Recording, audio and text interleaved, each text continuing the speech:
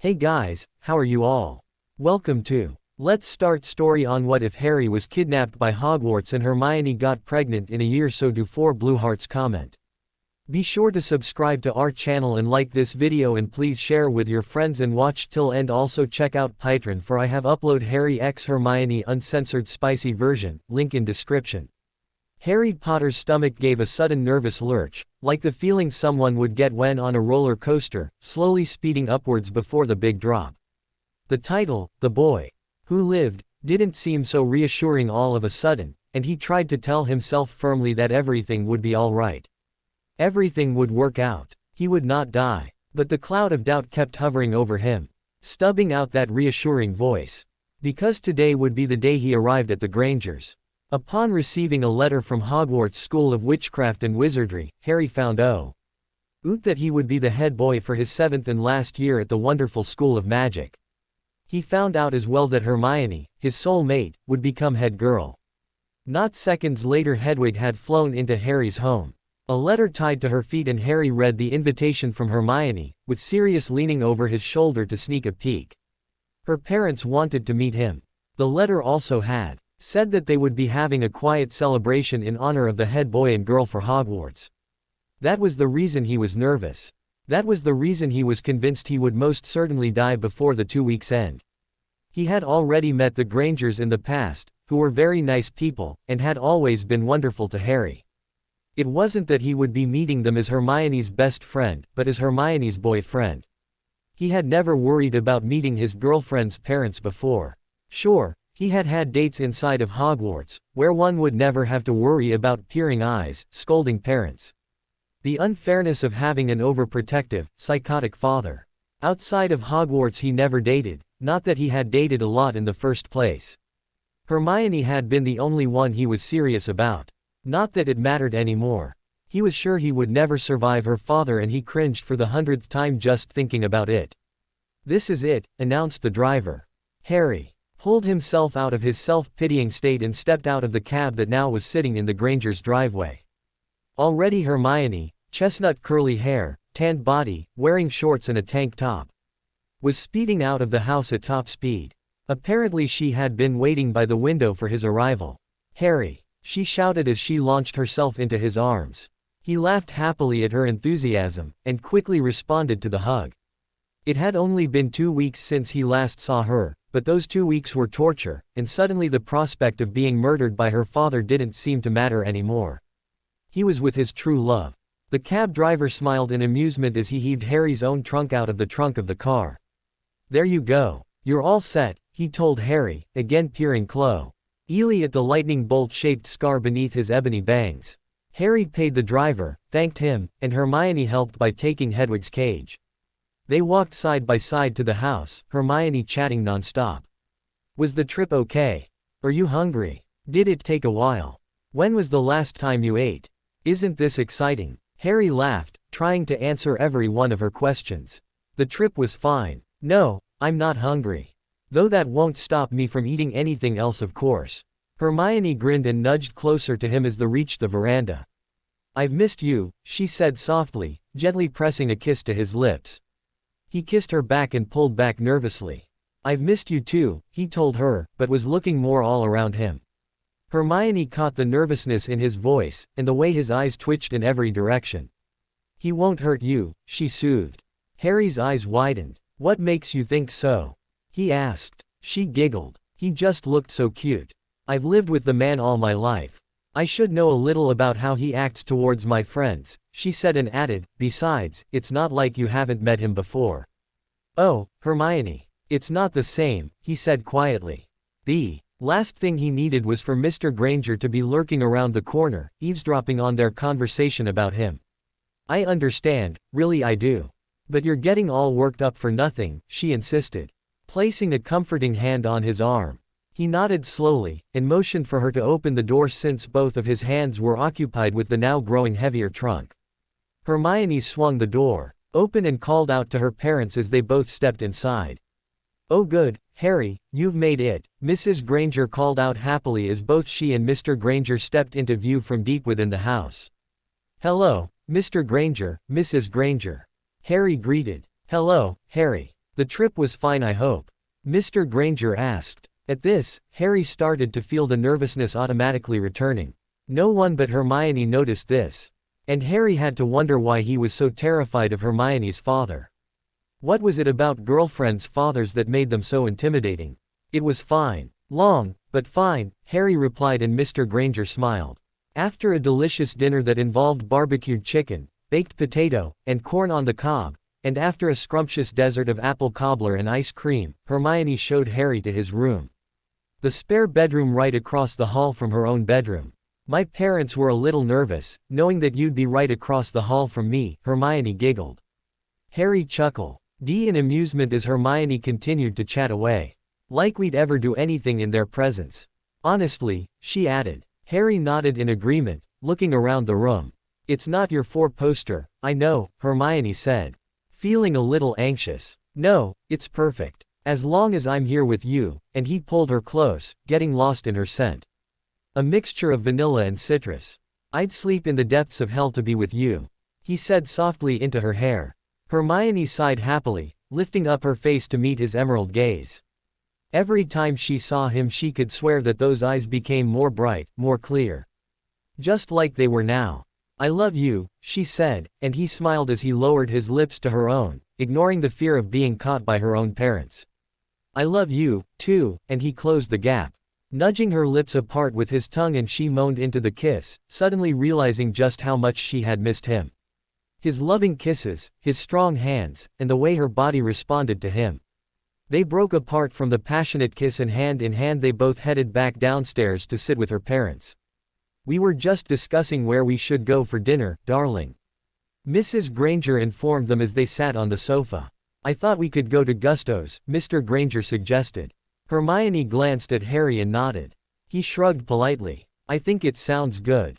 Harry? Hermione asked. Well, to be honest, I've never even heard of it, Harry said. It's an Italian restaurant. Great food, great prices, great service and dancing, Mr. Granger informed him. It's very cozy. I love it there, Mrs. Granger said, and Hermione nodded in agreement. Sure, I love Italian, Harry agreed, and Hermione squeezed his hand, giving him a loving smile. All right then, it's set. We'll go to Gusto's. It's semi-formal. So that means no jeans and tank tops, Mrs. Granger finished, glancing meaningfully at her daughter.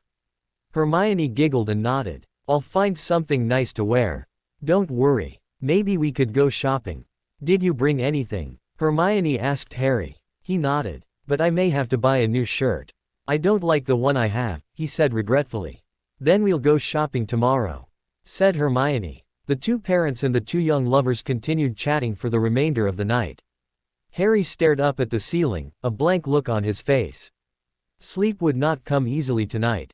At 3 in the morning, the rest of the house was deathly silent, so with that Harry got up from his bed, stepped into the hallway, forced himself downstairs, as opposed to bedroom that was across from his own, and made his way outside to the backyard. He had a yearning to try out the porch swing that he had seen in their backyard earlier. The stars were crisp and clear tonight. Not a cloud anywhere to be seen. The moon was full and shone what light that illuminated the backyard. Thinking of the full moon made Harry think of Lupin. Thinking of Lupin made Harry think about Sirius. Thinking about Sirius made Harry ponder about the home he missed terribly. He hadn't been there for long, but it hadn't taken him that long to grow accustomed to the new home he shared with his godfather, Sirius Black. He wondered if he was all right. But then, Harry had to remind himself that Sirius had survived 11 years in Azkaban, and had dodged the ministry for another 3 years after that. He's fine, he told himself. Who's fine? Came a voice behind him. Harry spun around in the porch swing, trying to find the owner of the voice. Upon finding it, his stomach did loops. Turns and flips he didn't know was capable of doing. I'm sorry, Mr. Granger. I couldn't sleep, Harry apologized quickly, aware he sounded like a very frightened 10-year-old. He scoffed at himself. He could face Voldemort, the dark and powerful Lord himself, and he couldn't face a Muggle dentist. Mr. Granger put up a hand to stop Harry from further apologies. Can I sit? He asked. Harry's eyes widened and he nodded, sliding over to give Mr. Granger some room. I couldn't sleep either, to be honest. I suppose it's difficult too, when you know your daughter is just 20 feet away from her boyfriend, Mr. Granger told him. Harry's face contorted to a look of horror. I'd never. Not you, Harry. It's Hermione, the older man said. Harry's jaw dropped and Mr. Granger continued to speak as though he didn't notice this. She's been going on and on about you, non-stop. She loves you. I can see that even without her saying so. Both her mother and I know it's taking a lot of willpower for her not to go to you at night. But she promised us. It's part of the reason why we let her have you here, Mr. Granger told him. It occurred to Harry that Hermione's father was not only someone you should never cross. But he was also someone you could trust. Someone you could look to for advice, or speak to in confidentiality. He realized that Mr. Granger actually trusted him enough to tell him this. He also knew that Mr. Granger was wrong about one thing. It was taking both Hermione and himself a lot of willpower not to go to each other at night. But he didn't want to correct her father on that matter. He would let him think what he wanted. He figured it was better than facing his wrath. So tell me about your godfather, Mr. Granger said, breaking Harry from his thoughts. Hermione must have told you that he was an escaped convict, who's innocent. Yes, I know. How was it that his name got cleared? He asked. Oh, the man who actually committed the crime was caught. Sirius came through after hearing this and there was a court case for months. Wormtail Peter Pettigrew eventually came clean and admitted to the crime. That was what cleared Sirius's name, Harry explained. How did this? Pettigrew. Harry nodded. How did he get caught? Mr. Granger asked. Harry shrugged. I never found out. Sirius told me that Pettigrew screwed up somewhere along the line, he said. And suddenly wondered how Pettigrew really did get caught. Not that it mattered. As long as he was put away for life. He was the one who killed your parents, Mr. Granger said softly. Harry nodded, avoiding Mr. Granger's caring and thoughtful gaze. He didn't actually do the killing. That was Voldemort. Pettigrew sold my parents to Voldemort, Harry explained, and launched into full detail of the secret keeper. Fascinating, Mr. Granger said after Harry finished. And this Voldemort was the one who gave you that scar. Correct? He asked. Harry nodded, reaching up to touch the scar he was referring to. He knew that Mr. Granger was just trying to get to know him. In the wee hours of the morning it was a thought that could make him laugh. Mr. Granger actually wanted to get to know him. Did that mean he liked him? So it's been you, all these years, that Voldemort has been after, Mr. Granger finally said. Harry half shrugged, half nodded. But we think he's gone for good now. After last year. I heard about that. Hermione gave us a very vague explanation. Usually she's so apt to telling us everything though, Mr. Granger added. Harry grinned. He sincerely hoped that Hermione didn't tell her parents everything. Thinking about this made Harry suddenly very nervous. Exactly what did Hermione tell her parents? Mr. Granger could know everything, and could be playing with Harry's mind. He didn't want to linger very long on these thoughts, afraid his fear would show. Again he had to wonder what was it about meeting girlfriend's parents. What was it about the idea that sent chills down his spine? He's a muggle. He could be carrying a shotgun. Is something bothering you? Mr. Granger then asked. Harry's eyes shot upwards nervously to meet the older man's firm gaze, whose brows were furrowed together in confusion. Yeah, I'm fine. Just thinking, he answered, and mentally smacked himself for possibly giving himself away. Just then a slow blush crept along his cheeks, thinking of Hermione in ways that would give Mr. Granger more than ample reason to pull out that imaginary shotgun.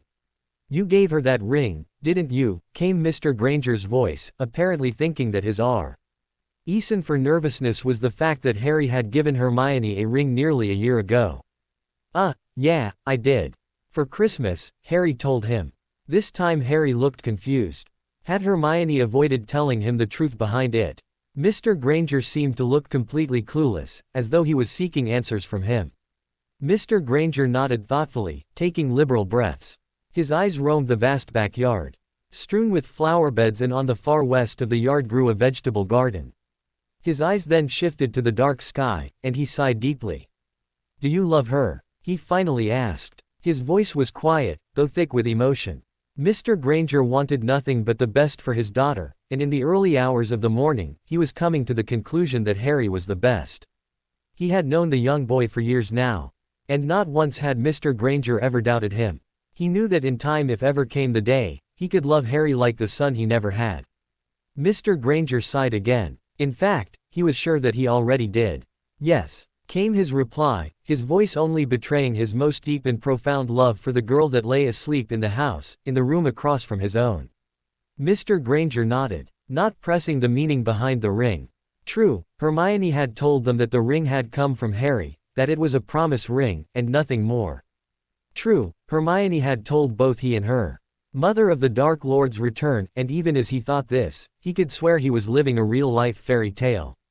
Dark Lords, witches, wizards, he wondered if he would ever get used to it. Something had deeply haunted Hermione upon her return. A witch that had too much on her mind. She was happy, Mr. Granger had no doubt about that. He was sure that Harry had much to do with that. But there was something about their previous year that Hermione wished to keep to herself. Mr. Granger had always thrived on granting one's wishes for privacy. He trusted that in time Hermione would come to him when she was ready. Mr. Granger then looked at Harry, who had a determined look on his face. Harry did not, above anything else, want Hermione's father to doubt his love for her. He knew that if he told him the story of the ring, that it would cancel out any doubt whatsoever. But knowing Hermione, Harry knew that she had her reasons for secrecy. He would ask her later, when they were alone. For now he stuck to looking fierce, honest, and as challenging as ever. Mr. Granger chuckled softly, aware of Harry's determination. It's all right, Harry. I believe you. Though you are quite young, not an adult even. But Harry cut him off before he could finish his sentence. Not to sound like a hopeless romantic, Mr. Granger, and no disrespect intended, but I believe that love holds no boundaries. Including age. My parents, as I found out, fell in love at the same age, and from what I've heard, they were happy until the day they died, and even now, they're still together in the afterlife. I hold no illusions of my love for Hermione. I know it's real. It's the only truth I really know, he told him. Mr. Granger then smiled. Harry was too wise beyond his years. Already in love, planning a future with his own daughter. Well, eventually they would, he knew. When he had been 17, he was still in high school, ready to attend university. Becoming a dentist. Career first, family later. Though he hadn't counted on meeting his now wife. I believe you, Harry. I hardly think I could doubt you in the slightest, regarding the love you feel for my daughter, Mr. Granger said. Harry cringed inwardly again. He wondered if Mr. Granger could see right through him. Could he tell that his and Hermione's relationship was more than just mere affection, and had escalated to making love on warm summer nights? The distinct sound of a shotgun clicked in his mind, and his heart gave a fear-ridden lurch. Mr. Granger, Harry knew, most certainly couldn't read minds. Nor could he detect such details in their relationship. Harry mentally checked himself, and the shotgun produced in his mind disappeared abruptly. We should get to bed. My wife will start to miss me, Mr. Granger said, pulling Harry out of his thoughts. Harry nodded, and silently followed the man inside the house. Bidding Mr. Granger good night, Harry made his way to the guest bedroom, only to stop and longingly stare at the door that closed him off to his beloved Hermione. Briefly tempted, oh so tempted. Opening his door, he stepped inside the dark room and closed the door firmly behind him. All Harry could see was green light. Not that of an electric lamp, or of a gentle glow, but only of darkness and evil. Harry hadn't had this nightmare in a long time, at least since before he and Hermione discovered their growing feelings for each other. Less than a year ago that was. He was witnessing the death of his parents again. The killing curse was always relentless, the screams of his parents deafening to his ears, so terrible in fact that Harry felt he himself was dying. He could never see his parents in these dreams. But he could sense them, as though they were a part of his spiritual being. He could only see the bright green light, and he only heard a low, dark and cruel laughter. Voldemort. Harry instantly woke with a start. Knowing it was only a dream while he was dreaming was the only benefit to these nightmares, so he could pull himself out before the face of Voldemort loomed before him, as it had years ago. He could somewhat control these nightmares, another benefit from having them for so long, and for so often. Usually, he could pull himself out well before he could see his parents dying, sacrificing themselves for Harry. Maybe the reason he couldn't pull himself out this time was because he hadn't had the nightmare in what seemed ages. Whatever the cause may be, it still didn't stop him from shaking with fear, worry and angst. It wasn't that he was watching his parents die, but because it was a night or starring none other than the Dark Lord himself, and it could only mean one thing.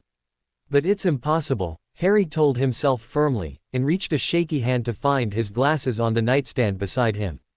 Adjusting the glasses to his face, he realized upon looking at the digital clock that sat on the nightstand that it was indeed morning, and found the sun beaming happily through the curtains.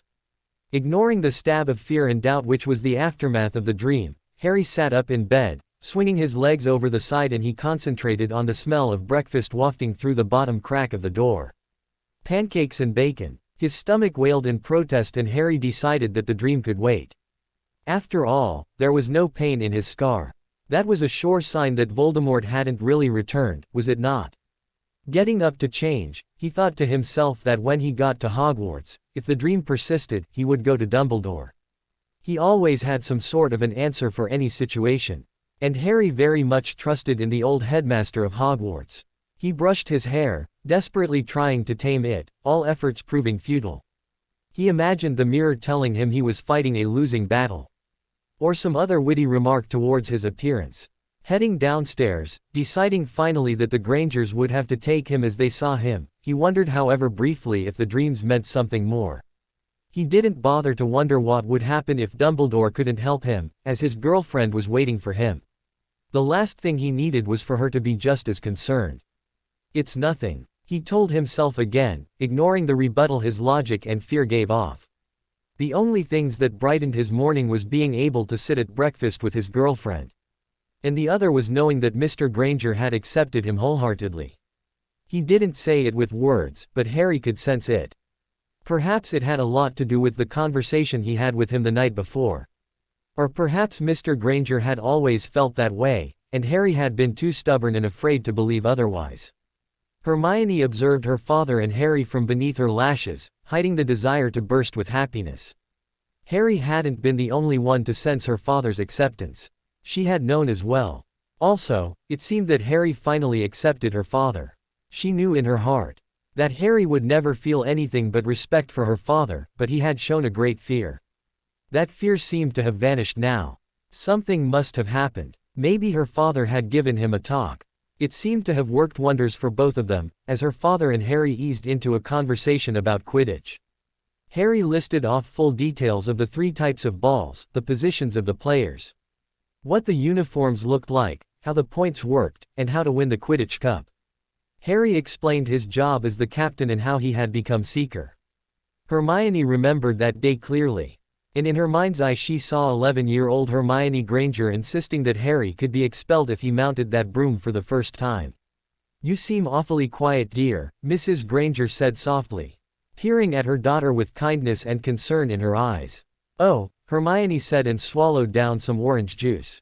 "I was just thinking. Memories have a way of casting a spell on me, so to speak," she replied, smiling back at her mother. Mrs. Granger smiled and patted her daughter's hand gently. "Would you like me to drop you and Harry off at the shopping center?" she asked abruptly, changing the subject. At this point Harry and Mr. Granger turned their attention to the woman of their lives. "Yes, actually I have some shopping I need to do myself.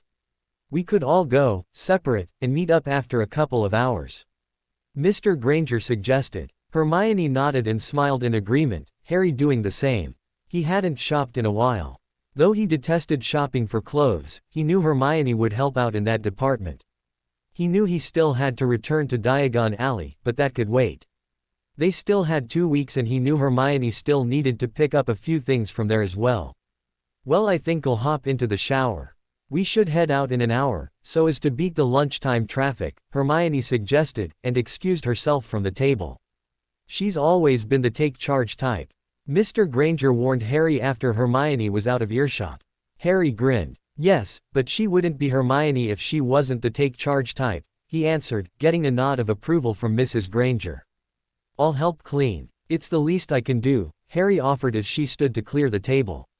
"Nonsense, Harry. You're our guest and we want you to be as comfortable as possible. Don't you dare lift a finger." Mrs. Granger snapped, slapping Harry's hand away from the empty plate at Hermione's seat. She gave him a warm smile and sent him to the family room with Mr. Granger. "Now you know where Hermione gets it from," said the older man. "I heard that," called out Mrs. Granger from the kitchen. Harry laughed. The shopping center on a Saturday was quite busy, even before lunchtime. Immediately the Grangers separated from the young couple and Harry and Hermione found the first and best store in the whole mall that supplied men's shirts. "This is perfect," gushed Hermione, lifting a dark blue dress shirt from the rack. Harry observed it, running a hand across the material, and decided that he quite approved of the long-sleeved shirt. "It matches perfectly with your black pants.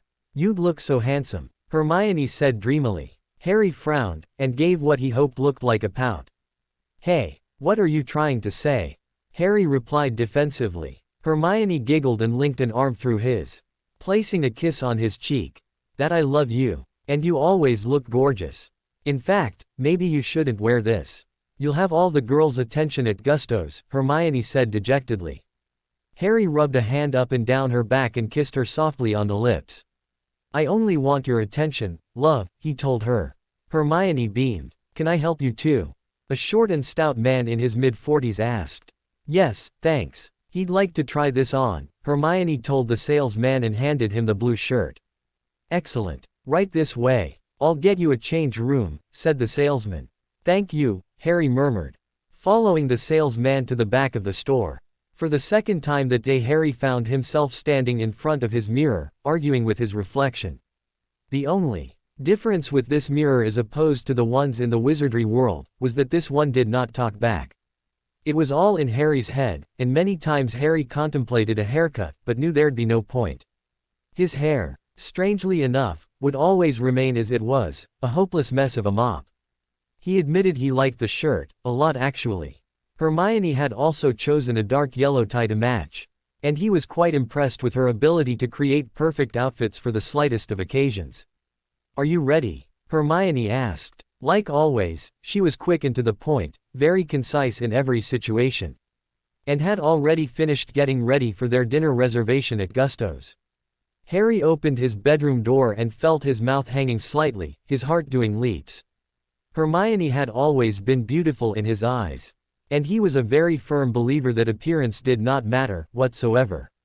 Hermione had a beautiful soul, and that's what attracted Harry in the first place. However, tonight he could make an exception. A blue skirt hung to her knees, hugging her hips and then flaring outwards. The skirt held an intricate flowered pattern, beautiful and almost mesmerizing. Her versus neck pewter shirt was snug. Though not too tight, the sleeves shorter than that of a t-shirt. A silver necklace hung around her neck, dangling diamond earrings to match. No makeup for her, though her lips were slightly glossed and Harry could smell the distinct scent of vanilla. Her hair was left down, though pulled back by two large camouflaged barrettes. She looked heavenly, in Harry's eyes. He had said it before. And would say it again, she was an angel. "Would you stop gawking and come here?" Hermione giggled, pulling Harry into an embrace. To say the least, Harry looked divine.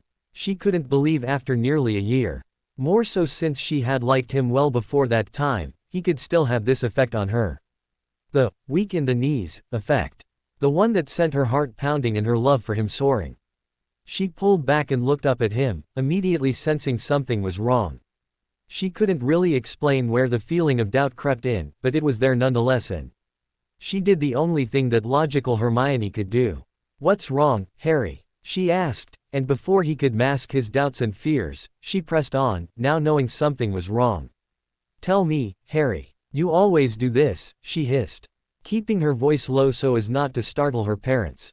Hermione knew, and knowing that Harry knew that she knew and wouldn't tell her was enough to drive her crazy. He sighed and rested his hands on her shoulders, pulling her close again.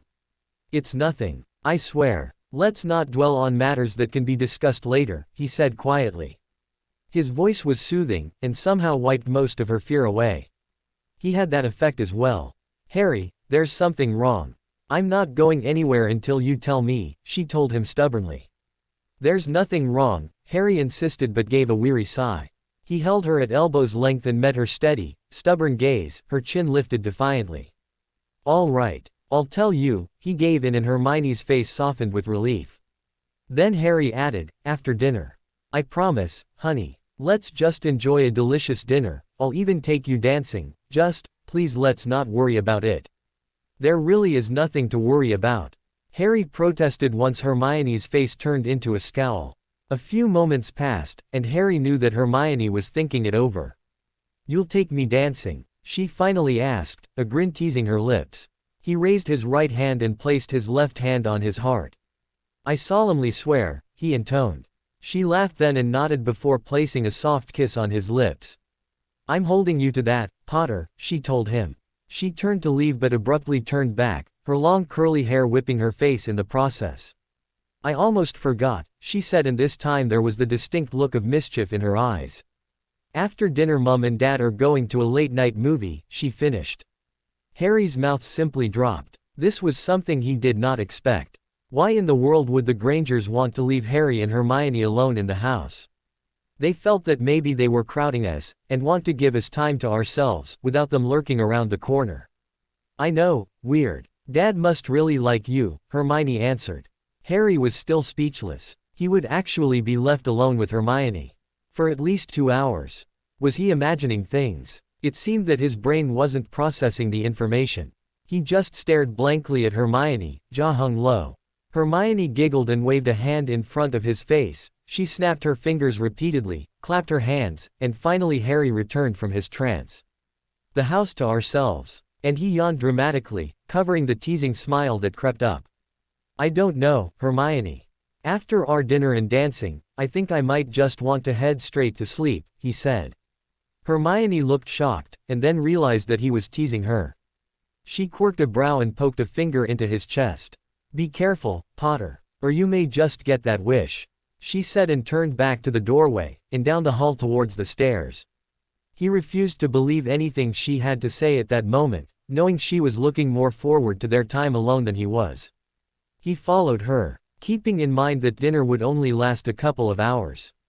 Dinner was delicious, Hermione sighed, leaning against Harry, his arm around her waist as he led her up the steps to her house. Mr. and Mrs. Granger waited inside the car, waiting until the 2 teenagers were inside before pulling out of the driveway, and driving out of view. They kicked off their shoes and made their way to the family room. Now will you tell me? Hermione asked, snuggling against Harry on the couch. Harry gave a weary sigh. He had secretly hoped Hermione would have forgotten about his promise. He should have known better. I do know better, he told himself and then searched for the proper words so as not to frighten or worry Hermione. I had another nightmare about my parents, he said simply. There. That sounded fair. After all, it wasn't that uncommon for him to have nightmares about his parents' death. Hermione looked startled though. Do you mean, like the ones you had before? With Voldemort? She asked. Harry mentally kicked himself. Naturally she would remember the nightmares he told her about, time after time. Hermione was hardly someone to forget such a thing. He nodded slowly, not sure whether to tell her everything, all his worries, or rather, just his main concern. But he loved her, and if it were she in his position, he would want her to tell him. She trusted him and he trusted her. They were one. Most of the time I was able to control my dreams, to the point where I could end the dream before it got too graphic. This time I couldn't. It was like an invisible force chaining me. It was relentless, he said softly. Hermione said nothing at this point, and let the information sink in. She knew it was difficult for Harry to confess such a painful dream. She knew that all he wanted to do was protect her, and she knew that he was trying to protect her from the dream's implications. If he was having nightmares about Voldemort, surely that could only mean one thing. Does your scar hurt? Did it hurt when you woke up? She asked suddenly. No, that's the thing. Because it didn't hurt, I now have my doubts as to what the dream truly meant. If I don't have another nightmare, I doubt there will be anything to worry about. I've always had a keen intuition when it came to Voldemort, Harry told her. Hermione placed a palm on his cheek, turning Hi's face to hers so she could look straight into his emerald eyes. His gaze was far away, and almost too painful to bear. I'm sorry, Harry, she whispered. His pain was also hers, after all. Harry couldn't decide what she was apologizing for. Was it for the dream? The fact that he would never shake off the Dark Lord? Well, whatever the reason, he was glad he could confide in her. Destiny certainly couldn't have provided a better soulmate. His hand reached up to hold hers, and he brought it down to kiss her palm. There's nothing to be sorry about. I'm sure it meant nothing, he insisted. Don't say that. Just because it may not mean that Voldemort is returning, however that may be, doesn't mean it doesn't mean anything. They were your parents, she gently reminded him. I know, he replied defensively. But I have the feeling that these dreams will always haunt me. Whether Voldemort is gone or not. It's like my subconscious refuses to let go, Harry said. Hermione offered a smile. There will be times in your life, Harry, when you'll be glad your subconscious never forgot your parents' image, she said. Harry smiled back and gave her a soft, gentle kiss. I love you, he said, pulling back. He'd never get tired of saying it. Of course you do, silly, she said playfully and pulled him closer, kissing him back. He responded immediately, pressing a hand onto her back, also pulling her as close as possible. He could forget about the dream for now. He had more important things to tend to. Hermione pulled back and gave him a look that could only be described as desire. Well, now we're getting somewhere, she said. Thanks, Hedwig, Harry greeted, as his snowy white owl perched herself on Harry's shoulder. He retrieved the burden from her clutches. It's a letter from Sirius, Harry informed Hermione. Hermione smiled brightly, before crossing her brows in confusion. We're leaving today. Why would he be writing already? She asked. She peered over his shoulder to get a look. This time, as Harry read the piece of parchment, he frowned. He says he'll see us soon, he said under his breath. Hermione straightened, suddenly looking deep in thought. But we're going to Hogwarts today. We weren't planning on stopping by before we left, were we? She asked. Harry shook his head, tucking the note into his jacket pocket, and then he shrugged. Perhaps he's getting a bit old. He's probably a little confused. He joked, brushing off the subject. He turned his face upwards, towards the sky and took a deep breath. I'll miss it here, he told his girlfriend. She smiled and took his hand, leading him back up to her house. Have you got everything? Mrs. Granger asked hurriedly from the kitchen. The 1st of September was always a busy morning for them, especially now with Harry around. We think so. We're going to double-check upstairs, Hermione told her parents, leading Harry up the staircase. Minutes later they returned, and followed the Grangers outside, who were busy tossing the trunks in the minivan. Hedwig and Crookshanks took the very back seats, Hermione and Harry took the very middle seats, while the Grangers took the front. Looking out the window, Hermione gave a slow, wistful wave. And whispered, "Goodbye home. See you in a year." Harry smiled at this, and squeezed her hand gently. This is going to be a great year, he promised. She smiled back, and nodded in agreement. Well, I say, it's about time you two got here. We almost thought you had gotten lost, piped up the youngest male Weasley. Hello Ron. Hello Ginny. Harry greeted, waving them over.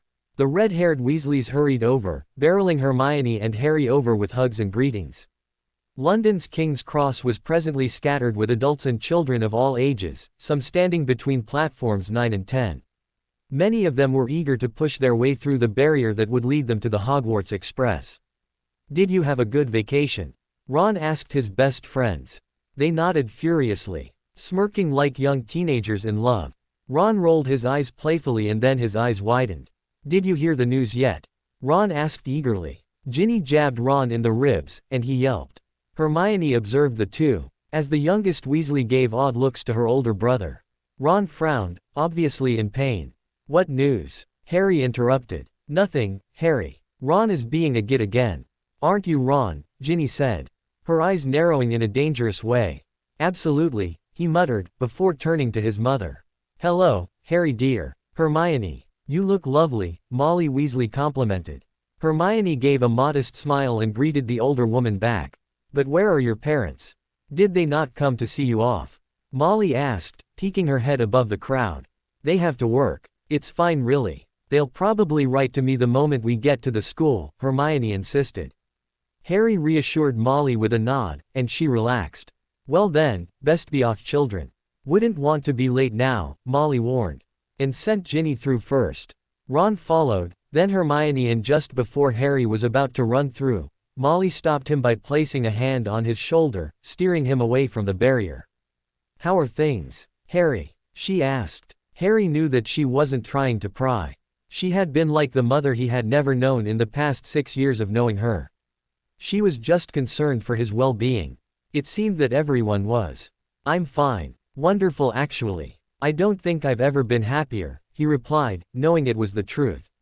How's living with Sirius? How's that going? She asked. It's going great, Harry said while nodding. He treats me like an adult. Like an equal, and we have a great time together. Molly smiled warmly at him, and pulled him into a last hug before he faced the barrier. Good luck this year, Harry. Don't let anyone get you down. You hear? She said. Harry nodded, desperately wanting to fulfill her demands. He wanted to believe this year would be better than any other year. He could do it. He knew it was possible. That is, if Snape wasn't teaching, and if Malfoy would fall off of the face of the earth.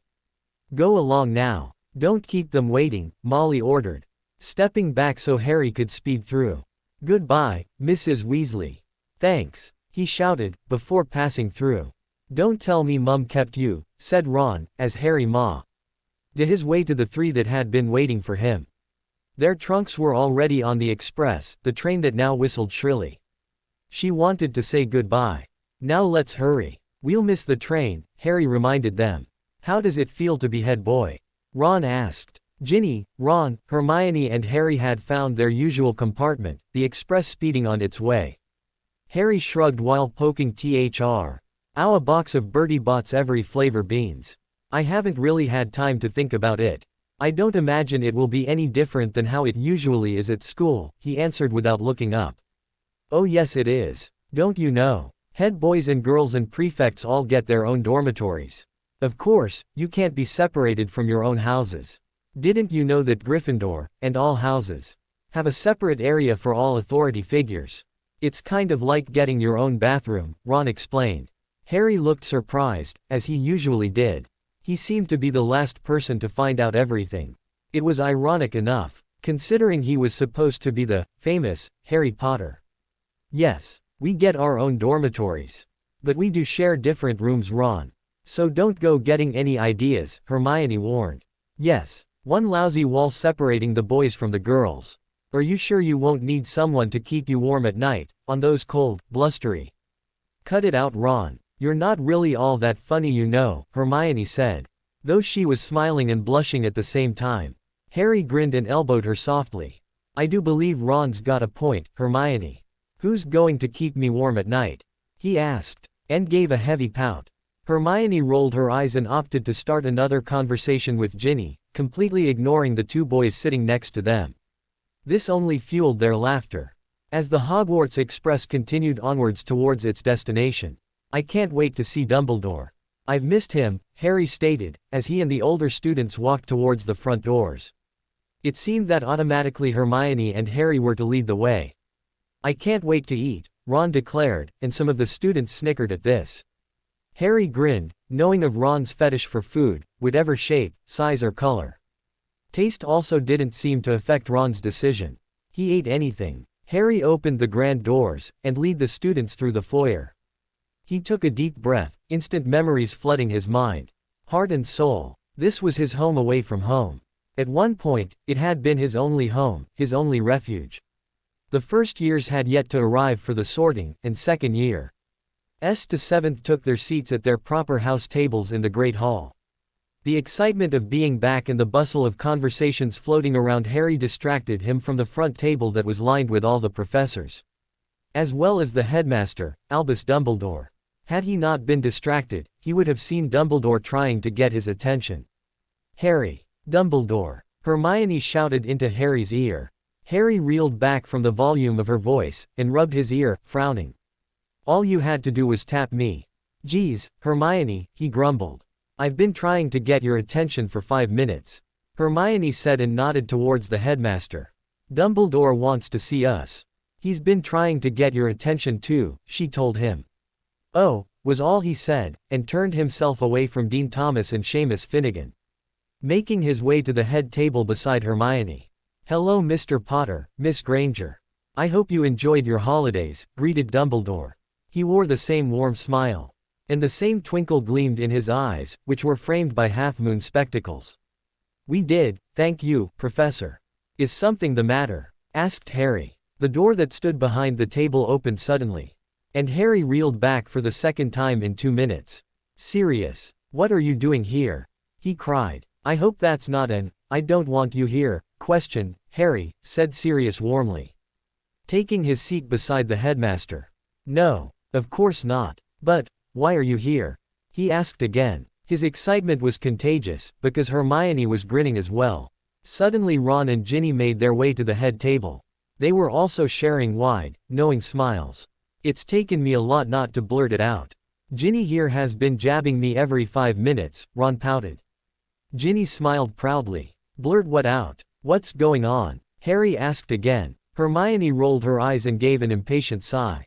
Harry, honestly, isn't it obvious? The new defense against the dark arts teacher, she said. Harry turned back to his godfather, his jaw hanging. It's true. You're going to be the new teacher? He asked. Of course it's true. Lord knows I gave you enough hints too. And you made him head boy, Sirius said to Dumbledore, and laughed when he saw the look of disbelief cross Harry's face. You never gave me hints. What are you talking about? Harry demanded, secretly thinking back to when many hints were in fact given. The letter, Harry. He said he'd see us soon. We're both idiots, Hermione said. Important idiots, I'd say, Sirius said. Both Hermione and Harry glared at him, and he laughed again. Way to start on the wrong foot, Sirius. Don't get these two angry. I certainly wouldn't want to face their wrath, Ron said. Sirius turned to Ron, smiling. That's Professor Black to you, Weasley. They all laughed, knowing he was just teasing. Well then, now that you know of Sirius's well-kept secret, I suggest we all take our seats. Harry, Hermione, we'll talk after the feast, Dumbledore told them. They nodded, and the 4 Gryffindors went back to their table. It was all Harry could do to keep from jumping for joy. Already, his 7th year was shaping up to be a wonderful year indeed. Harry and Hermione walked wearily back to their Gryffindor common room for the first time since they arrived at Hogwarts. Having spent what seemed hours in Dumbledore's office, it had actually been an hour. They were exhausted. Too much travel, a full stomach, and the only thing keeping them awake was the desire to spend some time together, alone. Naturally, the only thing they could think of doing was talk. They had spent another hour taking on their duties as head boy and girl. This included making sure the prefects knew their positions, their own duties and responsibilities. It also included checking on the students. It wasn't very late, so the students didn't have to go to bed right away. So it was no surprise to them when they found their dormitories completely deserted. All the trunks were accounted for, each student and prefect having already chosen their beds. The head boy and girl, however, got special treatment. A special perk to being the head of the school. Their beds were still the same 4-poster. But the beds seemed double the size of their regular ones. Harry could get used to this. He also had his own bathroom, and in the other room, Hermione had her own. Hermione twisted the silver and gold band that circled her right hand, wedding finger, looking deep in thought. Harry stepped behind her, wrapping his arms around her. What are you thinking about, love? He asked. She leaned back into him, sighed, and focused on the feel of his arms around her. Have you been having more of those nightmares? She inquired softly. They hadn't discussed any more nightmares since that first one nearly 2 weeks ago. He shook his head and hugged her closer. I haven't had a single one. That's a good thing, Hermione. There's no danger. It was just a fluke dream, he said. Nothing is fluke in the wizardry world, Harry, she said softly. Deep down she wanted to believe him. More than anything she wanted to believe that no one had anything to worry about. Maybe he was right, but that still didn't diminish the majority of her fears. Harry sensed this and prodded gently, asking what exactly she was worried about. Do you think we can pull this off? Us, being head boy and girl. I mean, we're responsible for every student, she said in carefully spaced out tone. Harry turned her to face him. You doubt your abilities, Hermione. I never thought I'd see the day, he said. Don't tease, she pouted. I have a right to worry. Then let's put this into perspective, shall we? Do you doubt my abilities? He asked. Hermione's eyes widened, shocked, thinking that she could never doubt such a thing. Exactly, Harry said, reading her thoughts. We have the advantage here, Hermione. We have each other. Ron knows it, he said it. When we're together, no one wants to face our wrath. Likewise, we are probably two of the most approachable people in this school. People like and trust us. Well, at least they like you. I'm just in for the ride, Harry told her. She punched him playfully in the arm. Don't be silly. They love you, and will always love you. You're Harry Potter, the hero. The boy who lived, she reminded him. He shook his head in denial. I'm your Harry Potter, your hero. I don't care if they love me. I only want you to love me, he told her. He felt like he could live for 1,000 years, if only to tell her every day how much he loved her. Because he knew he would never get tired of it. Hermione gave him a warm smile, the same warmth that she felt in her heart while she listened to his reassuring words. Thank you, she said and reached up to place a kiss on his lips. He kept his arms wrapped about her and tilted her backwards, deepening the kiss. She giggled into the kiss and pulled back, running a hand through his hair, the other hand clutched to his arm. We should go back to the common room. They're going to start to wonder what we're doing up here, she told him. Let them wonder. Heck, invite them up, he said and Hermione laughed. Isn't that what video cameras are for? She teased back, and he nearly dropped her on the floor from the shock of what she had just said. She laughed harder this time and loosened herself from his grasp. See you downstairs. Romeo, she called, already heading out of the room. Harry shook his head in disbelief. He liked the fact that Hermione could loosen up, and lose that composure that labeled her as, the brawn. If only others could see what she was really made of. They would never know, and Harry had to remind himself that if that were the case, then all the better for him. He could have her all to himself. Morning came sooner than everyone expected, and with it a feeling of excitement and anticipation. Today would be the first day of classes, and normally the first day of school would fill Harry with a feeling of dread, sometimes even fear. But this year was different, he knew. Nothing bad was going to happen, and he was determined to prove that he was a good choice for head boy. We've got potions with the Hufflepuffs, Ron said as Harry took his seat in the Great Hall for breakfast. He reached over for a piece of toast and started munching.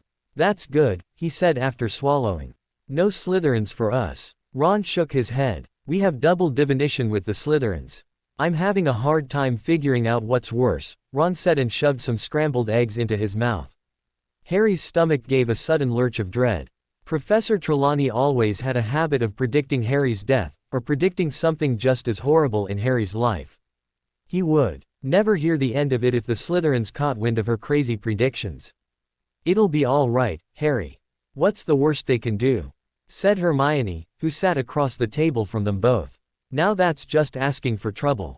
Ron pointed out. Harry is head boy. If anything, they'll show more respect towards him. If not, just take points from their house, Hermione said in matter-of-fact tone. Hermione. Harry gasped. What? No one insults my Harry and gets away with it, she said, spreading some jam on her toast. Harry laughed while Ron gagged. A tap on Harry's shoulder made him turn his head. Hey, Sirius, he greeted brightly. Sirius was obviously in a good mood, as he beamed down on the three students. How's your timetable? Not too rough I hope, he said. Actually, it's a little heavier than my former years. But it's nothing I can't handle. I see we don't have your class until tomorrow, Harry said, glancing back down at his timetable. I have the Slytherins today with the Hufflepuffs. That's going to be a disaster, Sirius noted. Don't be so sure. You're supposed to look on the positive side, Hermione reminded him.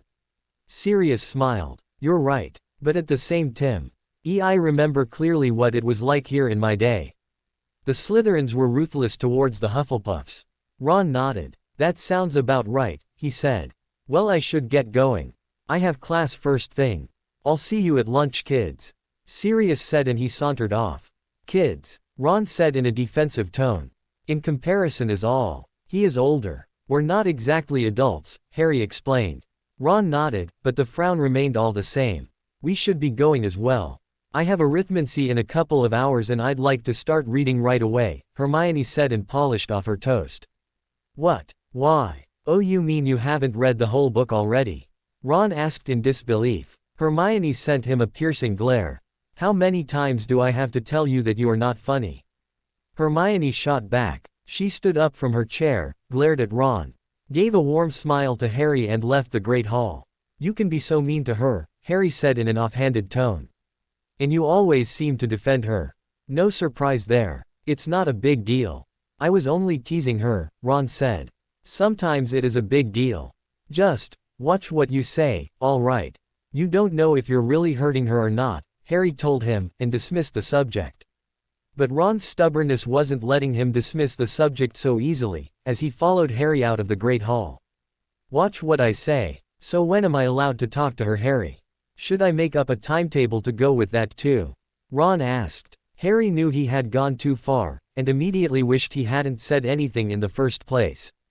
Ron's childish temper was not something he wanted to face this year. Let alone the first day of school. Don't be ridiculous, Harry snapped impatiently. I just don't want you to say something that could hurt her.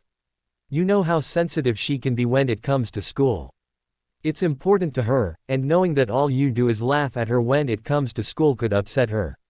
You're supposed to be her best friend, not her best tormentor, Harry said. Feeling like he was explaining this to a 5-year-old. I'm not her best friend anymore, don't you see? Ron nearly shouted. The halls were empty, since most kids were still in the Great Hall. So Harry didn't feel the need to tell Ron to keep it down. But he did stop in his tracks. Could you be even more of a prat, Ron? Of course you're her best friend. We both are, Harry said. And knew instantly what was coming. No, Harry, Ron said more quietly, but somehow Harry preferred the shouting. You're her best friend, her protector, her boyfriend, her future. I'm on the outside, looking in. Waiting to see if she'll ever need me.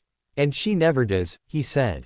That's not true, Harry choked, not wanting to believe that it was possible that they could have ignored Ron in the past while.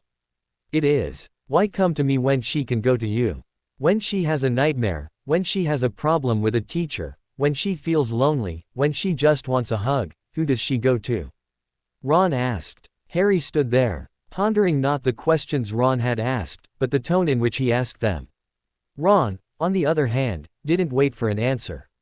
He took off to their common room, walking much faster than they had before. Harry sped to catch up with him, but realized with more dread than the realization that he would be having 2 classes with the Slytherins, that Ron would not be talking to him for a while. Harry knew this, because he had been through it before. So he also knew to give Ron his space, and let him cool down. Eventually the redhead would calm down and talk sense. They arrived at the portrait hole and Ron gave the password in an agitated tone.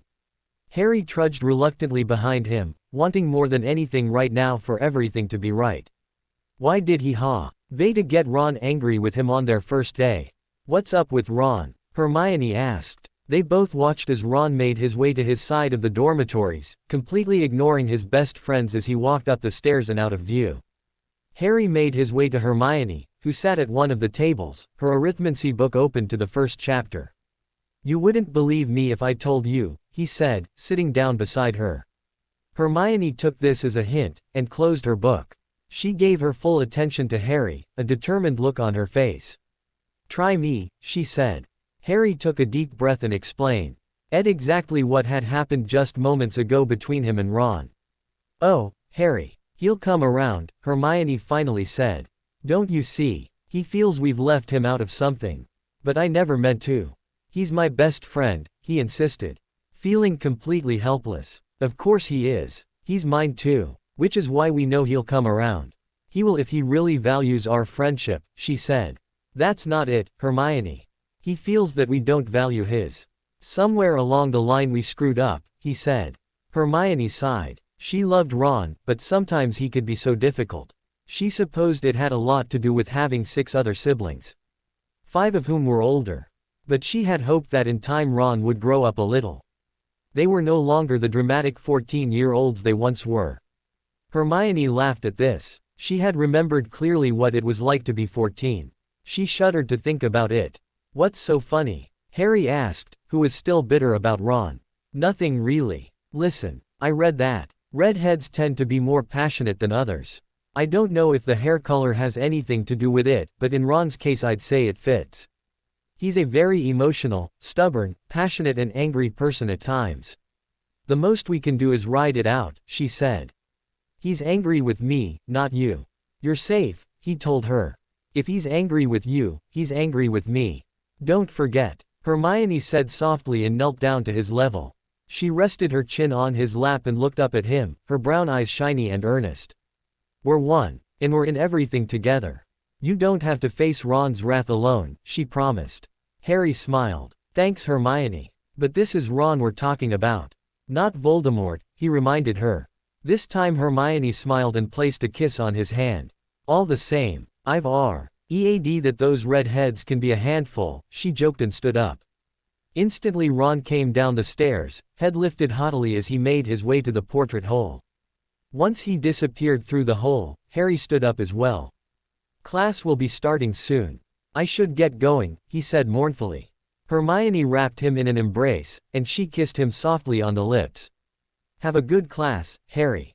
Don't let Ron get you down, she advised. He nodded, kissed her back and left through the same hole. After 3 years of previously taking the class, Harry had no problems finding the North Tower, contrary to his 3rd year. His first year taking Divination.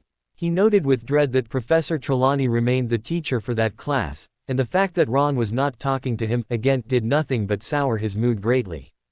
But he was head boy, and he forced a smile to his face as he passed younger students in the halls, making his way up to the dreaded classroom. The room was the same as ever. Stifling warm, and dimly lit with lamps covered with red scarves, giving off a crimson light. He was early, he noticed, and also took notice that Ron had yet to arrive. He took his seat at the usual round table he had been sitting at since his first day taking Divination. Then he waited patiently. Soon enough, the remaining students popped through the trap door, Draco Malfoy and Ron Weasley amongst them. Harry didn't bother to greet Ron, but was secretly relieved when Ron pulled up a chair beside him. He still didn't say anything, or give any indication that he was no longer angry. Him sitting next to Harry was the next best thing. Surprisingly enough, Malfoy passed him without a word, not even a sarcastic sneer, and pulled up a chair to the table next to him.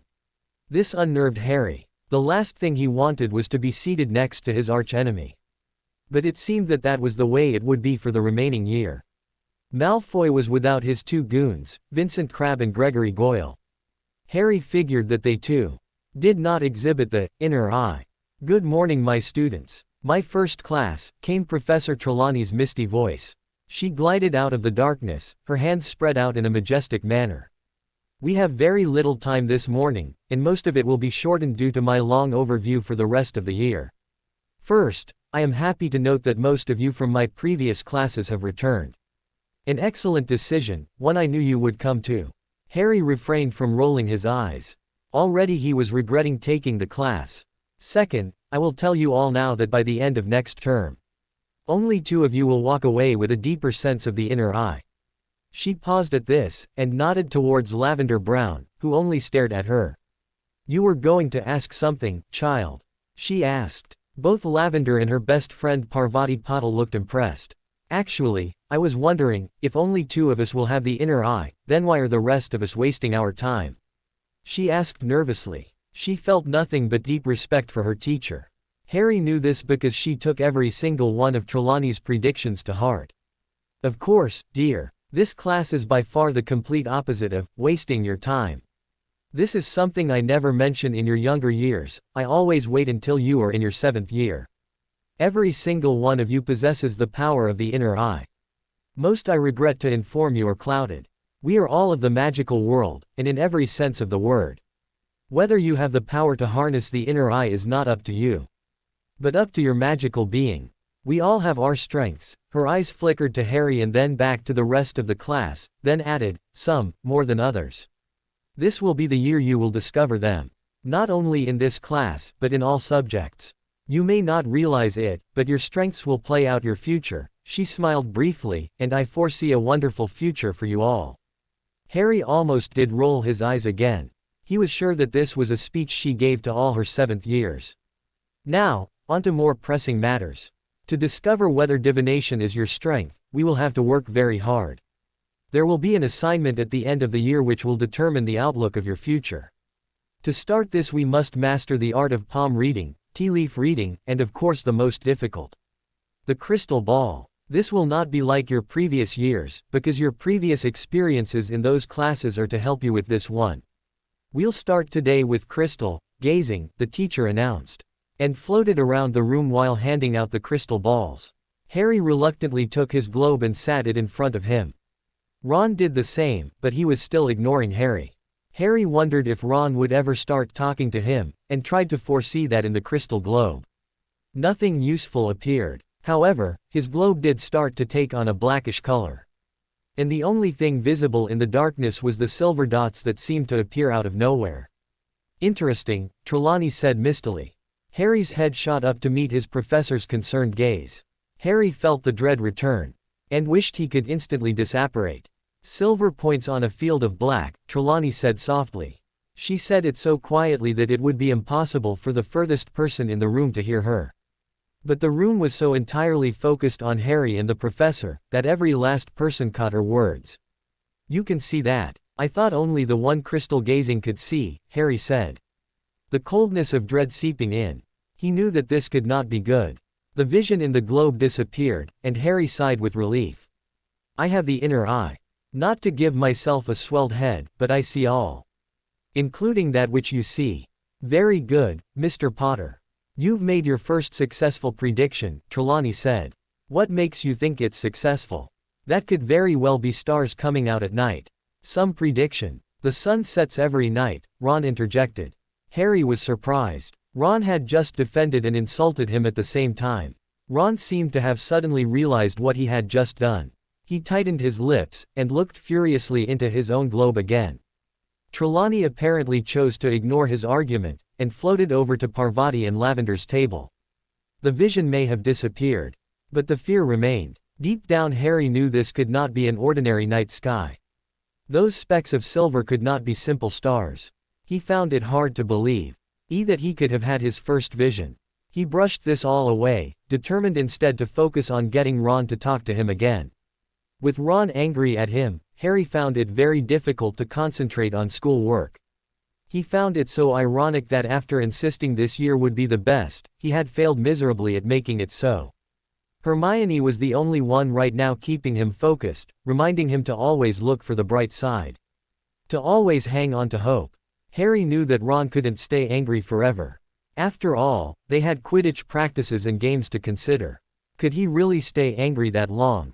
Harry was actually looking forward to the Quidditch season, which was set to begin in 2 weeks' time. That left him 2 weeks to get his team into shape, which left him months still BEF. Or the game which would determine which house got the Quidditch Cup. This was Harry's last year at Hogwarts.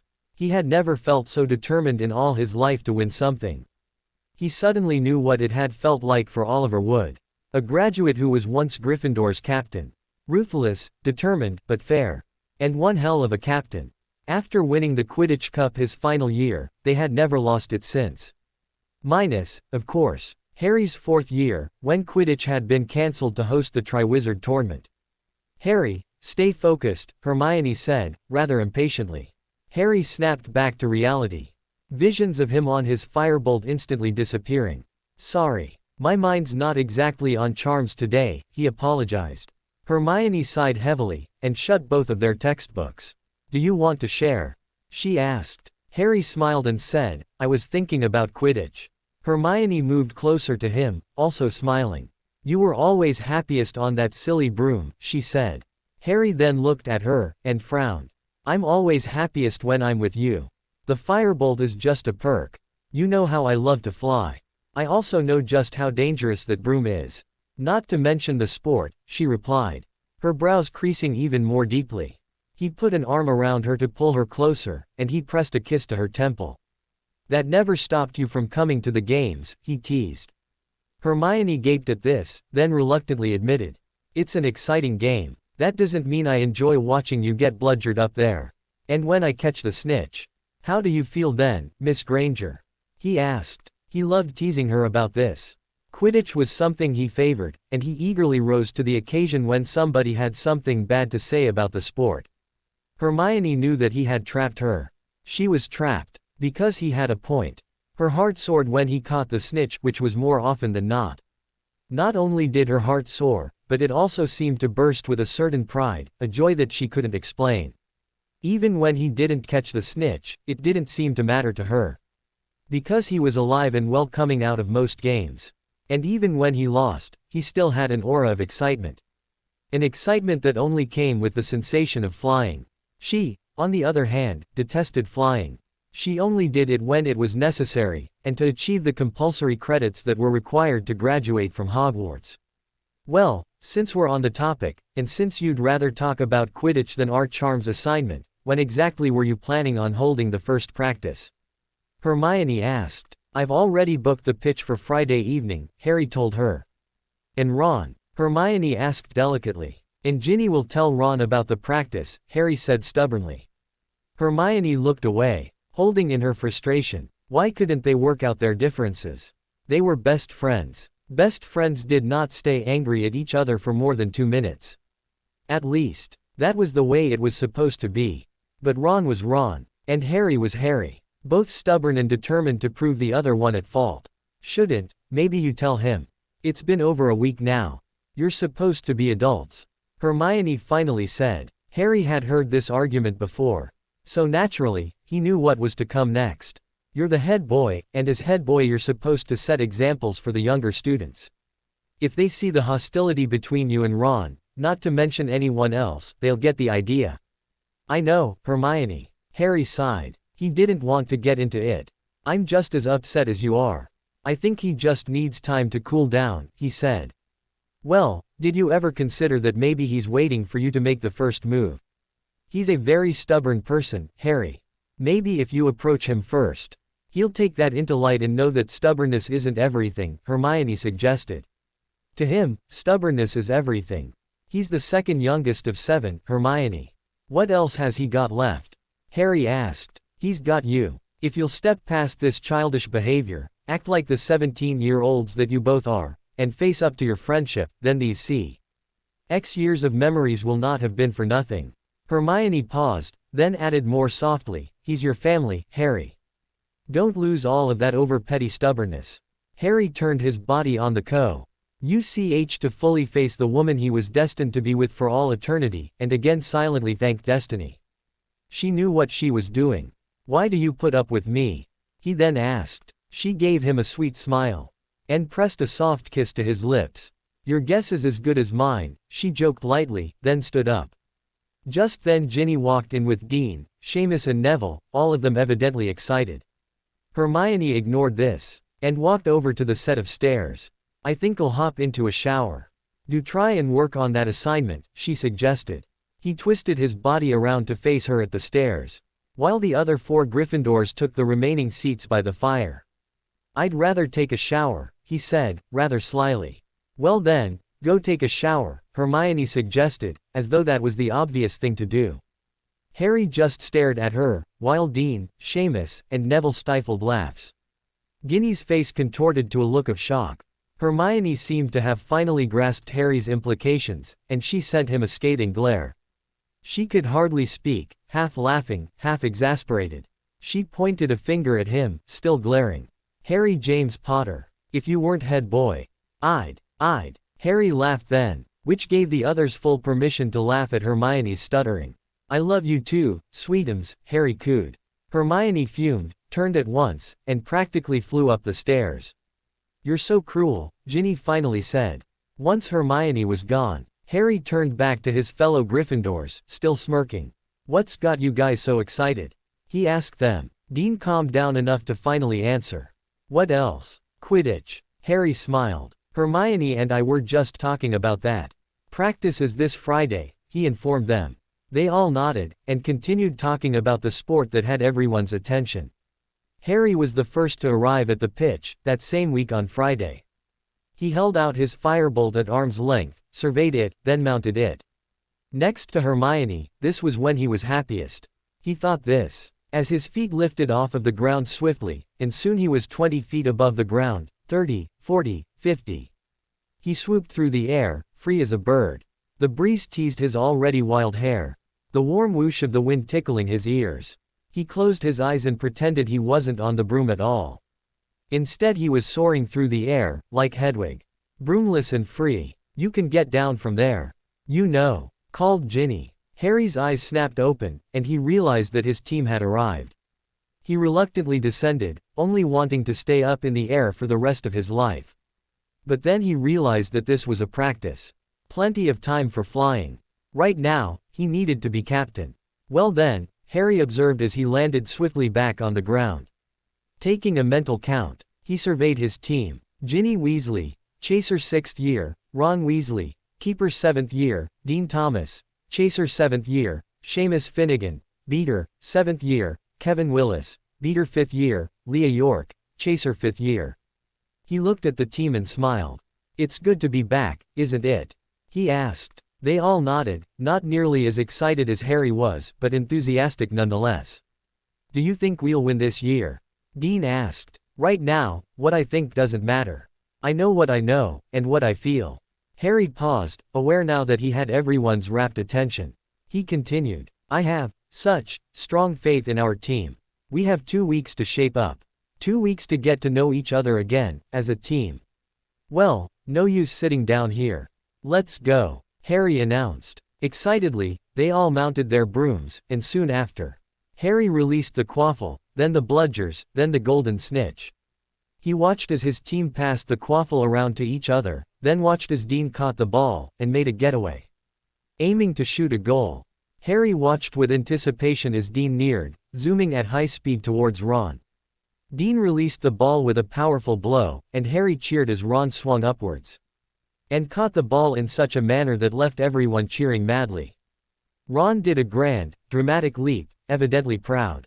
You lazy git, you forgot to catch the snitch, shouted Seamus, who was now swooping down to meet Harry at ground level. Harry, grinning like mad, mounted his broom. I didn't forget. This is part of being captain. I need to observe my team, so I can assess what needs to be changed, fixed. And what doesn't. Now, excuse me, laughed Harry, and he soared up into the air, searching for the little winged nugget. He felt a sudden flutter around his left ear. And almost as instantly the golden snitch was gone. But this time Harry didn't lose sight of it. He swooped down, towards the snitch, and in just 4 seconds' time, the wings were beating furiously within his grasp. His team cheered once more, as Harry lowered himself to the ground, and the others ran towards him. Why do you even bother, Harry? It's us who needs the practice. You've been catching that snitch for 6 years now. Piped up Kevin. Harry gave a sheepish smile, and shrugged. Makes good practice. I'm a little out of shape, he admitted, rather shamefully. Ginny laughed. Harry, if you're out of shape, then we can kiss that cup goodbye, she told him. The team laughed, silently agreeing that Harry was by far the best player on the team. Shall we have another go? Harry asked. The team agreed enthusiastically, as half mounted their brooms. The other half seemed preoccupied, however, and Harry finally noticed why. We've got company, boss, Seamus pointed, straight across the field. It was clear, even in the night, who the company was. Slytherins, snarled Ron, who stood beside Harry. This pitch is ours for the next hour. You know that just as well as we do. There's a notice in Madam Hooch's office, yelled Dean. Dean, enough. Harry stepped in front of his team, just as Draco Malfoy came to a stop a few feet in front of him, his own team standing directly behind him. Looking massive and menacing, Harry, being tall and thin, like the rest of his team, was nothing in comparison to the Slytherins, who looked to be just one large mass. Nevertheless, Harry, though not the least bit intimidating, seemed to possess a quality of control and authority that none of the Slytherins could ever possess themselves. Your practice is over, barked Goyle, Slytherin's beater. Harry, let's just go. Ginny suggested lightly, placing an arm on Harry's shoulder. Malfoy's icy gray eyes flickered to each of Harry's team members, as if sizing them up. No, we'll go, Malfoy finally said, not taking his eyes off of Harry. His team suddenly flew into an uproar, obviously not liking his hasty decision. We'll go, Malfoy repeated, not quietly, not loudly, but with a sense of unmistakable authority. They instantly quieted, not needing to be reminded as to who the captain was. Ginny's grip on Harry's arm loosened, but she still remained by his side. The others stayed silent, watching as the Slytherins made their way back to the castle. What was that about? Asked Leah. Harry waited until he could no longer see the Slytherins in the distance, and turned back to his team. My guess is that they wanted to get a look at our team. No doubt comparing size to talent, Harry finally answered. They're huge, Kevin said worriedly. They've always been like that, Ginny consoled. Like Harry said, they've got size. We've got talent. We'll see who's the better team. And until then, Harry began, we should finish our practice. I'm holding a team meeting on Sunday, common room. No practice intended. This is talking purely strategy and other topics worth mentioning. Taking this as a sure sign that practice was to continue, they all mounted their brooms and resumed to their practice. With more fervor and excitement than before.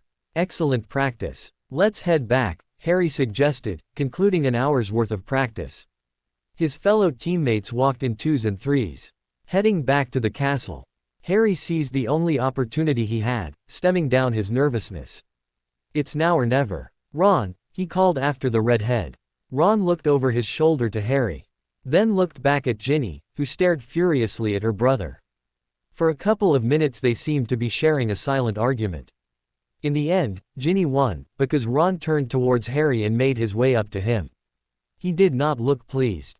But he didn't look upset either. This gave Harry all the push he needed, while Hermione's voice echoed in the back of his mind. Ron was his family. I think we need to talk. Harry began, nodding towards Ginny. Ginny smiled, waved and followed her teammates. To Harry's utter amazement, Ron nodded. I think so, too. Suddenly, the words that Harry had rehearsed in his mind seemed to be leaking. Suddenly, he didn't know what to say. He had expected Ron to frown, stomp his foot in anger, maybe even flee. But Ron was showing maturity in his instant agreement.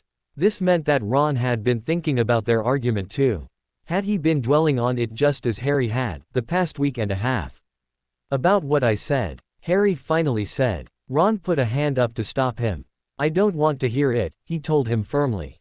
But he was smiling. But it deserves to be addressed, objected Harry. I said some things too, Harry. We're both sorry. Let's just forget about it, said Ron. Harry finally smiled, relieved and happy. Together they walked back to the Hogwarts castle, chatting non-stop about the previous week that they had missed experiencing together. The next 2 weeks flowed by so quickly, Harry had very little time to reflect on time's frightening speed. Autumn was upon them once more, the most breathtaking season of the year. The Forbidden Forest resembled a majestic painting. Bright hues of orange, crimson, and gold seemed to glow from the forest. A seasonal temperature reminded the students to wear their sweaters and mitts or the first Quidditch game of the season. As of now, each side of the pitch was crowded with every student and professor in the school. Ravenclaw would play against Gryffindor. This was not good for Harry's team. Considering how good the Ravenclaws had become in the past year. Not good enough to gain the Quidditch Cup, but definitely a rival to shake a fist at. So it was no surprise to the Gryffindor Quidditch team. When Harry paced nervously up and down their bench, as they all sat in the change room, all fitted into their uniforms. Words of encouragement, anyone? Harry asked lightly. His team caught the joke. And laughed with him. Yes, Harry was nervous. But he had not lost hope. I think now is the only time, if any, to sound overly confident. Ravenclaw has nothing on us, boasted Dean. Harry nodded. Grateful for his enthusiasm and faith. I'm not good at this. Pep talks have always been Oliver Wood's field. I'm just Harry, trying to do the best possible thing for his team. If we lose, that does not mean the end for us. If we win, it means only the beginning. My faith has never wavered when it came to my team. To you. He paused, knowing he had them hanging on his every word. Then, we are as tight as we can possibly be, especially with 3 practices a week. You guys have exceeded my expectations, always. That does not mean I'll be disappointed if we lose, because in my eyes, we will always be winners. Said Harry. Ginny and Leah apparently looked to be holding back tears, their hands covering their mouths to hide the tremble in their lips. Girls, muttered Kevin teasingly. They both glared at him. That's good enough for us, Harry, Ron announced, standing up to join him at his side. There was a silence that filled the room just then, as all of them contemplated Harry's words. Shall we go? Ginny asked, still holding back a sob. Harry laughed softly and patted her shoulder reassuringly. I couldn't have put it better myself. "Let's go," he announced, and they all stood to follow him outside. The air was crisp and refreshing. Harry looked all around him, standing just underneath the stands, beside Ginny. Behind them stood Ron and Seamus. Behind them stood Leah, Dean and Kevin. Each one clad in their scarlet robes, broomsticks in hand. On the outside, Harry looked like the confident leader they all knew him to be. But on the inside, he was a jumble of nerves.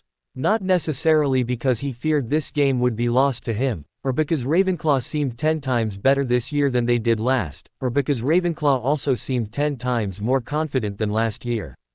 But mainly because he didn't want to disappoint anyone. This, above everything else revealed, terrified him more than anything. Throughout his Hogwarts years, he had disappointed many, only wanting to prove himself. Was he a good wizard? A good seeker? A good captain? A good friend? His team had never failed to reassure him of these things, but he still worried. If they lost this game, he knew it was not the end. That they still had a shot at the cup. But the light of hope would dim in his team's eyes, shadowed by disappointment and faltering confidence, and he couldn't bear that. The crowd's increasing enthusiasm reached Harry's ears, and thoughts of worries fled instantly. He was here for the game. A game he had spent 6 years playing, improving year after year, game after game. Nothing else didn't seem to matter anymore, because he felt inside himself his heart pounding with excitement and anticipation. This was the feeling he loved. This was Quidditch. Dennis Creevey began his commentary, which sent the crowd into a cheer. "Welcome to Hogwarts, first Quidditch match of the season. Gryffindor versus Ravenclaw," he announced, and being a Gryffindor himself, he emphasized on Gryffindor. Gryffindor is currently in possession of the Quidditch Cup. Here come the teams now. Harry and his team mounted the brooms instantly, and from the opposite side of the pitch. Ravenclaw's team flew up into the air, circling the pitch, clad in their own royal blue robes. Harry led his team to do the same, and soon the air was nothing but a blur of blue and red. For Gryffindor, Weasley, Thomas, York, Willis, Finnegan, and Potter. Potter is seeker and captain for his 7th and final year at Hogwarts. This year will be his last chance to win the Quidditch Cup. For Ravenclaw, Boot, Brocklehurst, Pottle, Ross, Sibley, Hallman, and Fredericks. Dennis continued to announce. The crowds on both sides gave ear-splitting shouts and screams, each eager to cheer on their own team. Or their preferred team. Minutes later, teams in position, Madame Hooch on the ground below them waiting to release the balls, the crowd silenced with Dennis. Then Hooch bellowed, "I want a nice and clean game." She tossed the quaffle into the air, released the bludgers and finally the golden snitch, which Harry lost sight of almost immediately. His heart pounded with excitement and nervousness as Dennis continued his commentary. Gryffindor starts with a swift catch, as Ginny Weasley shoots across the field. Weasley passes to Thomas, but wait. Ross intercepts. Ravenclaw now in possession, Ross scores. Not even 5 minutes into the game. Ravenclaw now takes the lead with 10-0. The disappointment didn't linger on Harry. He had more important things to focus on. But he found it difficult when his team was losing by a large margin. After 45 minutes of fair play, Ravenclaw was in the lead by 120 points. Gryffindor had 50. Another hour passed, only to reveal that Ravenclaw was now at 200 points. And Gryffindor hung at a depressing 60. Harry called a timeout. This was something he should have done ages ago. Potter's called a timeout. Ravenclaw remains in the lead with 200 points. With Gryffindor only at 60. If they get the snitch now, they can still win the game. Dennis announced. Harry waved his team over, and they all crowded together. "I don't know what's going on. I can't seem to block their goals," Ron whispered shrilly. He was evidently embarrassed. Harry waved a hand to stop him. "It's just a game, remember that. But if we're going to win, I need to find that snitch. Ron, you have to, at all costs, block those goals. I know you can do it. If I know you at all, then you can do this," Harry insisted. The others agreed, patting Ron while Ginny and Leah hugged him. "Remember, distraction is the key, now more than ever. They cannot get another goal. So, that is why it is so important that you put all your skill as keeper to use, Ron." "I have faith in you," Harry said. Ron managed a smile. "It's you we need to rely on," he told him. "No, Ron, don't you get it?" snapped Ginny impatiently, but she was smiling. "It's you. This is your moment. Yeah, so no pressure, Ron, said Kevin. The others laughed. The game resumed, and Dennis continued with his commentary. Ravenclaw in position. Zooming in on another goal is Padma Patil. There it goes and it's not good. Ron Weasley saves the goal. Dennis shouted, clearly as excited as the rest of them. The Gryffindor students in the stands roared with excitement, hope at last being restored. Potter is moving. Does he see it? Yes. It's the snitch, shouted Dennis. Harry had seen the snitch moments before, but had kept his position, instead opting to keep an eye on the winged nugget from where he was. It was a difficult task, considering how fast the snitch was, and only years of practice had allowed him to accomplish such a trick. He wanted to make sure that he was within the snitch's area. While the Ravenclaw seeker, Fredericks, was not. An opportunity presented itself, and Harry leaned on his firebolt, urging it forward, and he streaked across the pitch. Ron saved 2 goals before Harry finally grasped the golden snitch, and the cheers that followed would leave him deaf for days to come. Relief and utter joy surged over Harry, as he descended, and his team ran towards him and Ron, showering them with high fives, hugs, and soon the other Gryffindors in the stands were on the pitch, running towards them. Dennis made his final commentary, Potter has caught the snitch. Leaving Gryffindor with 210 points, Ravenclaw with 200. Madame Hooch blew her whistle and shouted, Gryffindor wins. More cheers erupted from the pitch and the stands. The game was over, but the excitement was not. Hermione made her way through the crowd, and stopped in front of Ron and Harry, beaming. You were amazing, Ron, Hermione said, through happy tears. This was her weak moment. When Harry saw just how much she loved Quidditch. Who couldn't? Hermione wrapped Ron into a fierce hug, and they both laughed with giddiness. Hey, save some of that lovin' for me, Harry interrupted. And Hermione eagerly slipped from Ron to Harry, sliding her arms around his neck, his hands lingering at her waist. She looked up at him, her brown eyes shiny from tears. Congratulations, Mr. Potter, she said. And what have you got for the winning team's captain, Miss Granger? He asked coyly. Hermione gave a wide, beautiful smile. Then she kissed him, quite passionately, rocking him backward from the force. The Gryffindors laughed at Hermione's enthusiasm, as she pulled away, leaving Harry breathless, and quite speechless, his glasses askew. Is that any way for a head girl to behave? Asked Sirius Black, who had made his way to the team as well. Hermione giggled, red in the face from having acted so boldly in front of so many fellow classmates. Sirius ruffled Harry and Ron's hair, a wide happy smile on his face. You guys were incredible. All of you, he encouraged. We have Harry to thank. He's been our captain and coach for the past few years, replied Seamus. No, objected Harry. We have Ron to thank. It was his idea. The others looked puzzled. Idea? Pressed Ginny, who was now frowning. Well, do you honestly think Ron is that terrible a keeper? We knew this game didn't count for much. So we thought we'd have a little fun, Harry explained. What? Ginny now shrieked. I faked most, if not all of those goals. I figured, even if we did lose, it wouldn't matter. We wouldn't be out of running. But I knew we'd win anyway. Harry's a superb seeker, grinned Ron. Besides, it's our last year. We had to do something to make it more memorable, Harry added. The Gryffindors looked utterly shocked. But impressed. I wondered why you were sucking so bad up there, Dean finally said to Ron. I was about to hit you with my bat, Seamus admitted. So you were faking it. The whole time. Ginny shrieked. Chill Ginny. We just wanted a dramatic ending to the game is all, Harry explained, trying not to laugh at her reaction. Hermione was frowning as well. She naturally didn't approve of his and Ron's antics.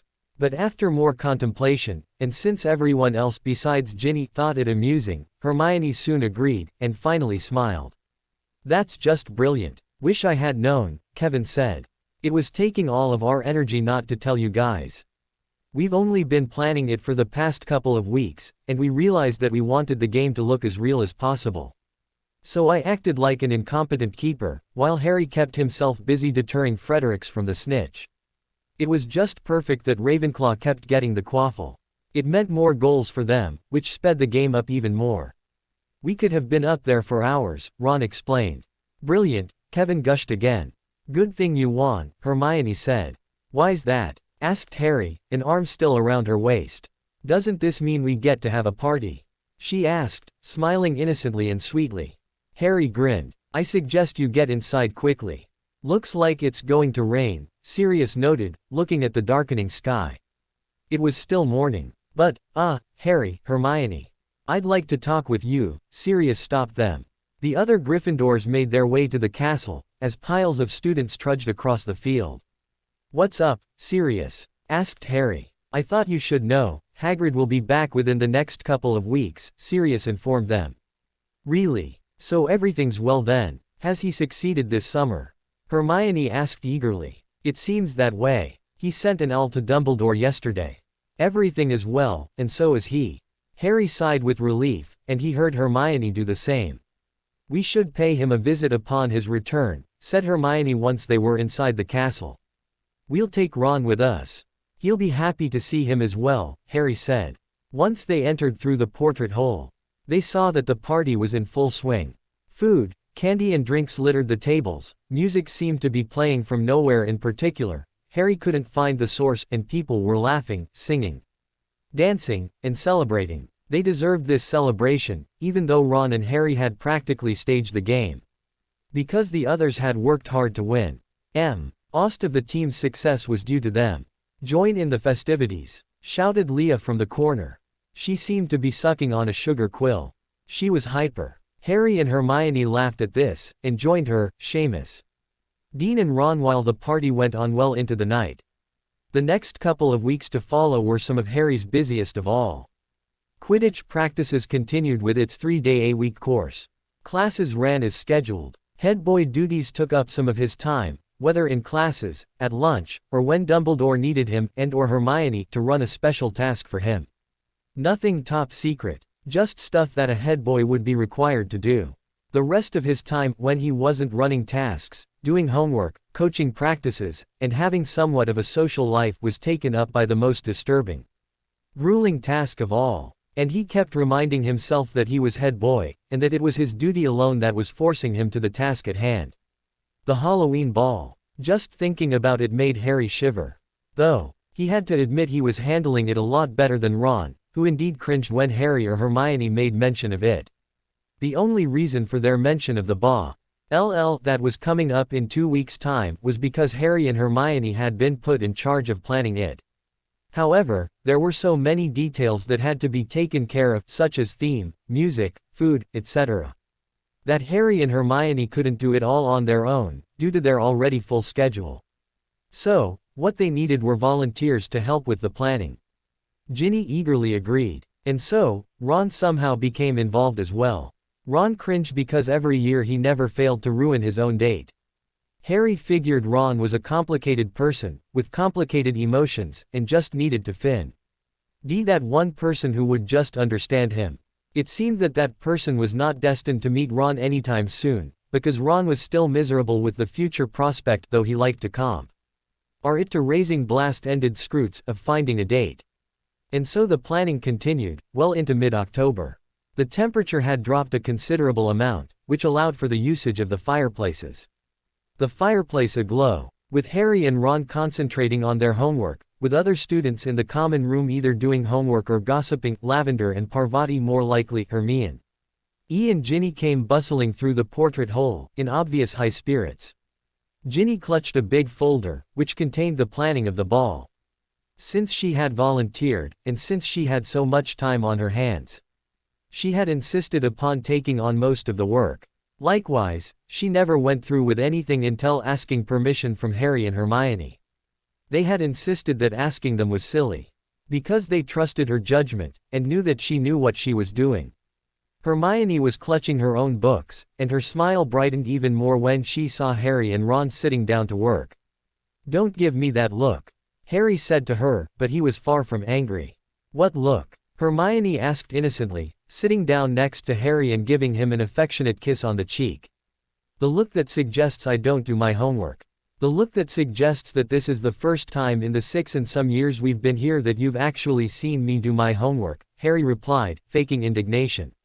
From beside Ron, Ginny giggled, and grabbed their attention by slamming down the folder on the table. Startled, Harry turned from his girlfriend to the youngest Weasley. "I've done it. They've finally agreed, Ginny said, beaming. Well, don't you look proud. So spill, said Ron. Ginny cast a worried glance to Ron, and then took a deep breath, exhaling slowly.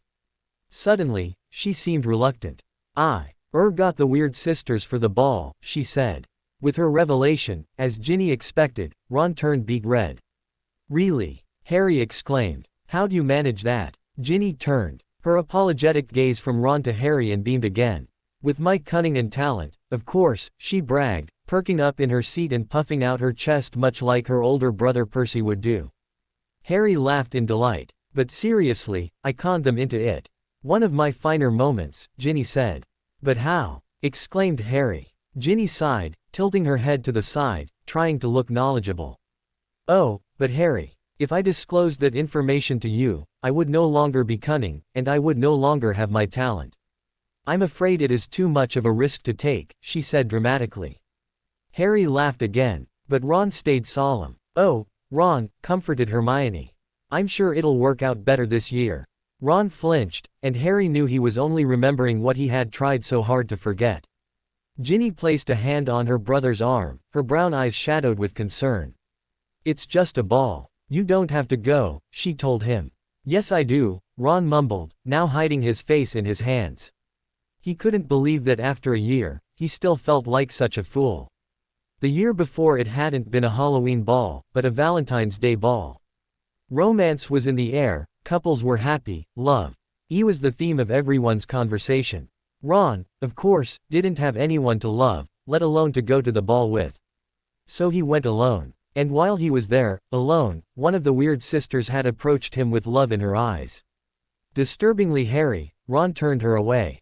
Not because he was disgusted, as he constantly denied, but because he didn't dance. The result of this was horrifying, on Ron's part. The Slytherins taunted and teased relentlessly, and the weird sisters, for the remainder of the evening, refused to play any more slow songs, which made everyone bitter since it was a Valentine's Day dance. And it was an opportunity to get some one-on-one time with their loved ones. The tormenting had stopped now. Summer had come and gone, and since school had started, Malfoy had said nothing to either Ron, Harry or Hermione. This puzzled Harry greatly, and up until now he had chosen not to reflect on its meaning. Malfoy was as complicated as Ron, but with more of an evil twist to him. Much more evil. In Harry's opinion, considering Ron wasn't the least bit evil at all. In spite of all of this, there had been many times when Malfoy could have had a perfect shot at Harry. He shared his divination class with him, where the barmy Trilani always had something to say about Harry. But nothing. Not a smirk, not a sneer, not a gesture. He hadn't completely ignored him however. Even when they weren't in class. They still had Quidditch, and a pitch to share. And during these practices he seemed to be more interested in Harry's team than he was his own. Harry didn't react to this, trying to keep as calm as a captain could be. But sooner or later, he had become convinced that Draco Malfoy was spying. Though, he wasn't doing a very good job of remaining inconspicuous. He showed open interest, and Harry decided that it was high time to bring this up to his team. They already seemed concerned with the fact that the Slytherins could in fact be stealing their moves. So as Hermione headed to her own dorm, Harry approached Ron and Ginny with the plan of a future team meeting. What's it about? Asked Ron curiously. The Slytherins, Harry replied. There was no distaste in his voice, or even open hostility. He was as cool as a cucumber. What for? Asked Ginny, who was bending over to collect her schoolwork and Halloween ball folder. Ron copied Ginny, gathering his books. I just have some concerns I'd like to address. Nothing really serious, he told them. But why the Slytherins? What have they done? Asked Ginny. She was bent over, so Harry couldn't see the expression on her face. Or properly hear the tone in her voice. They've been to nearly every single practice we've had. We have to think of a way to deter them from spying on us, or, we have to devise a plan that will throw them off. Think of new tactics, new strategies, so that when it comes to the game, they won't know what hit them, Harry explained. What makes you think they're spying on us? Asked Ginny, still ruffling through her books, making sure she had her quills. All signs point to, yes, replied Harry. So what you're saying, Ginny said, still ruffling through her books, head bowed, now making sure she had her ink. Is that because they hang around our practices, practicing themselves, that means they're trying to steal our tactics? She asked. Maybe. Have you got any other suggestions? Asked Harry. She ruffled through her books, making sure she had her parchment. Maybe they have a thing for you, Harry. I've seen the way Draco looks at you, purred Ginny. She looked up now, grinning. Harry turned his head and pretended to gag, making a motion with his finger going down his throat. That's sick, was Ron's reply. Ginny giggled. See, it could be any reason. And geez, Harry, you don't have to keep gagging like that. I was only kidding, Ginny said, as Harry continued to move his finger down his throat. Say anything like that again, and I'll have you thrown off the team, Harry finally said. Ginny gave him a sweet smile, and shook her head. You'd never. Besides, isn't there a saying, keep your friends close, keep your enemies closer? She teased. Harry nearly gagged again. Yes, but I normally don't go by sayings.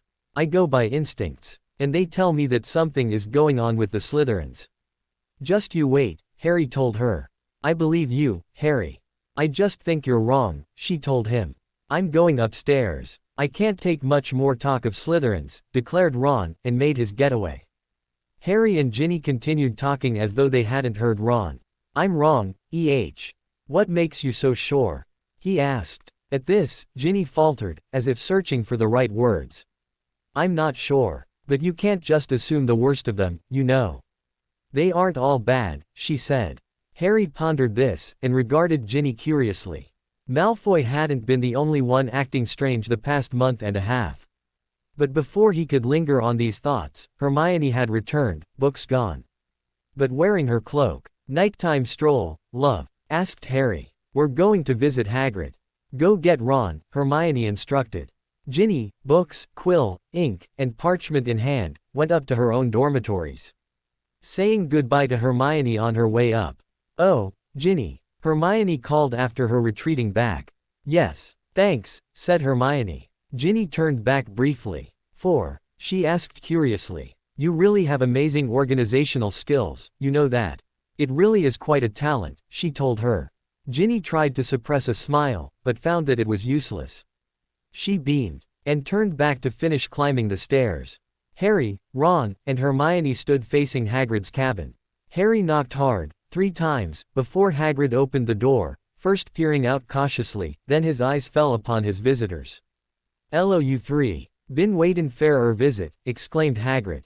"Have you, Hagrid?" Harry asked, as Hagrid opened the door wide, stepping out of the way for them to walk through the massive doorway. Harry scanned the little cabin, familiarizing himself with all the things he had grown used to over the years. The fireplace, Fang, Hagrid's boarhound, the large sea. Hairs that seemed to swallow any normal-sized human, then he spotted the flowery pink umbrella in the corner. The same one that had given Dudley Dursley a pig's tail so many years ago. Harry felt a warm tingle cascade over him, remembering the first feeling of leaving the Dursleys, the feeling of the newfound knowledge that he was a wizard.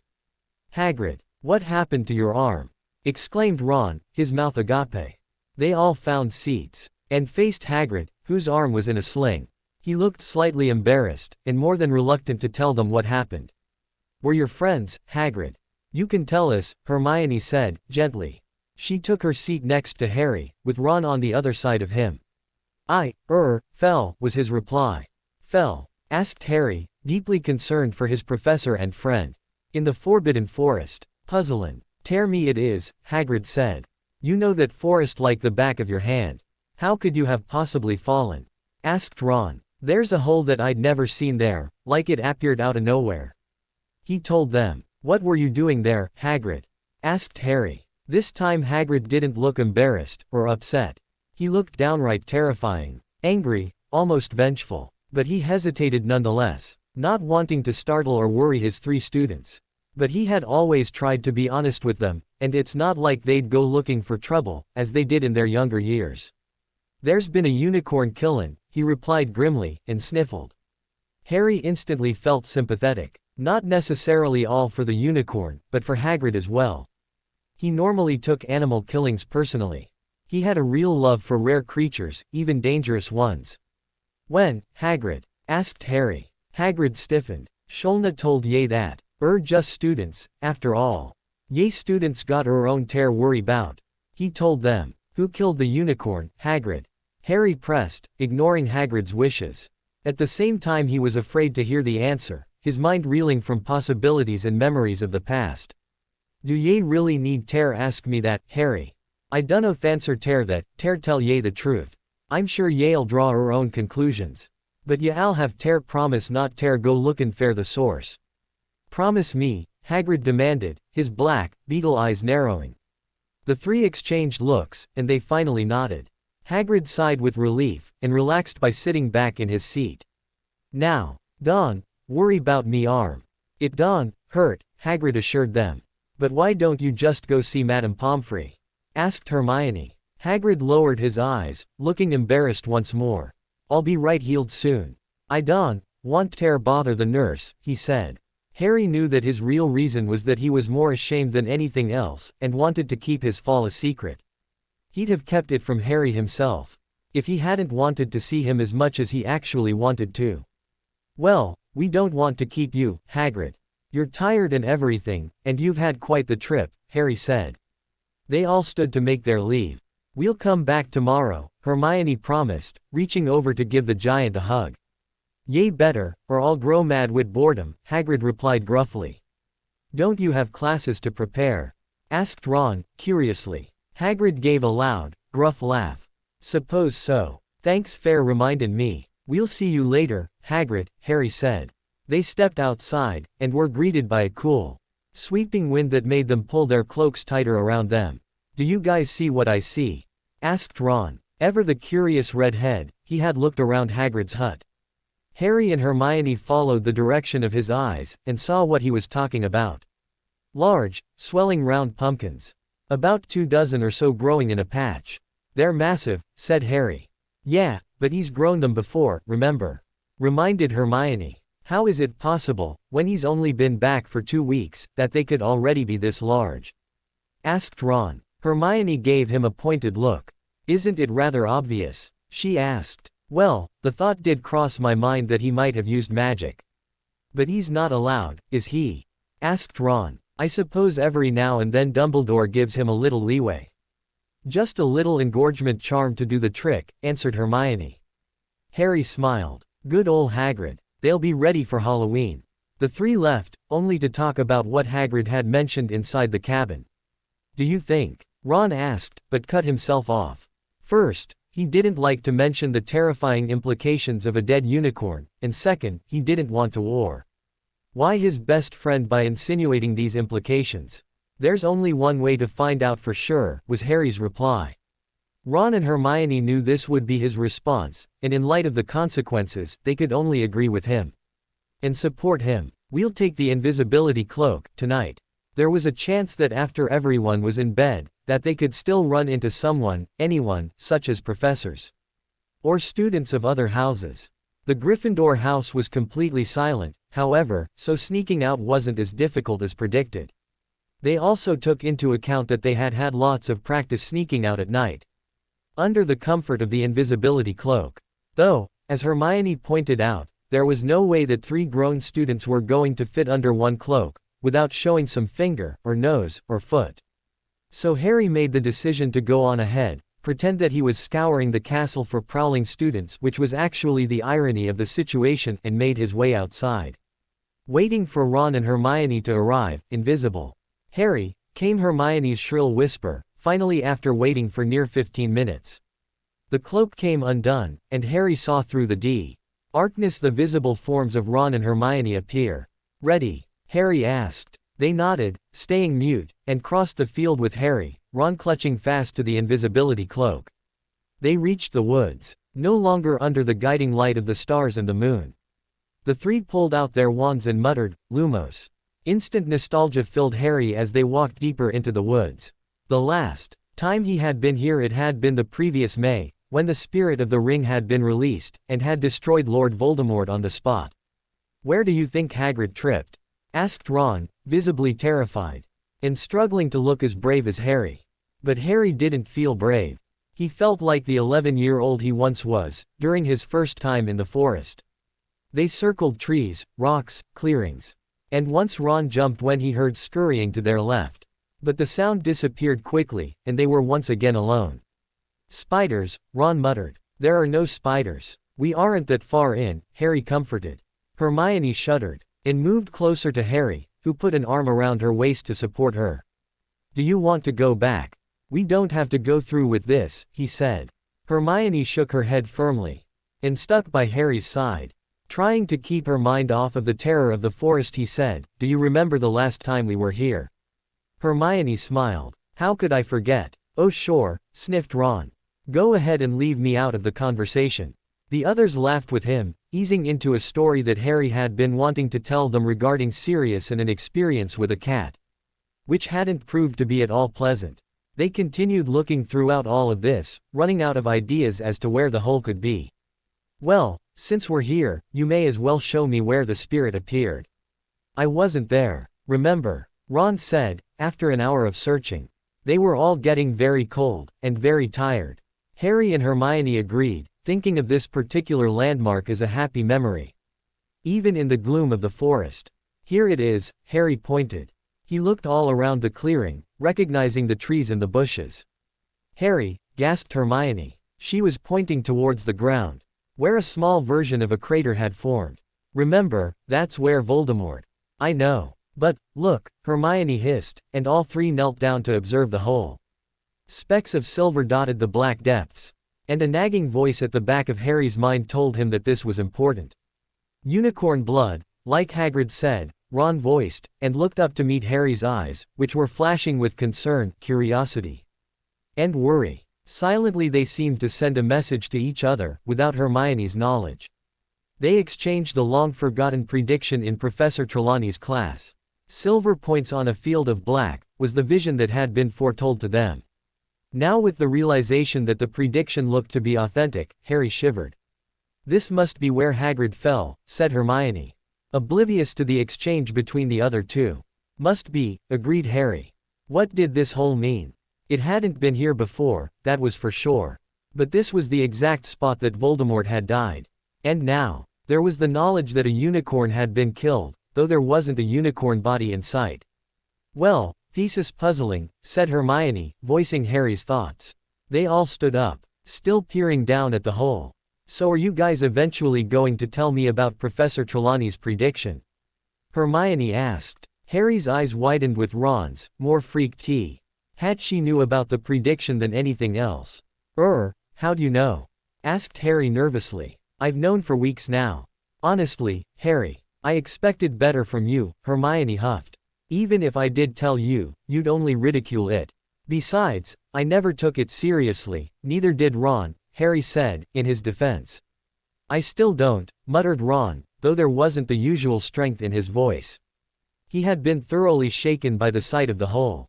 For more reasons than just the one prediction. You should have said something, Hermione replied stubbornly. Harry sighed. True, he should have told her. But what would be the use? Was this even the prediction that Trelawney had foreseen? How'd you know about the prediction? Asked Harry. Who else? Lavender and Parvati practically knocked me down the stairs.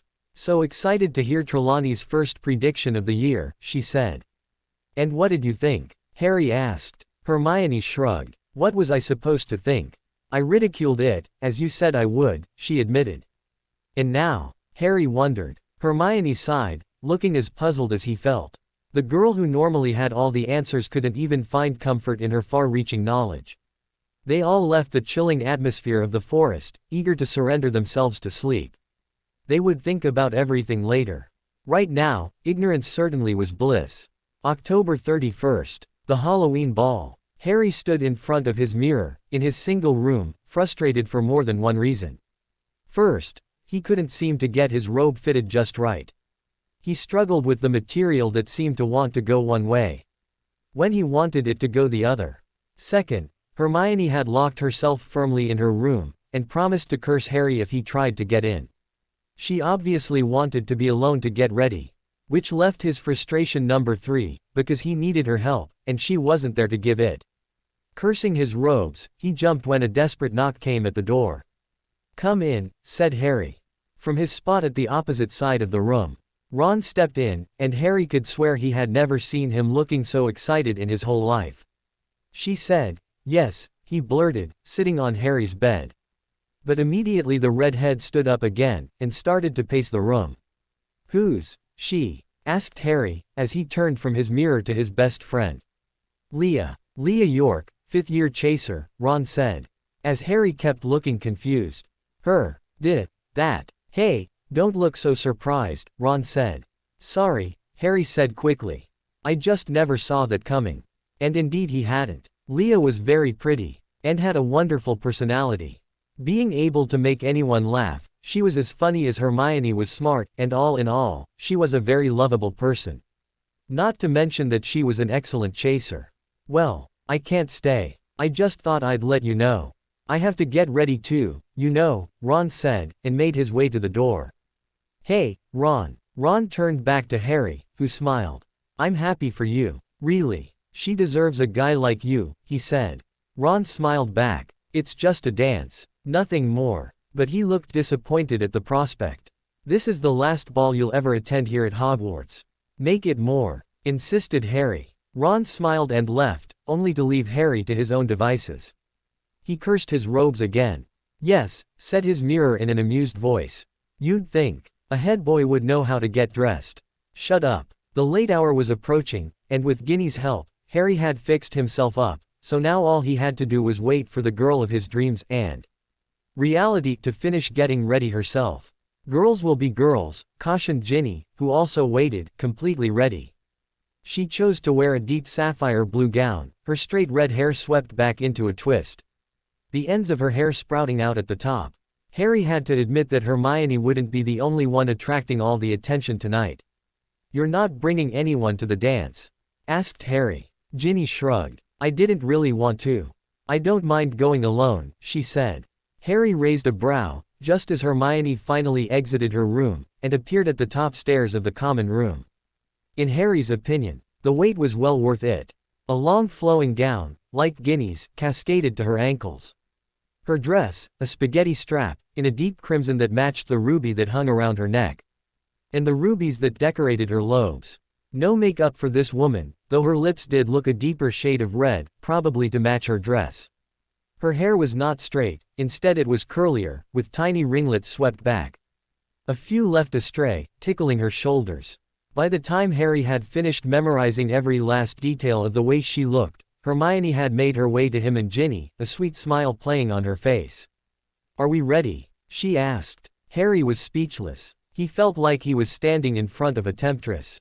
His temptress. He wasn't jealous by nature, in fact he scorned jealousy. Jealousy was Ron's department. Harry's was to be fair and logical. But right now all of that seemed to fly out the window. But a voice in his head kept reminding him that he was not in the least possessive. And that inevitably Hermione would catch most, if not all, of everyone's attention. "You're breathtaking," sighed Harry, pulling her into an embrace. She giggled softly, running a hand through his soft and naturally wild hair. "You don't look so bad yourself, Suga," she drawled seductively. From behind them, Ginny giggled. She could only just imagine Harry's rambling, incoherent thoughts in response to Hermione's teasing voice. Harry held out both elbows. Hermione latched onto his left side, while Ginny slipped her arm through his right. The two girls exchanged broad grins. "I'll consider myself the luckiest guy in the school," Harry announced, as they made their way to the portrait hole. "Let me guess, smooth talker that you are. You get to escort the two loveliest girls in Hogwarts," wondered Ginny. Harry smiled knowingly. "I was actually going to say, two loveliest girls in the wizardry world." Ginny sighed impatiently. "Always trying to outdo the other, aren't we, Harry?" she said. Hermione sent Ginny a teasing grin, and squeezed Harry's arm playfully. Harry laughed. "I could never outdo you, Ginny. You have a bit of a nasty streak when the occasion arises." "And don't you forget it," was her quick reply. So they made their way to the Great Hall, which Ginny had decorated with the help of Dumbledore and Hermione. The hall was a flourish of black and orange, and all around, Hagrid's giant magical grown pumpkins were visible to everyone's eye. Over 1,000 bats fluttered high above their heads. They had decorated right after the feast, when younger students had trudged out of the Great Hall with much reluctance. Their desire was to stay for the ball, but they knew that it was against the rules, unless invited by a student in 4th year, or older. "Fashionably late, are we?" asked Sirius. Harry and Hermione, as head boy and girl, had seats at the high table. Sirius and Dumbledore served as chaperones, the weird sisters provided the music. And the house elves supplied the food. The students provided everything else: dancing, laughter, chatter, and happiness. All of Harry's nervousness ebbed away, and he grew comfortable, sitting next to Hermione at the high table. Even the worries of the previous 2 weeks couldn't take away from how he felt tonight. Harry looked across the room, and found Ron and Leah dancing to one of the weird sisters' slower tunes. They seemed to be having an in-depth conversation, and they appeared to be dancing quite close. Harry smiled and nudged Hermione. She looked in Ron's direction, then looked back at Harry and smiled. "It's about time, don't you think?" she asked. "They seem happy," he replied. Hermione slipped a hand into his, and their fingers interlaced. "We seem happy, don't we?" she asked. Harry nodded and brought their entwined hands up to his lips to kiss her fingers. "We are happy, love. I just hope Ron's happiness can match our own, because right now, I doubt I could feel any happier than I already am," he told her. "Oh, you're that happy, are you?" she replied coyly. She kissed him softly. "Hey, save some of that for behind closed doors," Sirius said, teasingly. Hermione turned a thoughtful gaze to Harry's godfather. "I see you haven't brought a date. Why's that?" she asked. Sirius's dark eyes widened, and he exchanged looks with his godson. "I'm a professor, Hermione," he said, taken aback. "So, since when can't professors date?" she asked. "Well, there are many reasons," and he began to tick them off with each finger. 1. A professor doesn't have enough time to date. 2. It's unprofessional for a professor to bring a date to a ball that is meant for students. 3. "Oh, for Merlin's sake, Sirius," said Dumbledore, overhearing their conversation. "Tell them the truth. You know as well as I do that professors are allowed to date. And I was the one who insisted that you bring one. You refused." For the first time in Harry's life, he saw Sirius go red with embarrassment. His godfather avoided the look of amusement that appeared on Harry and Hermione's face. "Thank you for that, Headmaster," replied Sirius. Dumbledore chuckled in return. "I don't see why not," continued Hermione. "You're still young. You've still got your looks. When you've finished hitting on my godfather," joked Harry. "Jealousy doesn't become you," snapped Hermione, turning her eyes to her boyfriend. If Harry hadn't caught the teasing twinkle in her eye, he would have thought that she was genuinely angry. Harry scowled at this. "I'm not jealous," was his weak reply. Sirius and Dumbledore laughed at this. "Well, it wouldn't be the first time. Would you like me to give you something to be jealous about?" Hermione asked. Harry scowled even more, his emerald eyes narrowing with growing impatience. "I was just kidding. Settle down, Tiger," Hermione said. "You are entirely impossible sometimes," Harry said calmly, his former expression melting away. Hermione looked proud. "Yup, and you love me," she reminded him. Harry laughed and put an arm around her. "Well, how can one argue with that?" he said. They ate and talked some more, then Harry led her out onto the dance floor when another slow tune started up. They danced to the rhythm of the music, doing a minor impression of the waltz. "Are you all right?" Hermione asked, looking up at him. He met her gaze, and nodded firmly. "I can tell, you know. There's no hiding it from me." "What's wrong?" pressed Hermione. "Does it show?" "I thought I was doing a good job of hiding it," pouted Harry. "You probably are to everyone else." "Is it the hole? The unicorn?" Hermione asked. Harry nodded. "I can't help it. Even tonight, when I want everything to go as smoothly as possible, it's still there in the back of my mind." "What do you make of it?" asked Harry. "Of what exactly?" "Everything, all of it. The hole, the prediction, the unicorn blood," Harry said in a low voice. Hermione stayed silent for a moment, pondering her answer. "It matches, doesn't it? Silver points on a field of black. But the question is, what does it mean?" Hermione replied. Harry shrugged, looking as confused as he felt. "I have some theories, none of which are on the positive side. A unicorn is dead. Someone needed the blood. Do you remember the last time we heard a unicorn was killed?" "Yes, I remember." "Don't forget who you're talking to," replied Hermione. "What do you think, then?" she asked. Harry sighed, and shook his head, not wanting to answer. You should go to Dumbledore, Hermione suddenly insisted. No, Harry shook his head firmly. Not until there's something to worry about. Harry looked up, as if a voice in his head told him to. He saw Malfoy standing nearby, regarding him with a curious but knowing look. Here wasn't the same coldness in his eyes, but nevertheless, Harry shivered. He looked back down at Hermione. I think we should talk about this later. There's a lot of people around. People could overhear, he said. Looking back up at Malfoy. The blonde boy took this as a sign, and started to move through the sea of dancing couples. Harry lost sight of him, and finally regained his composure. There was something going on. Something he couldn't put a finger on. He would find out, he knew. Inevitably, he always found out. But he'd do anything to at least have a clue, so he could wash away his curiosity and confusion. Sighing with agreement, Hermione rested her head on Harry's shoulder, placing their entwined fingers against his heart. I love you, she said. Harry looked down at her, feeling his heart swell with a love that would run deep for all of eternity. This love was for real, and how lucky he felt. How privileged. Back atcha, love, he said. Soon the dance came to a close. They shared another dance, which was longer than the last, and then they made their way to the high table. Trying to replace me, Ron? Asked Harry, a teasing grin tugging at the corners of his lips. Ron and Leah sat side by side in Harry and Hermione's chairs, talking to Sirius and Dumbledore. I would never dream of it, Harry. Have you guys seen Ginny?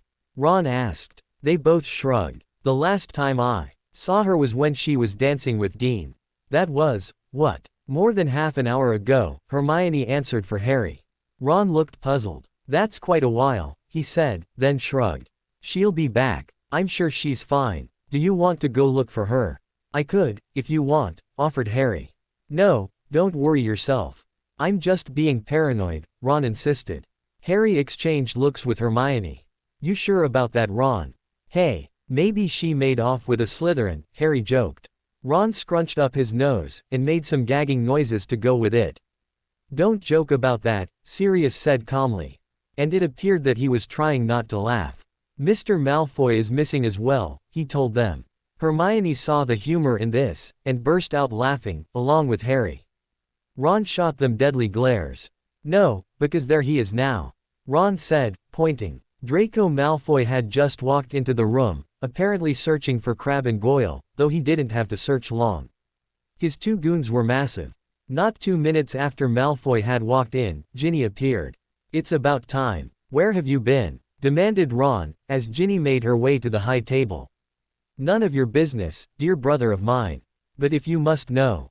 Nature called. These gowns are a pain to get back on, which is why it took me so long to get back, Ginny explained. What, did you forget you're a witch or something? You couldn't use a charm? Asked Ron. Ginny's face grew blank, and finally she shrugged. I didn't think of it. What does it matter? I'm here now. Did you miss me that much?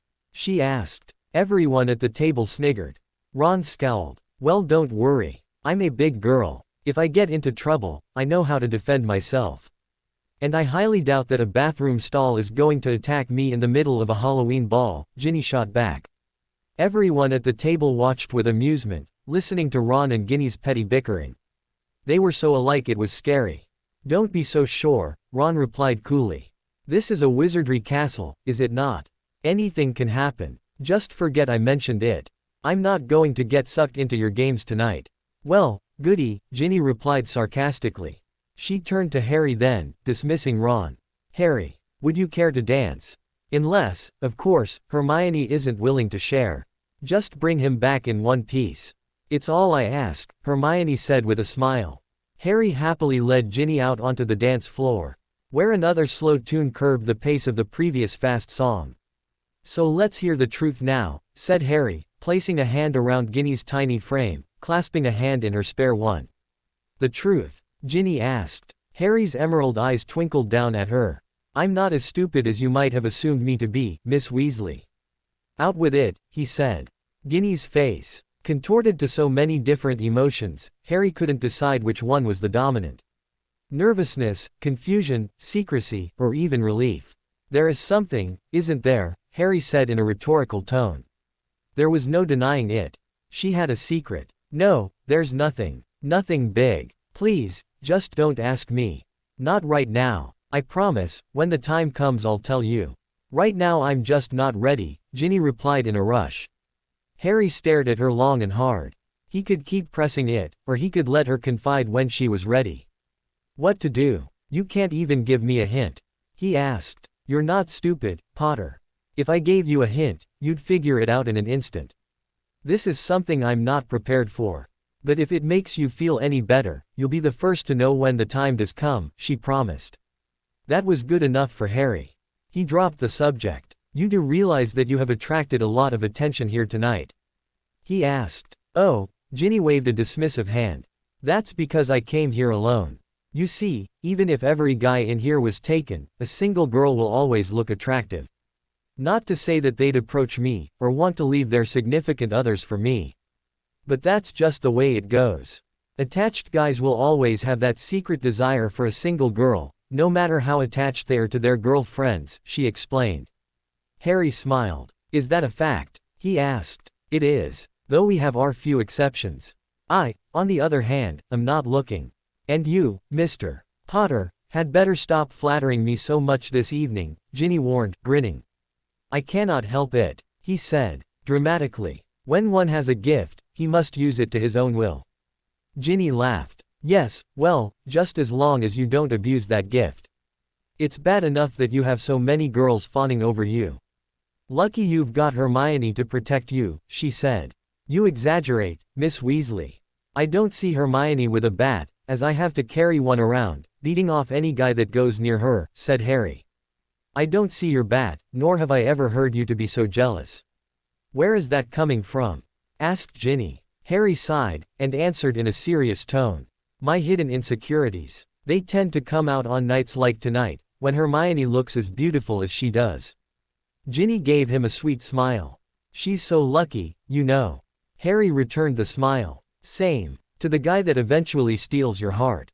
But what about my brother and the lovely Leah? What's going on with them?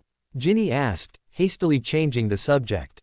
She nodded towards the high table where Leah, Ron, Hermione, Sirius, and Dumbledore seemed to be in a very amusing conversation. They're very cute, aren't they? Said Harry, storing away in his mind Ginny's abrupt change in subject. I'm happy for them both. Though, I'm sure that they haven't even realized just how wonderful they are together. They came as friends, you know, Ginny said. Yes, Ron told me as much. Won't it be interesting when it turns to something more? We all see it. I look forward to the day when Ron realizes it. Leah too. She's very pretty, don't you think? Oh, don't answer that. I wasn't trying to trap you. But I'm sure you know what I mean. Said Ginny. That Leah could have nearly any guy in school. She's got a lively personality. I think she's perfect for Ron, Harry said. Me, too. The dance came to a close. Harry, please don't mention anything to the others, over what we talked about, Ginny said. You have my word, promised Harry. And he meant it. Thanks. I'm going to find someone else to dance with. Thank you for the dance. Harry, and she kissed him on the cheek. Harry watched her saunter across the dance floor, making her way to Colin Creevey, then Harry made his way to his own table. Where's Ron? He asked, taking notice that Hermione was now sitting where Ron sat, talking with Leah. Harry took the seat on the other side of where Leah sat, and leaned over so he could be included in the conversation. He went to get some drinks, answered Leah. Harry took notice of the permanent smile that had appeared on her face since the beginning of the dance, and said, You both seem to be enjoying yourselves. Leah grinned, her face turning slightly pink. The truth is, I've liked him since as far back as I can remember. There's just something about him, isn't there? She sighed in a softer voice that Harry wasn't used to hearing from her. Harry nodded. He's a great friend. I think you two deserve each other, he told her. Leah's face fell. I don't think he's in it for that. I think he just wanted me as a date for the ball, you know. But that's okay. That's good enough for me. Maybe someday, and she trailed off, looking straight ahead, avoiding Harry and Hermione's puzzled looks. Obviously, Ron had feelings for Leah, and apparently Ron hadn't done anything to make that obvious to Leah. Leah had just confessed that she had liked Ron for what it seemed years, and though she had an outgoing personality, she was undoubtedly shy about telling Ron how she felt.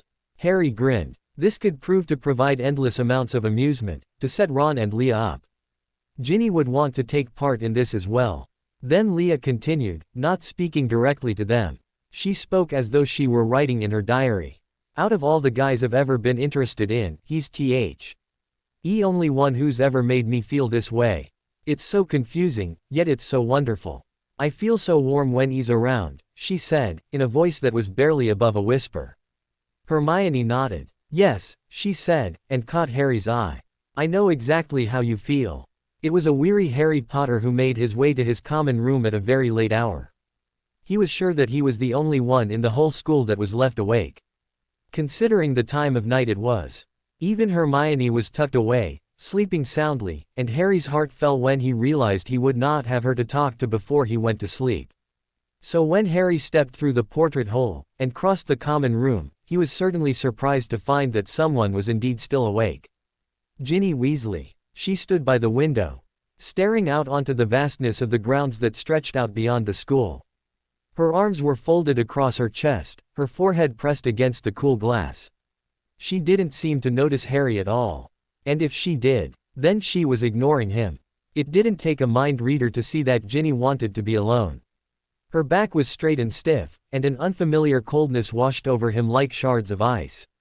Despite the warm fire that lit the common room, curiosity came naturally to Harry, and he resented it. Yet there was the need to satisfy the nagging in his brain. It was obvious to him that he had two choices.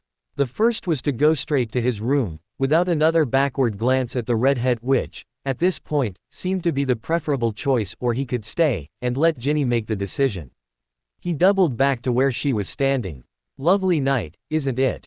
He asked, standing directly behind her. Ginny jumped, completely startled. Harry laughed, as Ginny clutched her heart, no doubt convinced that it was going to jump out of her chest. Harry, she hissed, while Harry continued to chortle with laughter.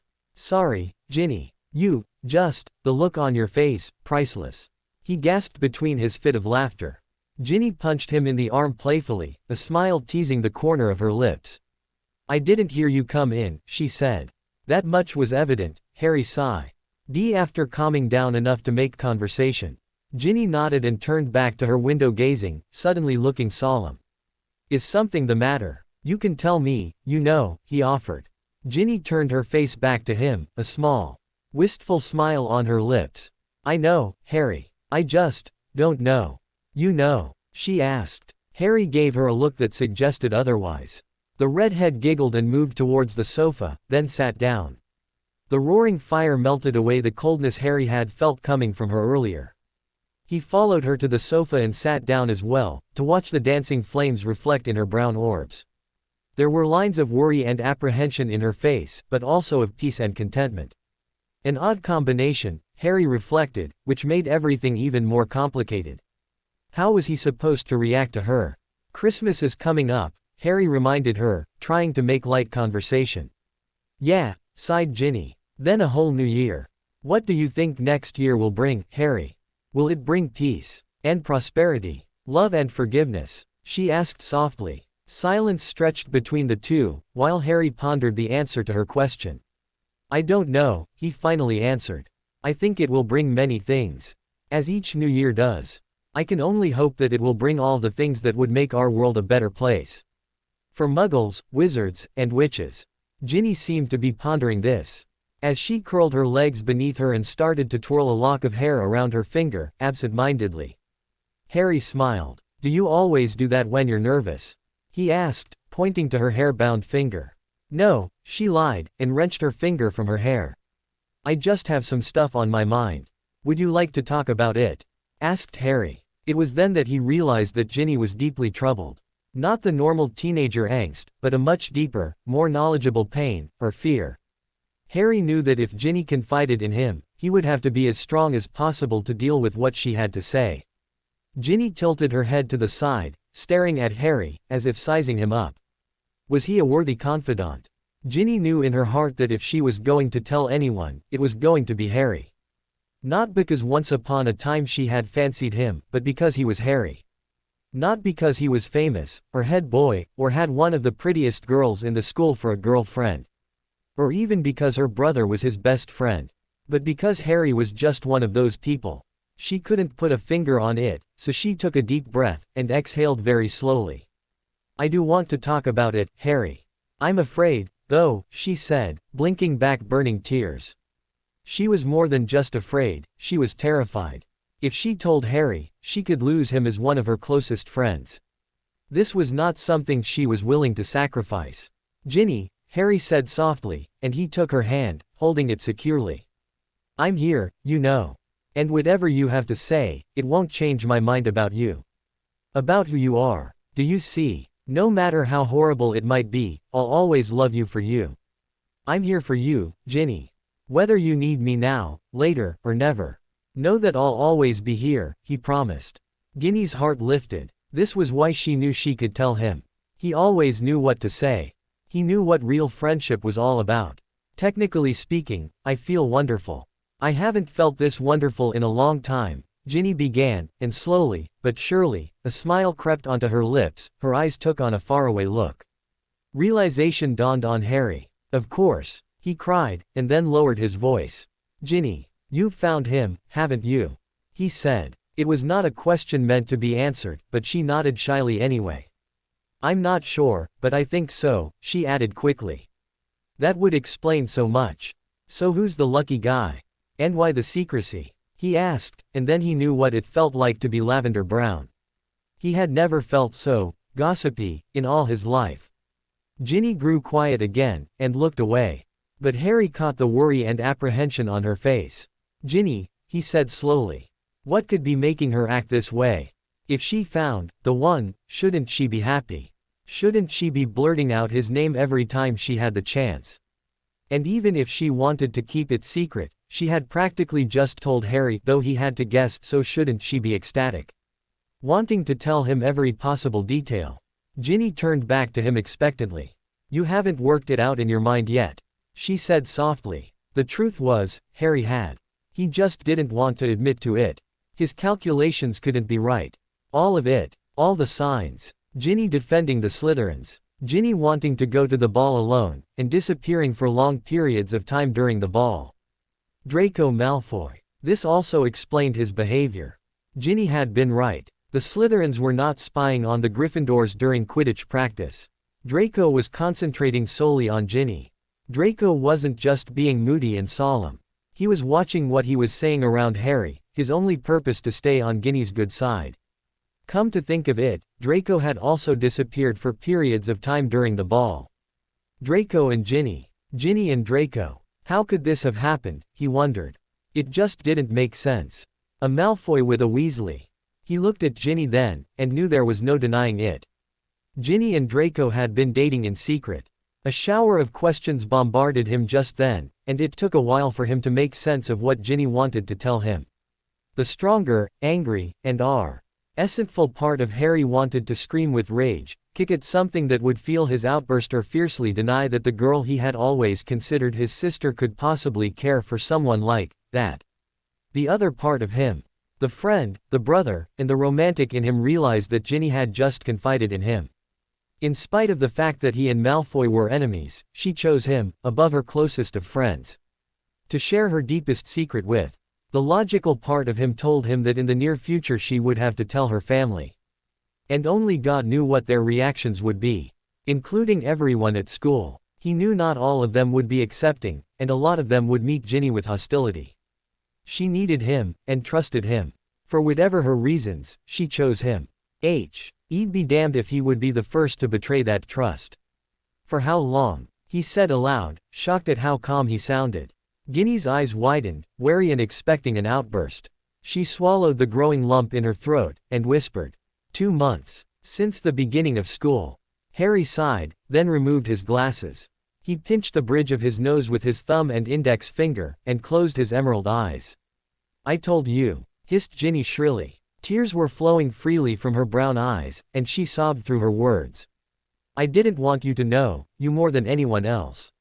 But I knew that you were the only person I could tell. And now, knowing that I'm dating your arch-enemy, you hate me." She choked on her outburst, and continued to sob. "I'm sorry, Harry. I'm not sorry for being with Draco. I'm sorry for hurting you. If that makes no sense to you, well then I don't think I can clear that up any better. But I'm hoping that someday, you can forgive me," and she stood up in a heated rush. Forgive. That struck a chord in Harry's memory. Only moments ago she had pondered the gifts that the new year would bring. He realized that her concern didn't lie with the rest of the world, it rested with Malfoy. And herself. He grabbed her hand and forced her back down onto the couch.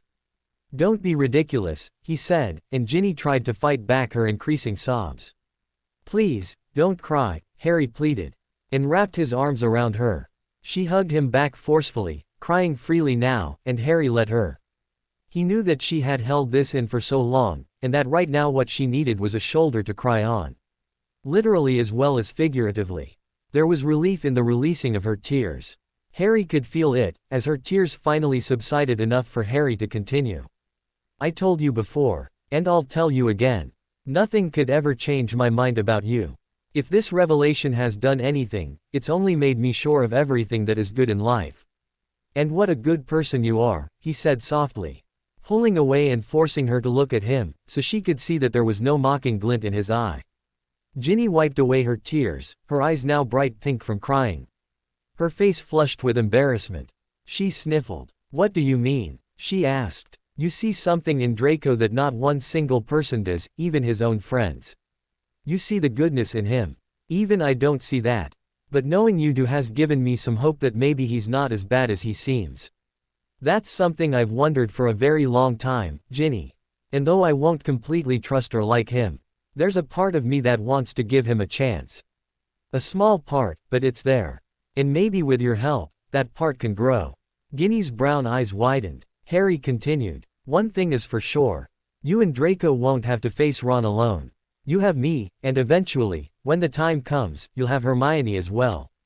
Fresh tears glossed Ginny's eyes, and she let them fall. "Harry," sobbed the tearful girl. She didn't know what to say. Harry had rendered her completely speechless. "I won't let anything bad happen to you. You have my support," he promised. "But, Draco, arch-enemy," stuttered Ginny. "You're more important to me than that. You're my little sister, and I'll protect you with everything I've got." "Even against your brothers," he said. Ginny smiled uncertainly. She didn't know what to say, as her relief and love for Harry washed over her like a warm summer's breeze. "You're the best friend anyone could ever ask for, Harry," she said, standing up again with a bright smile on her face. He stood up with her, ready to retreat to his own room. "Then you'll be all right," he wondered. Ginny beamed, hardly able to contain her excitement. "I'm 100%, she exclaimed, her chocolate brown eyes alight with humor. "Good, now off to bed. I'm exhausted myself," Harry told her, and yawned for great effect. Ginny placed her hands on her hips, giving Harry the strong impression that he was in the same room with Molly Weasley, and not Ginny. "Exactly," she inquired, quirking a brow. "What are you doing up so late, mister?" Harry rolled his eyes. "I wish I knew. Studying, I expect. Not that it did any good," he added, yawning again. Ginny laughed, and shook her head in wonderment. "Go to sleep," she ordered, looking more and more like her mother. "Yes, mother," Harry said with a light laugh, turning to his own set of stairs. Ginny was already heading up her own steps, when Harry heard her call his name for the final time that night. "Yeah," Harry said, poking his head around the bed to look back at her. Ginny gave an awkward, shy smile. "Thank you." She then sped up the stairs in a flash, leaving Harry to ponder the ironies of life. "That was a nice thing you said down there," said Hermione. Harry looked startled for a moment, and then crossed his room to sit next to her on his bed. "I could tell that you were on the stairs, listening. I didn't think you'd come to my room though. It's late. You should be sleeping," he told her. "I should say the same for you, head boy. What is your purpose for being up so late?"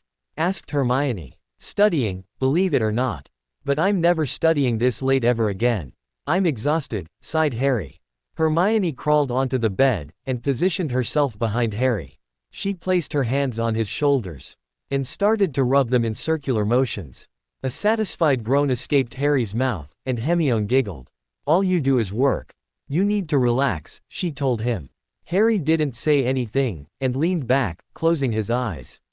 He even ignored the fact that it was always Hermione who worked more than anyone else did, and that her statement was purely hypocritical. All his muscles and bones seemed to melt under her touch. He felt like a jello mold. Hermione continued to massage him, until her fingers ached. Thank you, love. I really needed that, Harry said, turning to face her. They sat Indian style on the bed, in front of each other. Any time. Now about this Ginny business. I promised her I wouldn't talk about it. I don't want to betray her trust.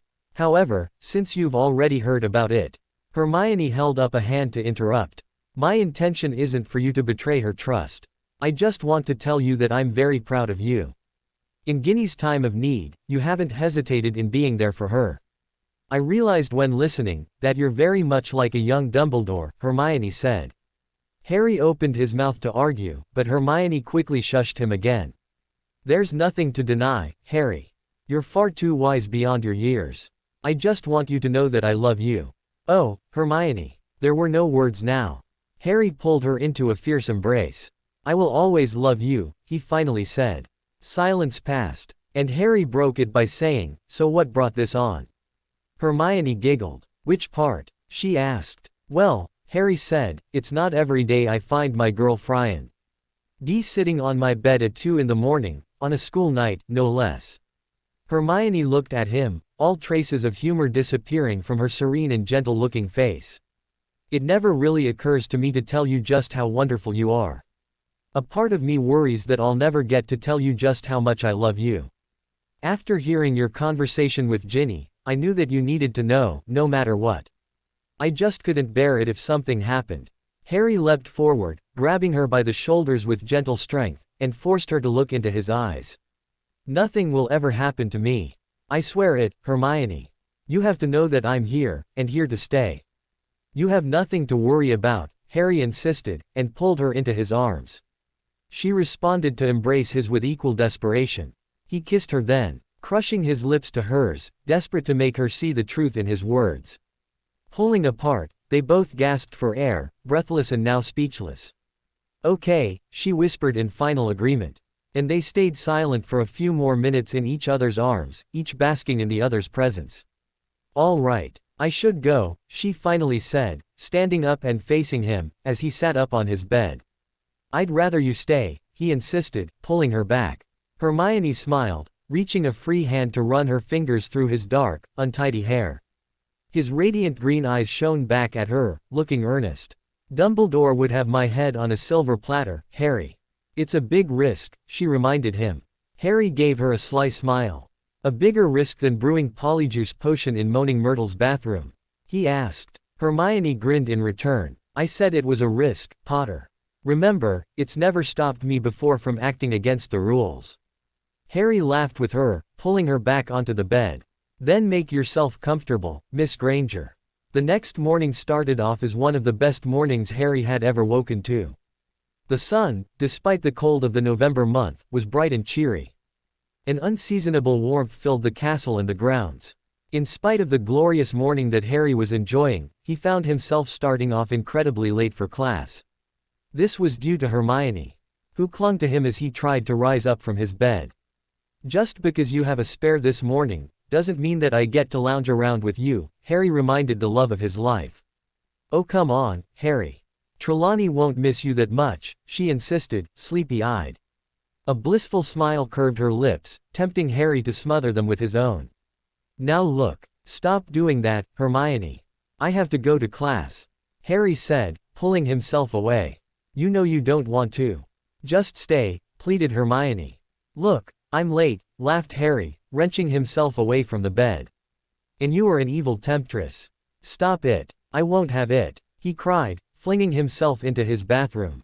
Hermione's light giggles followed him as he locked himself in. He looked at his reflection. Don't you look happy? I'd know that look anywhere, teased his mirror. Don't start. And for your information, we didn't do anything last night. She merely spent the night in my bed. In your arms, added his mirror. Delighting in Harry's embarrassment. That's none of your business, snapped Harry, but he couldn't hide the grin on his face. Ah, young love, sighed his mirror. Harry. Hey Harry. Wait Harry. Harry stifled an impatient groan, and turned to face Colin Creevey, who was speeding down the hallway. I'm going to be late for class, Colin. Can't this wait? He asked. The corridors were deserted, since the bell had already gone. Colin acted as though this didn't matter to him, and he finally caught up to Harry. I thought you'd like to see these, he said, and whipped out a wad of pictures. Harry frowned, but took the stack anyway, humoring the sixth-year photographer. His scowl soon turned to a look of worry, as he shuffled through each picture. His face lost all color. Harry, you all right? Colin said, obviously distressed at the prospect of upsetting Harry. A dozen pictures revealed Draco and Ginny's relationship. Where'd you take these? Harry demanded, not bothering to keep his tone in check. The Halloween ball. I happened to be exiting the bathroom, when I saw Ginny heading towards one of the back corridors. I followed her, and hid myself from view. Then Draco showed up and, well, I just had to get these pictures, Colin explained. He was peering closely at Harry, worried. Harry continuously flipped through the pictures, amazed more than anything else. Because these pictures didn't just reveal their relationship, which Harry, thank the Lord, already knew about, but it revealed much more than that. Draco Malfoy had a soft side. Harry observed the moving pictures, watching as Malfoy undid the clips in Ginny's hair. The next picture revealed Malfoy running a gentle hand through her flaming red hair, his face inches from hers. Another picture showed them sharing a tender kiss. And Harry flipped instantly to the next one, blushing guiltily. The rest of these pictures revealed more of this, and a side to Malfoy that Harry had never seen. Are there any other copies of these? Asked Harry to Colin. Nope. I was going to make Ginny a set after I showed them to you, though. Aren't they great, Harry? Though, I don't know how I feel about a Gryffindor being with a Slytherin. Colin added as an afterthought. But you're sure these are the only pictures? Has anyone else seen them? Asked Harry. Colin shook his head furiously. I just got them developed, he answered, looking proud. He then went on, excited that he had Harry's attention, and eager to keep it. After taking these pictures, I was thinking maybe after Hogwarts I could do this as a career, you know. Taking secret photos for the Daily Prophet, or the Witch Weekly. What do you think, Harry?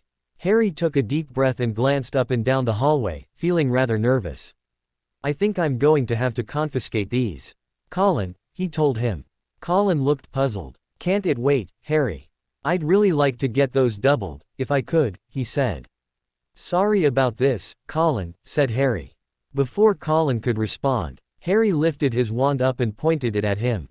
Obliviate, he called. Colin blinked. Harry. What are you doing standing around in the halls like this? You'll be late for class, shouted Colin, panicking immediately. Harry sighed with relief, tucking away the pictures safely beneath his robes. If anyone was to have them, it should be Ginny. Harry found his class, and saw that he was indeed late. Everyone looked up as he pushed the trapdoor open, and his head popped up in the classroom. Have a seat, Mr. Potter. Knowing you would be late, I took the liberty of holding off the lesson until you arrived, came Professor Trelawney's misty voice. Harry did as told, rolling his eyes over at Ron. Ron hid a smile by tucking his face into his shoulder. Thanks, Professor, said Harry, avoiding the urge to look at Malfoy as he took his seat next to Ron. Now class, Trelawney began. Today we will broaden our horizons by taking a step forward in what is called smoke divination. This is merely another form of crystal gazing, but far more useful in case you don't have access to a crystal ball. There are many ways to use this advanced fashion of unleashing your inner eye, and I warn you. It is far more dangerous, and in many ways, more mysterious than any form you have previously used, Trelawney explained. The class exchanged many excited glances, eager to begin today's lesson.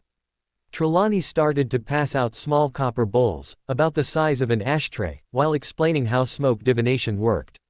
I've already given out small portions of the incense you are to use.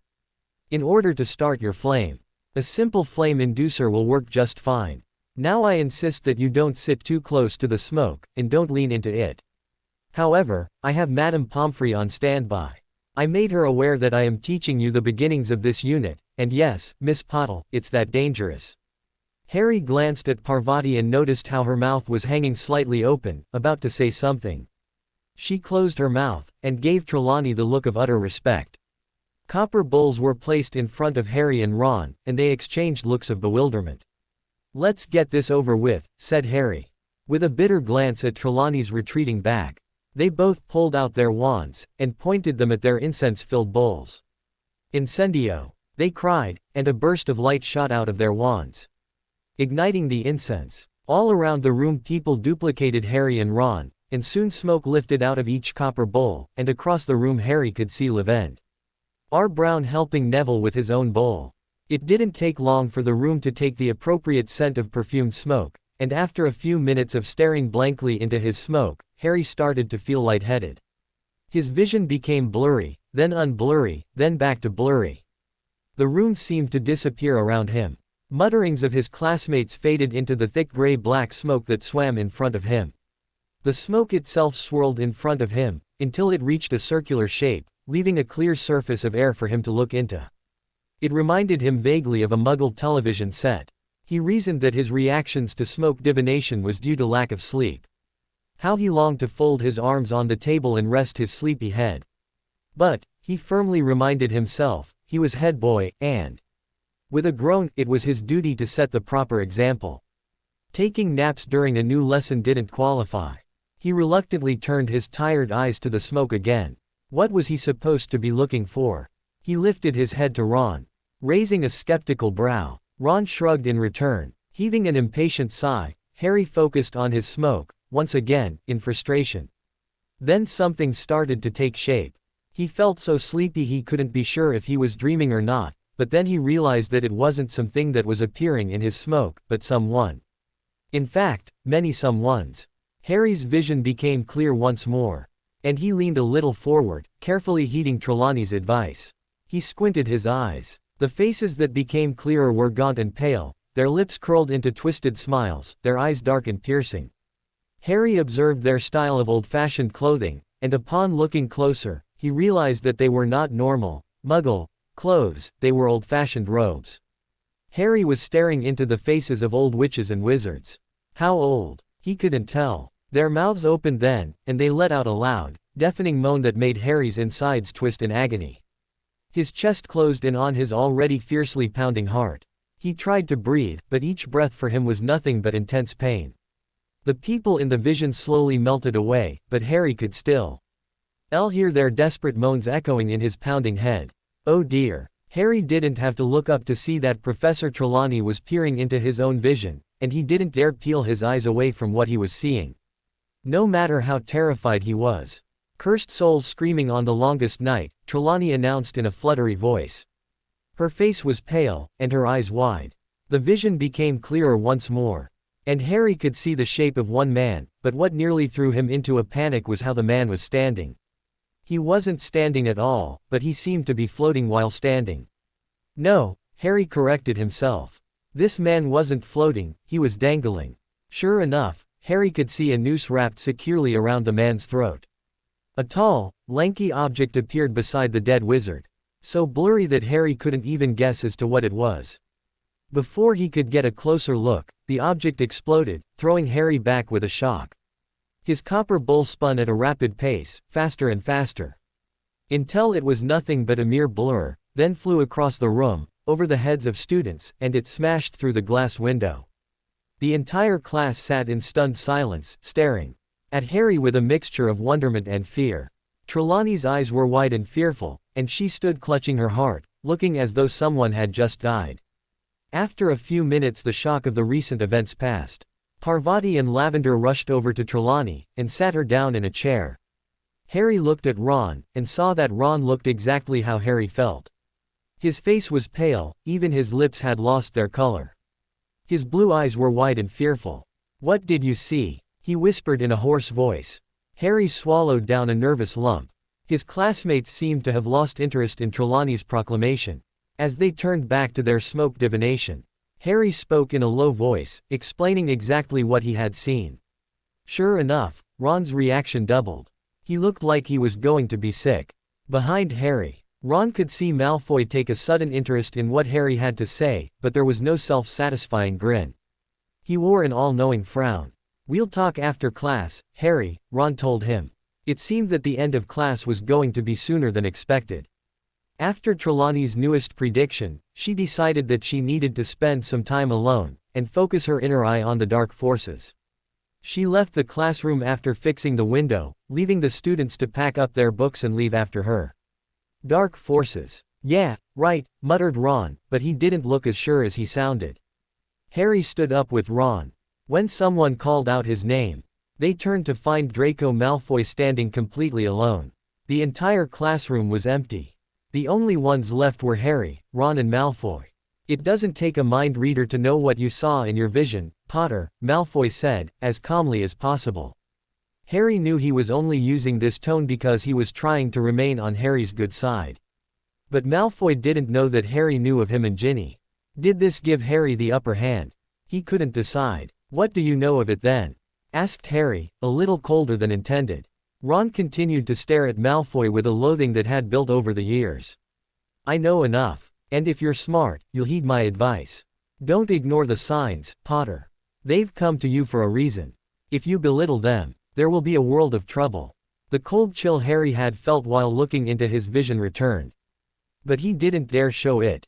I'll take that into consideration, Malfoy, Harry said, not taking his eyes off of Malfoy's icy gray ones. Get off it, Harry. Ron burst out. You're not going to believe what he has to say, are you? Malfoy broke the staring contest. And turned his eyes to Ron for the first time. It's a shame you feel that way, Weasley, he drawled. There was no menace in his voice, but Harry could detect a certain feeling of dislike coming from Malfoy. This was no surprise to him. He assumed that it was enough that Malfoy had to be nice to him, let alone to two of his archenemies. You've given Harry plenty of reasons to not trust you. Gee, I've two good reasons why he should give your words any thought at all, retorted Ron. I could give you a book full, Weasley. But I thought that we are all a little too old to be playing these games. Let's act our age, he suggested. A little too sarcastic for Harry's liking. HMMPH, muttered Ron. I'm not the only one who remembers clearly what your more charming qualities are, Malfoy. Perhaps, you're simply trying to get Harry into trouble, or even worse, killed. It's not going to work, Malfoy.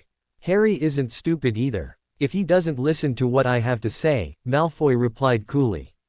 My more charming qualities will be the least of your worries. I'm still in the room, and I can speak for myself, Harry said, interrupting Malfoy and Ron's exchange. I promised to consider it. I believe that's enough for now, Harry said. Malfoy seemed satisfied with this.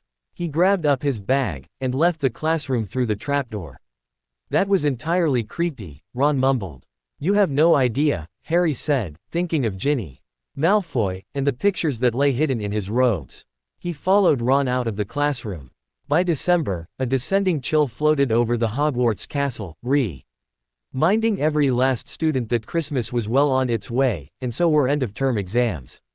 Over the bubble of excitement that usually came during this time of the year, conversations of Hogsmeade A&D returning home for the holidays could be heard all over the castle.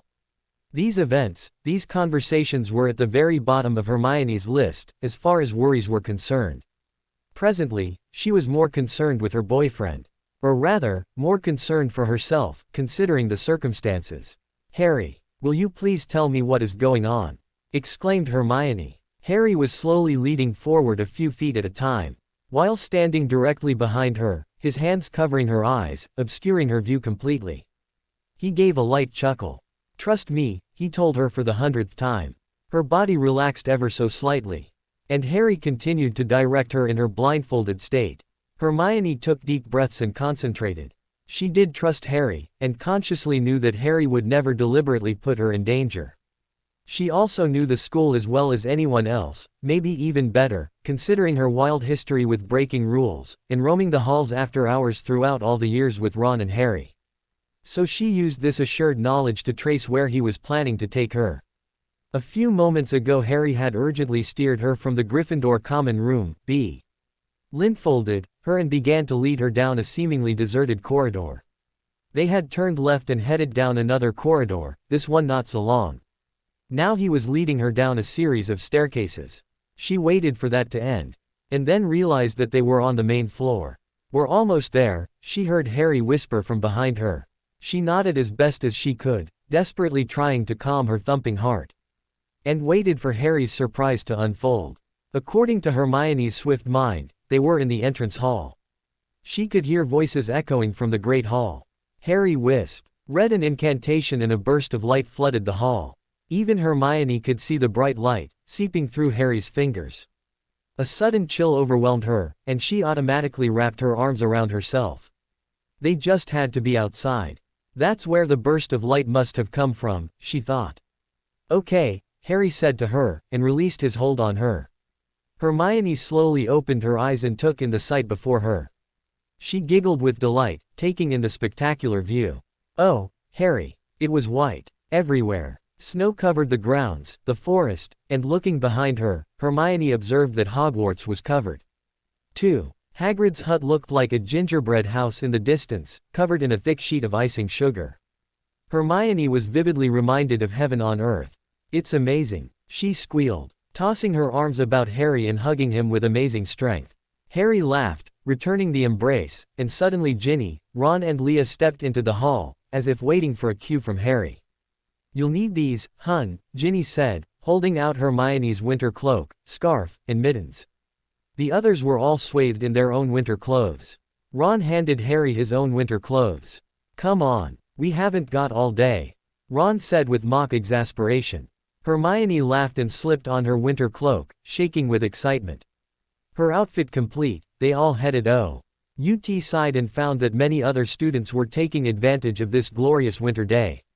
Some were creating snow angels, others were building snowmen, and Hermione could swear that she just saw a bewitched snowball hurtling across the grounds towards an unsuspecting fourth year. As head girl, she would normally have to punish the poor soul who found it in his heart to misuse his or her magical knowledge. But Hermione couldn't find it in her heart to do so. This was the first snowfall of the year, after all. "I'm so lame," Hermione exclaimed, with a slight pout. "I always miss the first snowfall." Harry laughed and hugged her close. "You're not lame. You just study a lot. There's no shame in that. And besides, it's not like you're missing out on the snow." "We'll make sure of that," Harry assured her, with a mischievous twinkle in his eye. "Exactly what do you mean by that?" Hermione wondered. There was a slight giggle from behind her, and Hermione sensed, rather than heard, a snowball being whipped at her. She dodged just in time and the snowball sailed past her, instead hitting poor Seamus, who was lazily constructing a snowball of his own to hurl at Dean. He spun around sharply, seeking the perpetrator. His steely gaze focused on Hermione and Harry, and a slow grin crept along his face. "War!" he shouted. The 5 Gryffindors, soaked, out of breath, laughing and freezing, headed up to their common room hours later. Eager to divest themselves of their outer wear, they all changed into comfortable clothes and then gathered in front of the roaring, inviting fire, their sole purpose to warm themselves up. Hermione sat with Leah and Ginny, teaching them how to use a drying charm on their hair. Harry and Ron talked in low voices about the upcoming holidays, which put a smile on everyone's face. Everyone except, "Hey, Leah," Ginny exclaimed, as though just dawning on a thought. "What are you doing for Christmas?" she asked. All eyes zoomed on the usually perky brunette, who now looked like she wanted to crawl into a deep dark hole and live there forever. "Staying here, at Hogwarts," she told them, avoiding their sympathetic looks. She began to concentrate on a piece of fluff from her sweater. "Here," Ginny gasped, absently pulling her hair into a long ponytail. "Why?" "Well," Leah said slowly, "my parents are visiting my grandmother, and well, personally, I don't really like her." She fidgeted a little, as though uncomfortable with the subject. She looked at them then, a determined glint in her eye. "I don't mind, honest. I love Hogwarts." Harry nodded in acknowledgement of the fact. Not sure what to say, but knowing that he at least agreed with her. From day one he had always considered Hogwarts his home. He couldn't so easily forget the longing he had felt for the school. When he spent his summers with the Dursleys. "Don't be ridiculous," Ginny said, looking at Leah in a new light. "You should come home with us," she told her. Hermione and Harry exchanged looks. Surprised by Ginny's boldness. "Mum would just love to have you. And Harry and Siri, Professor Black, live right across the road from us. Though it's not really a road, it's a field," sort of, well anyway. And our brothers are coming home, you can meet them, too. And Hermione will be coming to stay with Harry. Please say yes, Ginny pleaded. Your parents don't mind that you're staying with Harry. With little to none parental units. Leah asked, with a sly grin. Hermione waved a hand in dismissal. They trust me, she said, with a knowing glance in Harry's direction. Harry smiled in return, and discreetly turned his head away before his friends could start badgering him. Leah gave a nervous laugh, and Harry sensed that more than anything she wanted to accept Ginny's proposal. But then Leah glanced at Ron, who at this point looked completely out of the zone. His blue eyes were focused intently on the glowing fireplace. Ginny caught this as well, and nudged her brother as discreetly as possible. Yeah, he asked. You'd like her to be there, wouldn't you, Ron? Asked Ginny. Harry had to hold in a laugh as he witnessed his best friend's face turn from his usual freckled, to a bright, beet red. Sure I would, he insisted, blushing even deeper now. It'll be great, having everyone together. Come home with us, Leah, he said, his face returning to its normal color, his bravery turning up a notch. Leah looked from one face to the next, seeking encouragement. Finally, she turned to Ginny and Ron and nodded enthusiastically. Exactly where do you think you're going? Harry paused in the middle of the Gryffindor common room and turned towards the sofa where the voice addressing him came from. Hermione's head popped up and she propped her knees onto the sofa so she could face him properly. Hey, he greeted softly, stepping towards her. Hey, yourself. Going outside? She asked, her brows creased in curiosity. Harry looked down at his left arm, which carried his winter cloak. Then he looked outside, then back at Hermione with extreme longing. I'd give anything to be here, with you, in front of that glorious fire, love, he said, and then heaved a depressed sigh. But I have something I need to take care of first. Hermione looked like she wanted to ask what, or why, but she didn't say anything in regards to his late-night excursion. It was as though she understood his reasons. Whatever they were, and she was confident that he would explain everything to her later. Harry stepped closer to her and ran a hand through her soft, chestnut hair. She smiled and reached her own hand up, lacing her fingers through his. I'll be here when you get back, she told him. Just don't be too long. He nodded and kissed her warmly, tasting strawberries and whipped cream. Then he shrugged on his cloak and made his way from the common room to the entrance hall. Then he pushed through the wide oak doors and made his way through the snow that crunched softly beneath his feet. It wasn't extremely late, so there was no need for Harry to bring his invisibility cloak, and the fact that he was head boy gave him some leeway, so if a professor ever spotted him, he wasn't obligated to explain his whereabouts to them. More often than not, he just told them he was scouring the perimeter for students who shouldn't be lurking about. It worked like a charm every time. Turning a sharp left around the bend of the castle, Harry saw a dark figure emerge from the creepy shadows. How fitting, thought Harry cynically. He took a deep breath and exhaled softly. I'm here, just as I promised, he said. As Draco Malfoy's face became visible under the light of the moon. I'm surprised, Malfoy said, bringing himself closer, in turn making Harry edgier. You and me both, Malfoy. So I hope there's a good reason why I'm here, in the cold, when I could be inside. Let's walk, Malfoy simply suggested, moving past him. He strode a few steps, and Harry decided that moving under the minor moonlight was better than lurking in the shadows.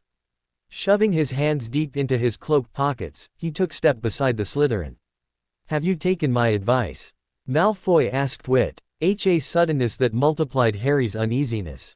Harry delved deep into his own mind, trying to find the words that wouldn't startle Malfoy, and at the same time wouldn't give Malfoy the satisfaction of knowing that he had caused some worry in him. There has been very little to worry about, Malfoy. How do you expect me to accept your advice when you won't even tell me what the hell the predictions mean? Not good, Harry thought, knowing that his voice betrayed some of his deepest concerns. Apparently Malfoy sensed it too. I can't tell you, Potter. I don't know anything about them either. They've been sent to you for a reason. What reason? Harry asked, straining for patience.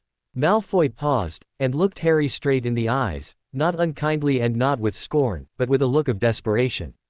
Desperation for what? For Harry to accept him. For Harry to believe him. Maybe it's because of who you are, he replied, trailing off for dramatic effect. Harry shivered against the chill that swept over him, wondering if the cold was due to the December weather, or due to Malfoy's implications. "They're stupid predictions," Harry insisted, wanting nothing more than to believe his own words. "They're not even predictions, they're just the aftermath of a bad night's sleep." To Harry's surprise, Malfoy chuckled softly as he shook his head. "Do you really believe that, Potter?" he asked, as a smile slowly crept along his face. Harry felt as though his mind was crashing. Lately, more and more, he found it difficult to decide what he believed, and whether he still believed in what he always thought he had. Was this a part of growing up? Of maturing? Draco Malfoy had been his enemy since their first day at Hogwarts. Harry found that it wasn't as easy as he anticipated, trying to look at Malfoy in a new light. Even if it was for Ginny. The old Malfoy, the new Draco, they would always be the same person. So maybe it was that reason alone that made him resist the nagging in his gut, in his mind, in his heart. And give in to the Malfoy that stood before him. Could he really accept the fact that Malfoy wanted to help him? Was he trying to redeem himself for all those rotten years that now lay behind them? Because, in truth, Harry feared over the predictions. What could they mean? And how would they play out? These predictions were far too sinister for even Harry to ignore, which at this point would be the preferable choice. In short, Malfoy wanted to help, and in short, Harry realized that he would probably need his help, regardless of the past. Harry would need to get past all the anger and hate he had once felt towards Malfoy if, in fact, Malfoy was there to help. This is some trick, Harry thought wildly, searching for any excuse to turn Malfoy away. A depressing, ironic trick. Well, Malfoy pressed. Harry looked at him, not having to look down or up, because they were generally the same height. "I don't know what to believe," Harry told him, deciding to the truth was better than anything else. "It's a start. My question now is, can you trust me?" Harry laughed in spite of himself. Trust a Malfoy. There had been a day when he wouldn't trust a Malfoy if his life depended on it. Now the closest thing he had to a sister was Ginny Weasley, and now Ginny was dating Draco Malfoy. The tables had turned on Harry, and he realized that this wasn't Saint a test on what kind of a wizard he would turn out to be, but what kind of man he would turn out to be. "Trust is a funny thing, Malfoy. For you, it's something you'll have to earn," Harry told him. Silently praying he was doing the right thing. "I suppose it's a lot better than where I used to stand," Malfoy replied. "I suppose I have Ginny to thank for that."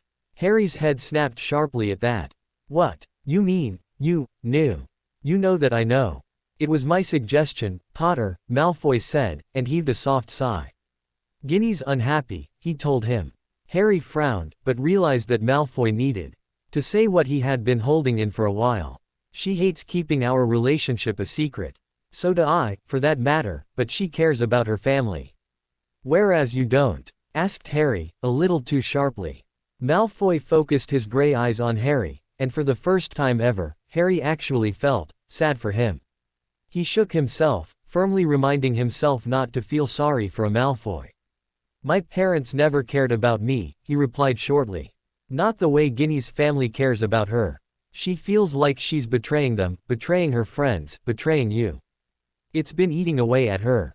I want nothing more than to take away her pain. I want to make her happy, Harry.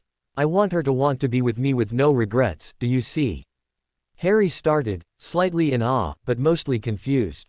Malfoy had just referred to him as Harry. Was that just a slip-up? Or was this Malfoy's way of keeping the peace? He returned his thoughts to the topic on hand, and thought back to the night when Ginny had confessed about her and Draco. Happy. Hell, he had never seen her so happy in all his life. She is happy. And she loves you, and she's doing what she feels is necessary. Just as you are, Harry told him. But what do you mean?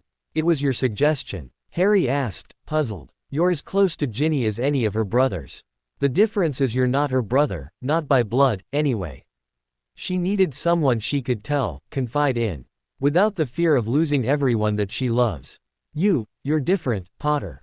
You care about her, and see things from perspectives that her family and close friends would never be able to understand. Malfoy asked. Harry nodded, comprehending. It made perfect sense for Ginny to confide in him, but what didn't make sense was Why did you suggest me, Malfoy? Tell me the truth, Harry said. An odd smile tugged at the corners of Malfoy's mouth, and he nodded. My selfish motive, you're smarter than you let on, he said and laughed softly. I want you to trust me. Malfoy hesitated, unsure of how to approach him with what he wanted to say. I love Ginny, Malfoy insisted in a tone that threw Harry off. More than I ever thought possible, more than anyone will ever know.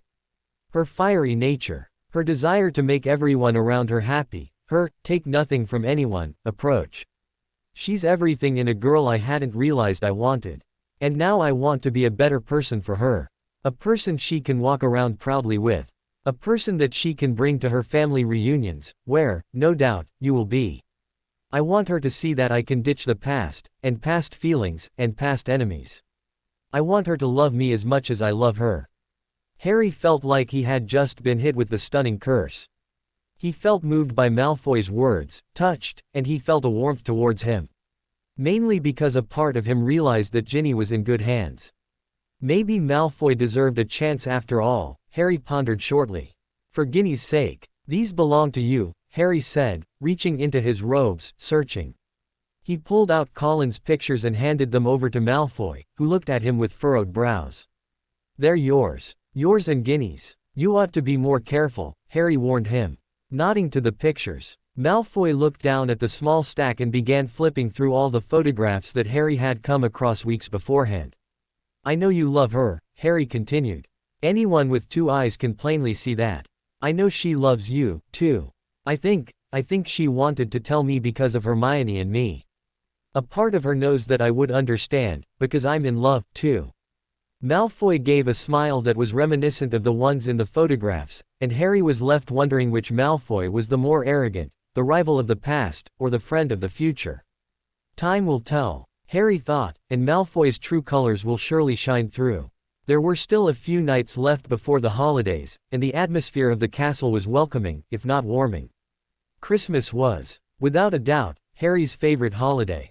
He remembered a time, long ago, when he didn't have a single favorite day. Living with the Dursleys did that to a person. Night had settled, and the castle was silent, yet buzzing with that same yearning and excitement of holidays to come. Harry, restless, pulled himself from his room to check up on the students. Hermione had told him earlier that she would be in the library checking up on information that she would need for her report for the next term.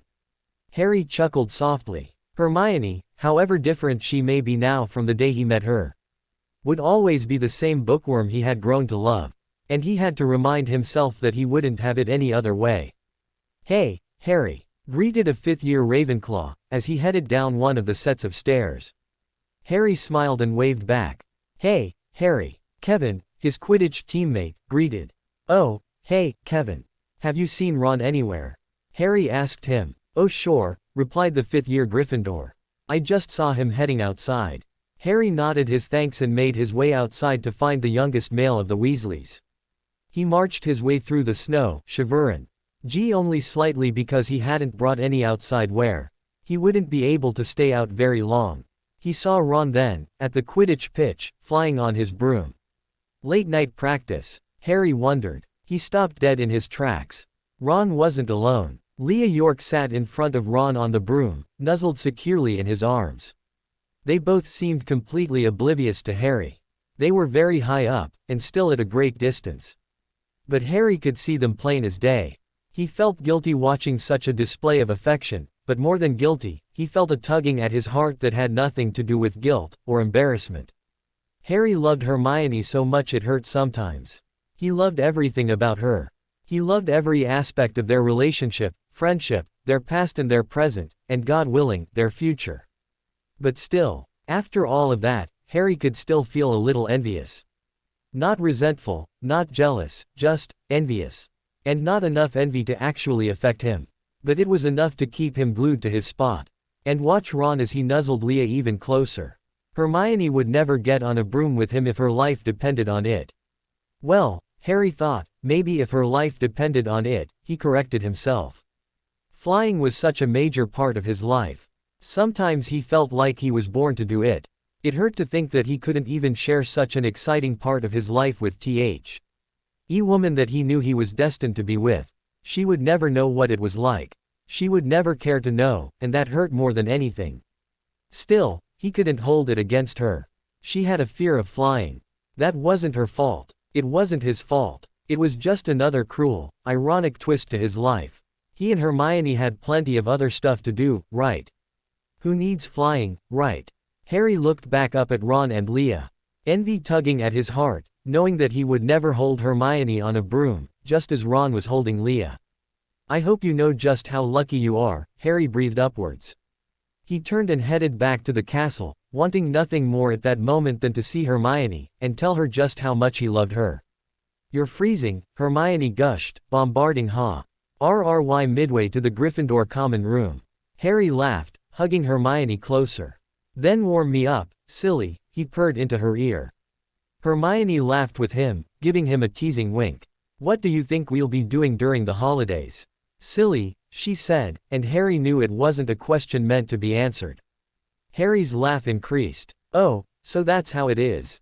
Yes, that's exactly how it is. Come on, we'll get you upstairs and in bed, she told him urgently. I thought we were waiting until we got home, Harry said, with a grin that melted Hermione to the core. She slapped him playfully. You're going to bed. I'm going to tuck you in, got it? Harry gave her a disappointed pout, and she laughed again. They made their way through the portrait hole, and found that there were a few students scattered all around. Still edgy over the end-of-term exams, and still excited for the holidays.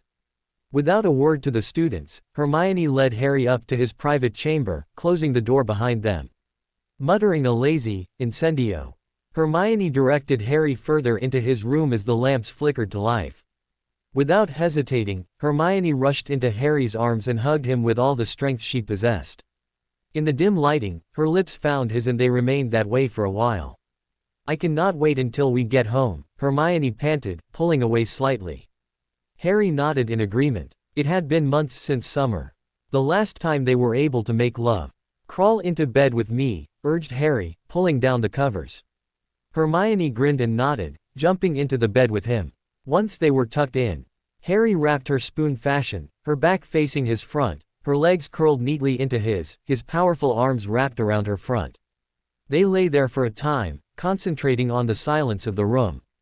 Broken only by their own steady heartbeats. You seem distracted, Hermione said after a while, breaking the comfortable silence. Harry thought back to the Quidditch pitch, Ron with Leah, and shook himself of the image. I'm fine. How about you? He asked. Hermione sounded like she didn't want to let the topic go, but knew that if it were serious, he would tell her. I'm great, she replied. Silence fell again, and for a while they both reveled in it. Then Hermione spoke again, this time a little more tentatively. Harry. Harry opened his eyes, ONL. Why to find that he was staring at the back of Hermione's head, and instead tightened his hold on her a little, a light squeeze to show that he was listening. What's your goal in life? She asked him. Harry's grip lessened, and Hermione turned slowly to face him. My goal? He asked, and felt his face growing hot. He hoped that Hermione wouldn't notice his face growing red, even in the dimness of the room. Yeah, your goal. Your biggest accomplishment. What do you want to be in the future? She elaborated, not taking notice of Harry's embarrassment. Harry stared at her, not sure what to tell her. Not even sure what happened to his voice. He felt his throat constricting, felt his heart hit rock bottom. His hands were suddenly clammy, and he wondered why he was reacting this way. So he stood up, out of his bed, and started pacing the room like an expectant father. Harry? Hermione asked, suddenly concerned. She had never seen him act this way. My goal. Harry kept repeating it, while so many thoughts ran through his mind. Then Hermione realized that she had asked a question that was deeply personal. But she loved him, and he loved her, so there should be no need for the secrecy. Either way, she couldn't take back the question, so she just waited for him to answer her.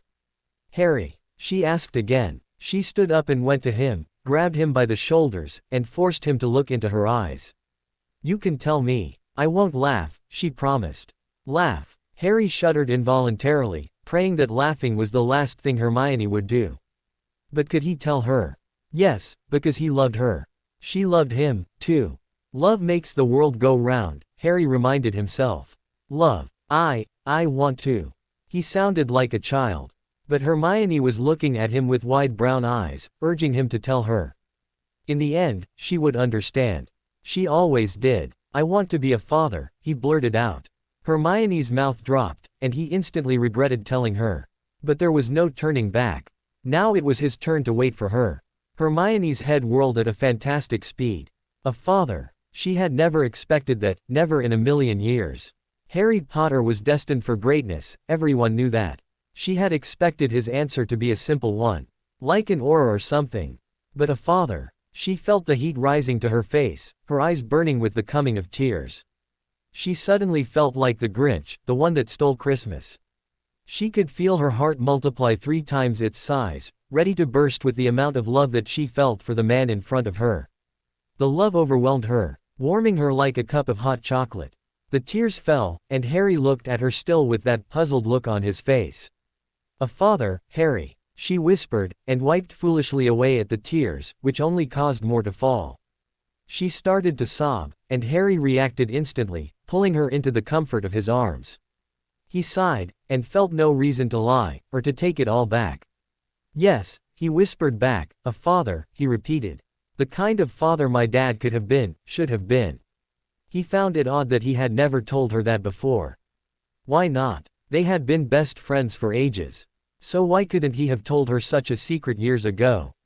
He had always dreamed one day of being the father that his uncle never was to him. He wanted to be everything that was denied to him. A real, loving parent. Hermione was shaking in his arms, sobs racking her body, until finally, there was nothing more than a mere hiccup coming from her. Are you all right? He asked her, as she pulled away gently, so she could wipe away her tears. I'm okay, she told him, and smiled to reassure him. I'm sorry, Harry apologized. Hermione's eyes widened. Don't take it back, please, don't take it back, she pleaded. Her eyes growing moist again. Take what back? He asked her. You wanting to be a father, I don't want you to take back that statement, because, Harry pressed. I've always wanted a big family, Harry. Hermione confessed, her heart swelling. This time Harry's mouth dropped open. I've always been an only child, and, I take a look at the Weasleys and I feel so envious towards them, you know. I mean, not towards them, but towards the idea of such a large family. They'll always have each other, and me. I love my parents, that's true. But it was so lonely growing up, and I don't want that for my children. Hermione told him. Harry's heart burst with happiness.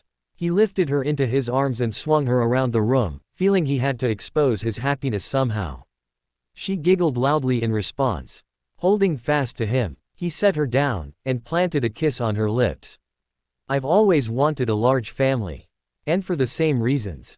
Oh, I love you, Hermione. I love you so much, he said, kissing her deeply. Hermione giggled and sobbed into the kiss, and they withdrew, looking at each other, not shyly anymore, but with a love that had multiplied tenfold. The future was a touchy subject, they both knew. For muggles and wizards, a couple in love discussing the future, it was tough because there was no certainty that the other party would have the same outlook, or the same vision for the future. But when Harry looked at Hermione, and saw her looking at him, he knew, deep in his heart, that the promise of their future would be the ties that bonded their love forever. It was a frenzy at the Hogsmeade train station, where the majority of Hogwarts students were busy finding their compartments and piling their trunks into the train. Harry was no exception to this at all.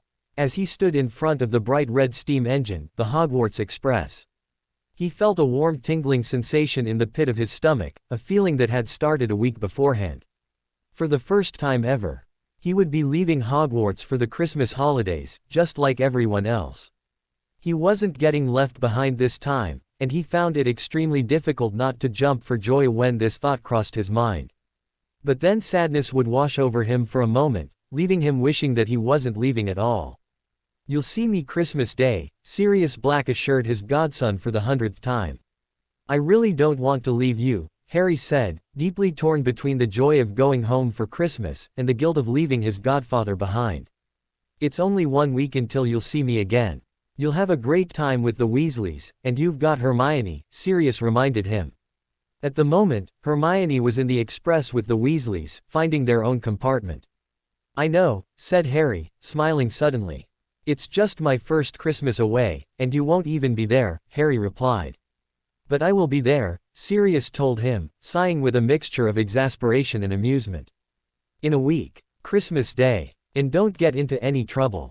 Please, Sirius pleaded, with a knowing smirk. Harry rolled his eyes. Who, me? He asked innocently, laughing with Sirius. What's so funny? Asked Hermione, appearing at Harry's elbow. She latched onto it firmly, a gentle reminder that the express was getting ready to depart.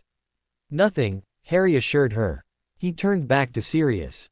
The house'll be ready for when you arrive, he told him. You've got the key? Sirius asked. Harry held up the silver house key and nodded, then tucked it back into his cloak. Take care, Sirius, Harry said, giving his godfather a warm embrace. Same goes for you both, Sirius said, after wrapping Hermione in a hug. We'll see you on Christmas Day, around breakfast. Hermione asked, pulling away. That seems to be the plan, Sirius said, and Harry shot him a threatening look. Don't you dare think for 1 second that I won't use one of the unforgivable curses on you if you don't show up, he said, which made Sirius laugh. Don't worry, Harry. I'll be there. I wouldn't miss it for the world. This is my first real Christmas, too, remember?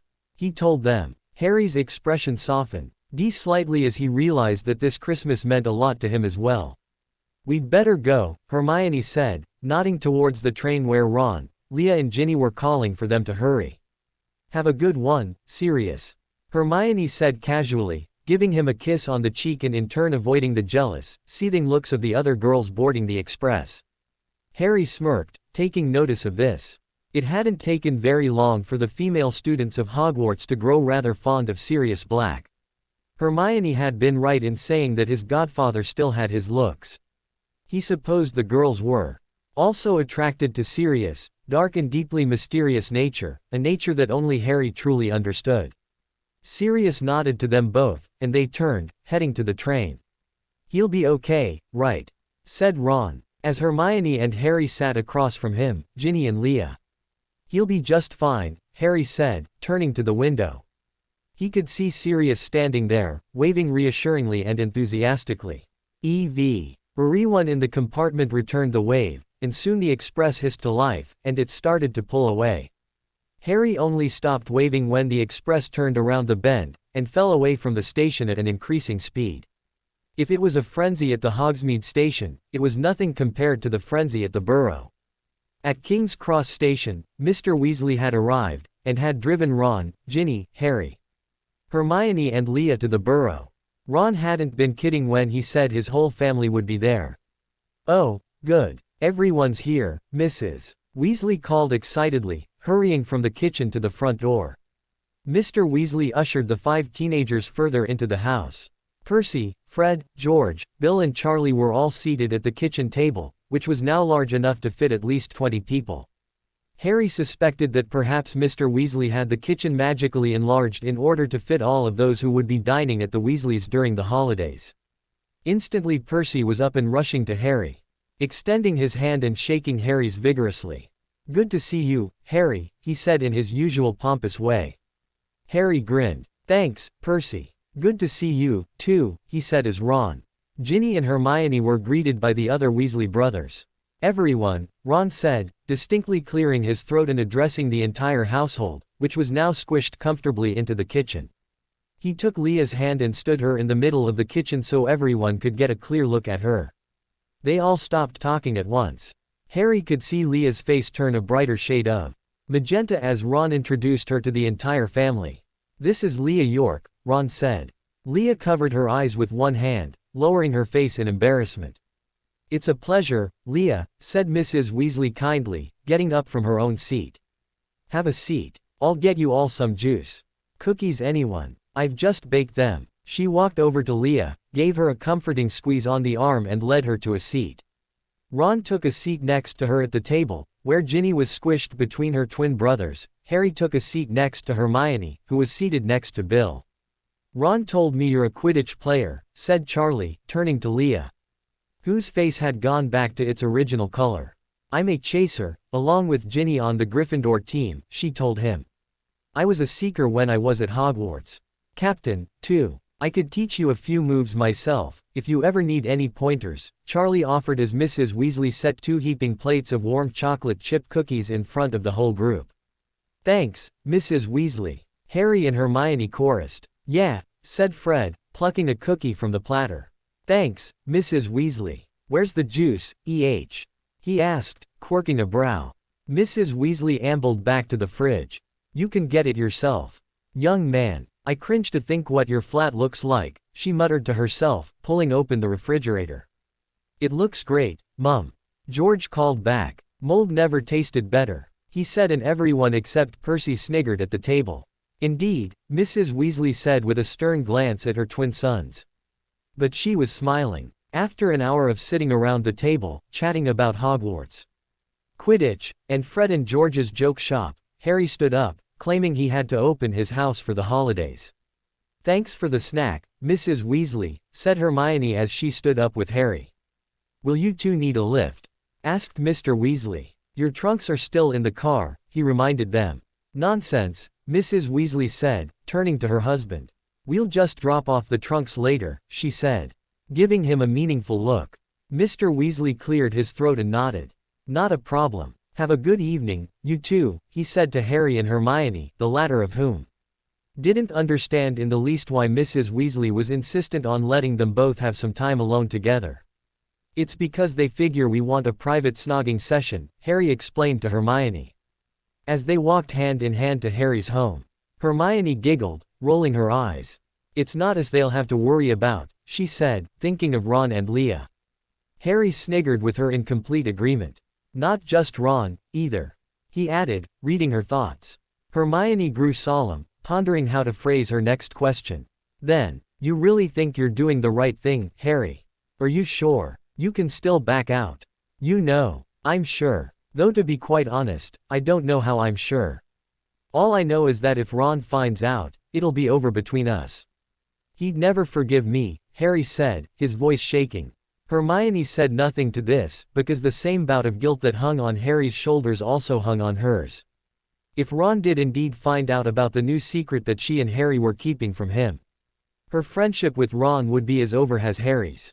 How about you? Are you okay with it? Asked Harry. Hermione squeezed his hand in reassurance, and gave him a warm smile. I trust you. And you need to do this, she added, for Ginny, for Malfoy and for yourself. Harry nodded gratefully, ignoring the queasy feeling he was getting in his stomach. It's probably a good thing, Hermione continued, as they made their way up the veranda of Harry's home, that Leah is here. She can keep Ron occupied. It'll be easier to keep Ron out of the house, she told Harry. Harry brightened slightly at this. Seeing her reasoning, he unlocked the door with the silver key, and pushed open the oak door, revealing the darkened household that was Harry and Sirius' home. Come on, Harry told her into the silent house. Let's do this. Hermione followed Harry through the house, lighting lamps and candles, opening curtains and fixing the house by dusting miscellaneous objects, luffing cushions and doing a general job of tidying. About half an hour later, Harry checked his watch for the 100th time, and heaved a resigned sigh, looking at Hermione, who didn't know what to say. Harry approached the fireplace and lit a blazing fire that warmed the house instantly. Hermione approached Harry, stood next to him, and gazed at the framed photographs on the mantel. There was one of baby Harry, being held by his father and mother, who were smiling brightly and waving at the camera. Another picture was taken of Sirius Black, Remus Lupin, James Potter, and Lily Evans, in their early years at Hogwarts. Each of the guys seemed to be struggling to get the best spot in the picture, while Lily desperately tried to get the picture taker, probably Peter Pettigrew, to wait until they were ready. The next framed photo was of the more recent years, with Ron, Hermione and Harry grinning into the camera with playful tongues sticking out, mischief in their clear eyes. The last picture was of the Weasley family. All 9 of them. Fred and George stood behind them all, being the tallest of them, sticking out, bunny ears, from Ron's and Ginny's heads, as the 2 youngest Weasleys stood next to each other. Each Weasley was smiling broadly into the camera, though Mrs. Weasley, after noticing Fred and George, started to scold them. Hermione glanced sideways at Harry, and slipped her hand into his surprisingly cold one. Hey, she said, snapping his attention from his own deep thoughts. He looked down at her, smiling reassuringly, and nodded as though to say that he was all right. Then a distinct swooshing noise came from the fireplace, and Harry and Hermione stepped back automatically, just in time to see Draco Malfoy appear from the fireplace in a swirl of green smoke. His robes were sooty, and he coughed out some smoke before opening his eyes completely. His trunk lay at his feet, and he nearly tripped over it, blinded by the soot in his eyes. "Watch it," Harry warned, stepping forward to remove the obstacle in his path. Malfoy coughed again, loudly, and then all was silent. "Everything went all right, then?" Harry asked Malfoy. "As well as they could have," Malfoy replied, now glancing around the family room, taking in the surroundings. "Criticize all you like, Malfoy. I have no problem with letting you sleep outside," Harry said testily, mistaking the expression on his face. Malfoy smiled. "So quick to jump to conclusions, Harry. It's cozy," he added after a few seconds, nodding approvingly. Harry. He had said it again. Not Potter, in his usual sneering way. He had called him Harry. At Hogwarts, when Malfoy and Harry had had their last conversation, Harry had suggested to Malfoy that he come spend the holidays with them, having found out that Malfoy was not, in fact, planning to go back home to his manor. This was mostly a favor to Ginny, and only Harry's deep fondness for the redhead he considered his sister drove him to suggest such an idea. When Professor McGonagall went around collecting names of those students who would be staying at Hogwarts for Christmas, Draco Malfoy did not sign up, and instead pretended that he would be going to his manor for the holidays. He had sent an owl to his father, stating clearly that he would be staying at Hogwarts for the holidays. Lucius Malfoy hadn't even bothered to reply, and so the plan continued to form itself. Earlier that day, when all the students were piling into the Hogsmeade station to board the express, Malfoy had sneaked away, and hidden himself in the Three Broomsticks, waiting or the prearranged time when he would travel by Flow Powder to Harry's home. The most difficult part of Malfoy staying with Harry and Hermione was keeping himself hidden. None of the Weasleys, with the exception of Ginny, were supposed to find out that Malfoy was staying at Harry's. Harry had forewarned Malfoy that he would be spending a lot of his time hidden upstairs in the spare bedroom, and Malfoy had agreed wholeheartedly. Without a single complaint, he had told Harry that even if it meant spending only 5 minutes out of the entire 2 weeks with Ginny, it was a far better holiday than spending it with his own family. Firmly reminding Harry that he, in fact, loved Ginny and would literally do anything for her. Which satisfied Harry, and Hermione, when he had told her about the plan before the holidays had started. That had been the other catch to Malfoy staying with them. If Hermione did not agree with it, the offer was out. But Hermione, instead of being shocked, repelled and disgusted, had claimed with her usual optimism that Malfoy staying with them could prove to be extremely promising, and perhaps would end the tiring, lifelong feud between Potter and Malfoy. Harry took a deep breath, considering something for a moment, then stepped around the sofa, motioning for Malfoy and Hermione to follow him. Harry led them to the spare bedroom upstairs, down the hall from Harry's own room. "You can stay here," Harry told him. Malfoy passed Harry, stepped into the room, taking a long look. He dropped his trunk at the foot of the bed, and turned to Harry with a blank expression on his face. "Well, I'm sure it's not anything like your room at the manor," Harry said, jumping to the defensive, clearly interpreting his silence for great disgust of where he'd be forced to sleep. But Malfoy smiled and turned back to the bed, his gaze fixed on a teddy bear that lay on the pillow. He turned back to Harry, quirking a brow. "Oh," Hermione gasped, and rushed over, picking up the bear. "Sorry, it's mine. I must have left it here the last time I stayed," she explained. Harry stared at Malfoy, who stared back, and finally Harry seemed to come to his final decision. "If we're going to be friends, Draco, I want to tell you something," one friend to another. Hermione shot a surprised look at Harry, but said nothing, letting him continue. Malfoy also seemed to be focusing on every word he spoke. "If I ever hear the word, mudblood, again, even one more time," Harry said, straining to keep his voice under control, "I will have no problems unleashing all the Weasleys on you, one by one. Do you understand?" he asked, calmly looking into Draco Malfoy's face.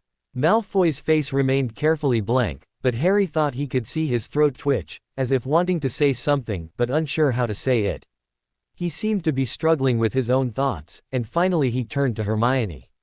"I'm sorry, Hermione," he said, matching Harry's same calm tone, but with a touch of unmistakable apology. Hermione, whose face had turned red with Harry's approach to defend and protect her from Malfoy, drew a deep breath, now dealing with her own contradicting thoughts. Slowly, coming to the decision, she nodded, accepting the apology in abundance. And then it seemed as though an invisible switch had just flicked on. Immediately the house cleared of the tension that had been born since Draco had arrived. Hermione smiled reassuringly to Harry, who sighed with relief. Draco smiled, too, and grinned at Harry. "Well then," Draco said, also feeling that the air had been cleared of many unspoken thoughts. "If this is where I'm sleeping, then where will Hermione be spending the next 2 weeks?" he asked slyly, looking from Hermione's blushing face to Harry's mischievous grin. Draco returned the same grin. And Hermione glowered at the both of them. "Oh, get off it!" she exclaimed in exasperation. "I'm still in the room, you know," and huffing in embarrassment and mild anger. She turned on her heel and exited the guest room. For the first time ever, Draco and Harry shared in a delighted laugh. The following week passed comfortably enough, with little incident. Only once had there been a close call. When Ron had shown up quite unexpectedly early one morning, marching into the kitchen where Harry, Hermione and Draco were eating breakfast. Draco, as fast as his feet could carry him, hid himself in the pantry until Harry could hastily direct Ron into the recreation room, so Draco could speed through the living room and upstairs to his own room. Since that incident, Harry had become extra cautious and pleaded with Ron to knock first before entering the house. Ron, in his infamous ways, found it necessary to question this hasty pleading, and to Harry's embarrassment, Ron had come to the conclusion that Harry and Hermione were getting quite experimental during their time alone. "Well, it's a lot better than Ron knowing the truth, isn't it?" said Hermione once Harry had told her this. Harry goggled at her. The week before Christmas, Hermione had spent her nights with Harry, and Harry, after much contemplation, realized that he had never slept so well than when Hermione was in his arms. Now December 25th dawned bright and cheerful, though very chilly. Harry didn't feel the cold, however. He only felt Hermione's warm breath on the base of his throat, her naked body pressed against his own. With a thick comforter thrown over them, Harry didn't want to get up. It was Christmas morning, after all, but Harry felt that he would much rather stay in bed for the rest of the holidays. He had never felt so peaceful and contented. Later that day he was to spend with the Weasleys. They wanted him and Hermione over for both lunch and dinner, and Harry was very much looking forward to it, but nothing would ever measure up to the feeling of Hermione snuggled tightly in his arms. She wasn't sleeping. Her lips were parted slightly, and her eyes were closed, but her breathing was steady. And there was movement behind her closed eyelids. "Hey," he whispered, as his one hand found a stray lock of her hair and moved it away from her face. She moaned extremely softly, barely audible. "Happy anniversary," he greeted as his heart suddenly swelled with love for her. 1 whole year had passed, and it felt so unreal that it had only been just a year. So much had happened since then. And yet, nothing at all.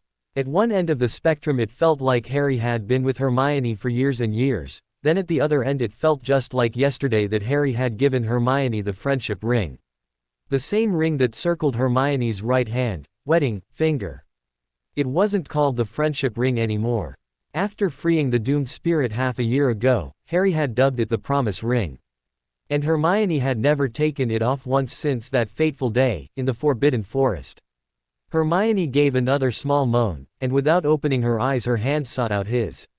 And she squeezed it tightly within her grip.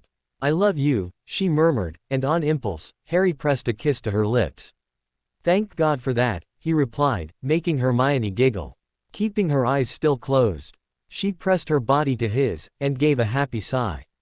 "Goodness," she said, in a dreamy stupor, "have I ever told you that you have an amazing body?" she asked, her hand gripping his one arm appreciatively.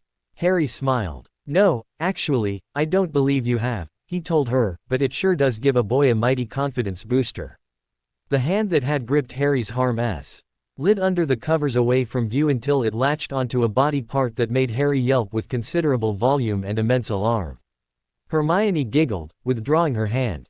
"Nope," she said, in a satisfied tone. You're most definitely not a boy. She cracked open one eye, giving him a sly smile. And you had better keep your voice down, she told him. You'll wake up poor Draco. Harry turned his face into the pillow and gave a muffled snort of amusement. He turned his face back to her, finding that he couldn't keep his wide grin at bay. Me, he said, a mad gleam in his green eyes. That's only if you didn't keep him awake all last night. Gosh, the noises that you made.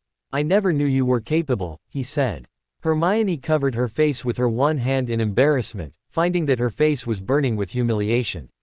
Well, she said, after Harry's laughter died down, I do learn from the best, do I not?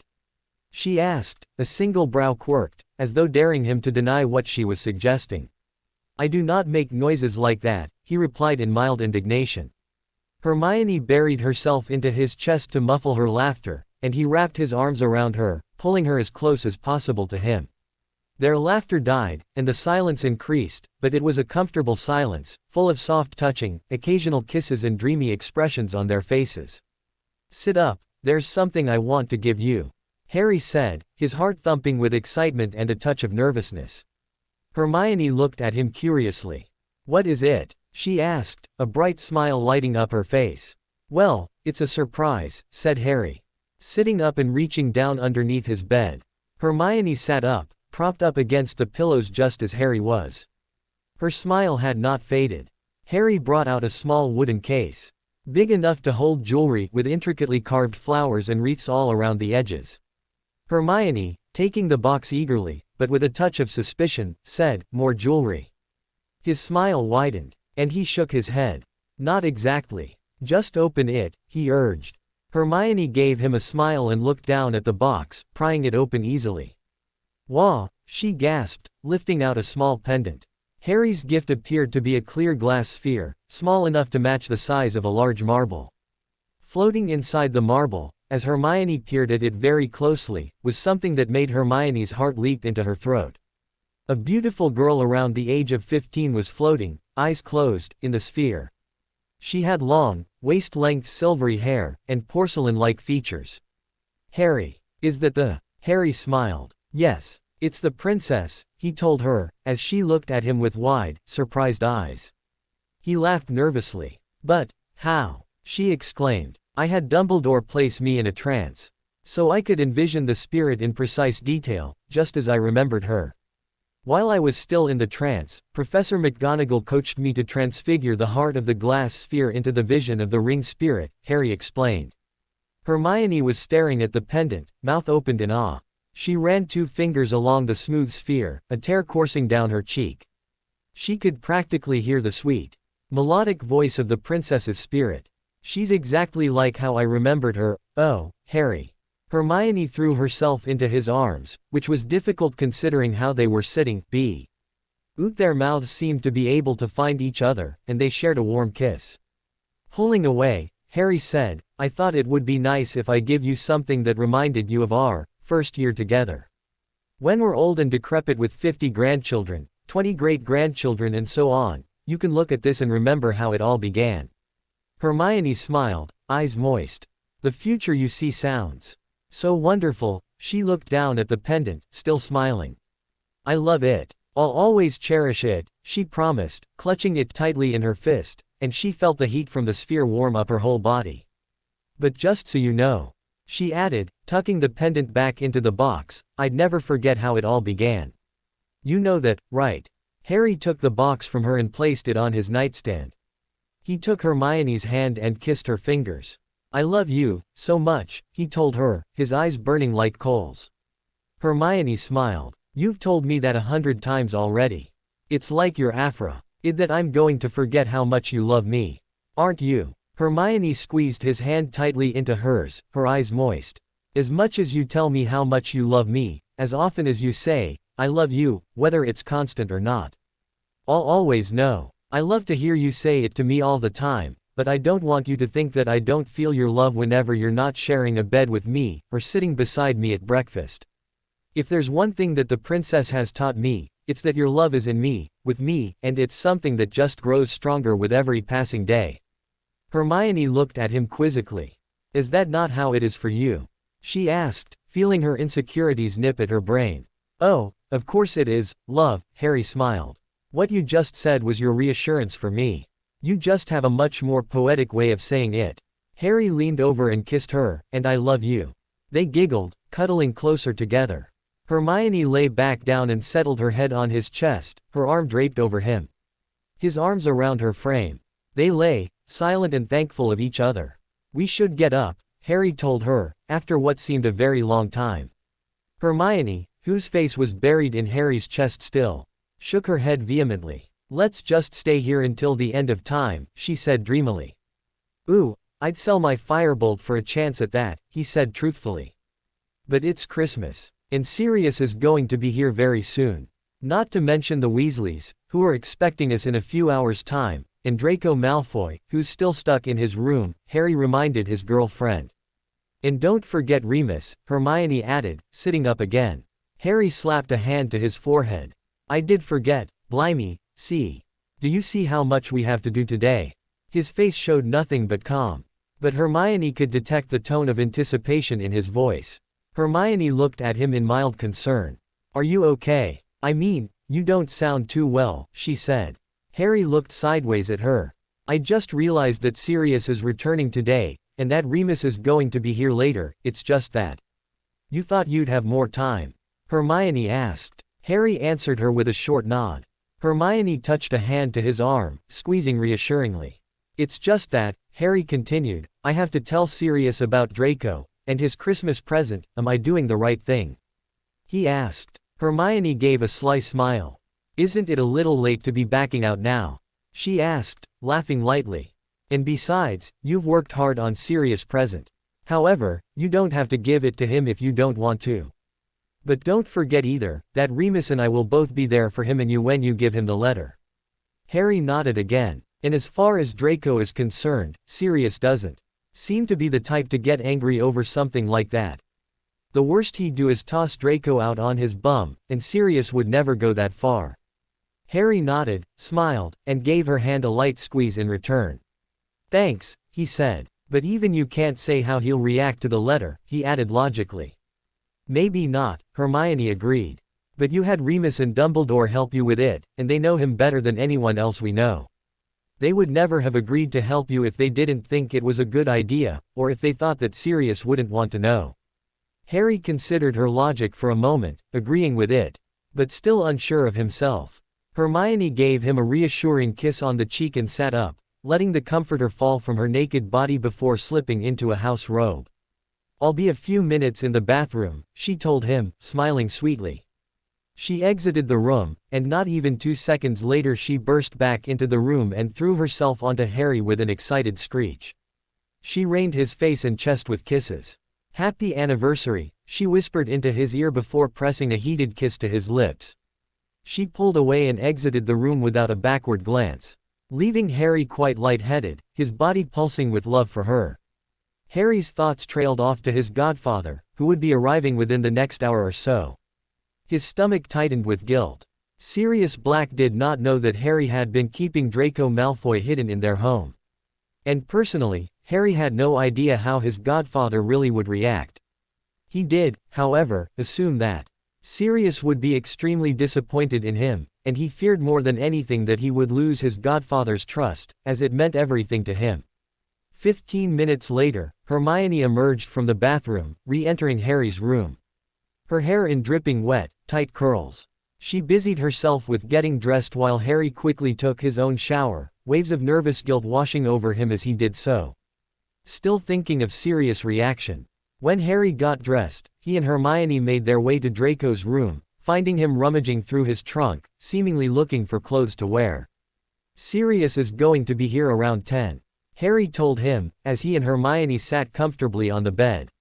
Right, answered Draco, looking up from his trunk with a faint smile on his face. Don't worry, though, Hermione jumped in quickly. Once Harry speaks with Sirius, it'll be okay. Just for now, stay in my room, and be a good boy, Draco finished for her.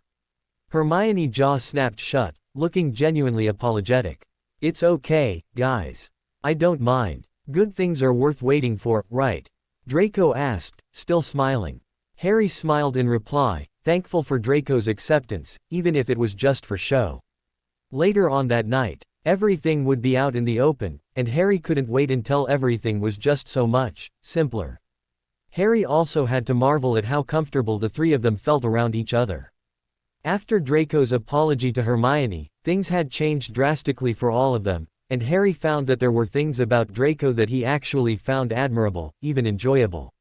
He couldn't believe that he and Draco had lived in total hatred of each other over 6 whole years.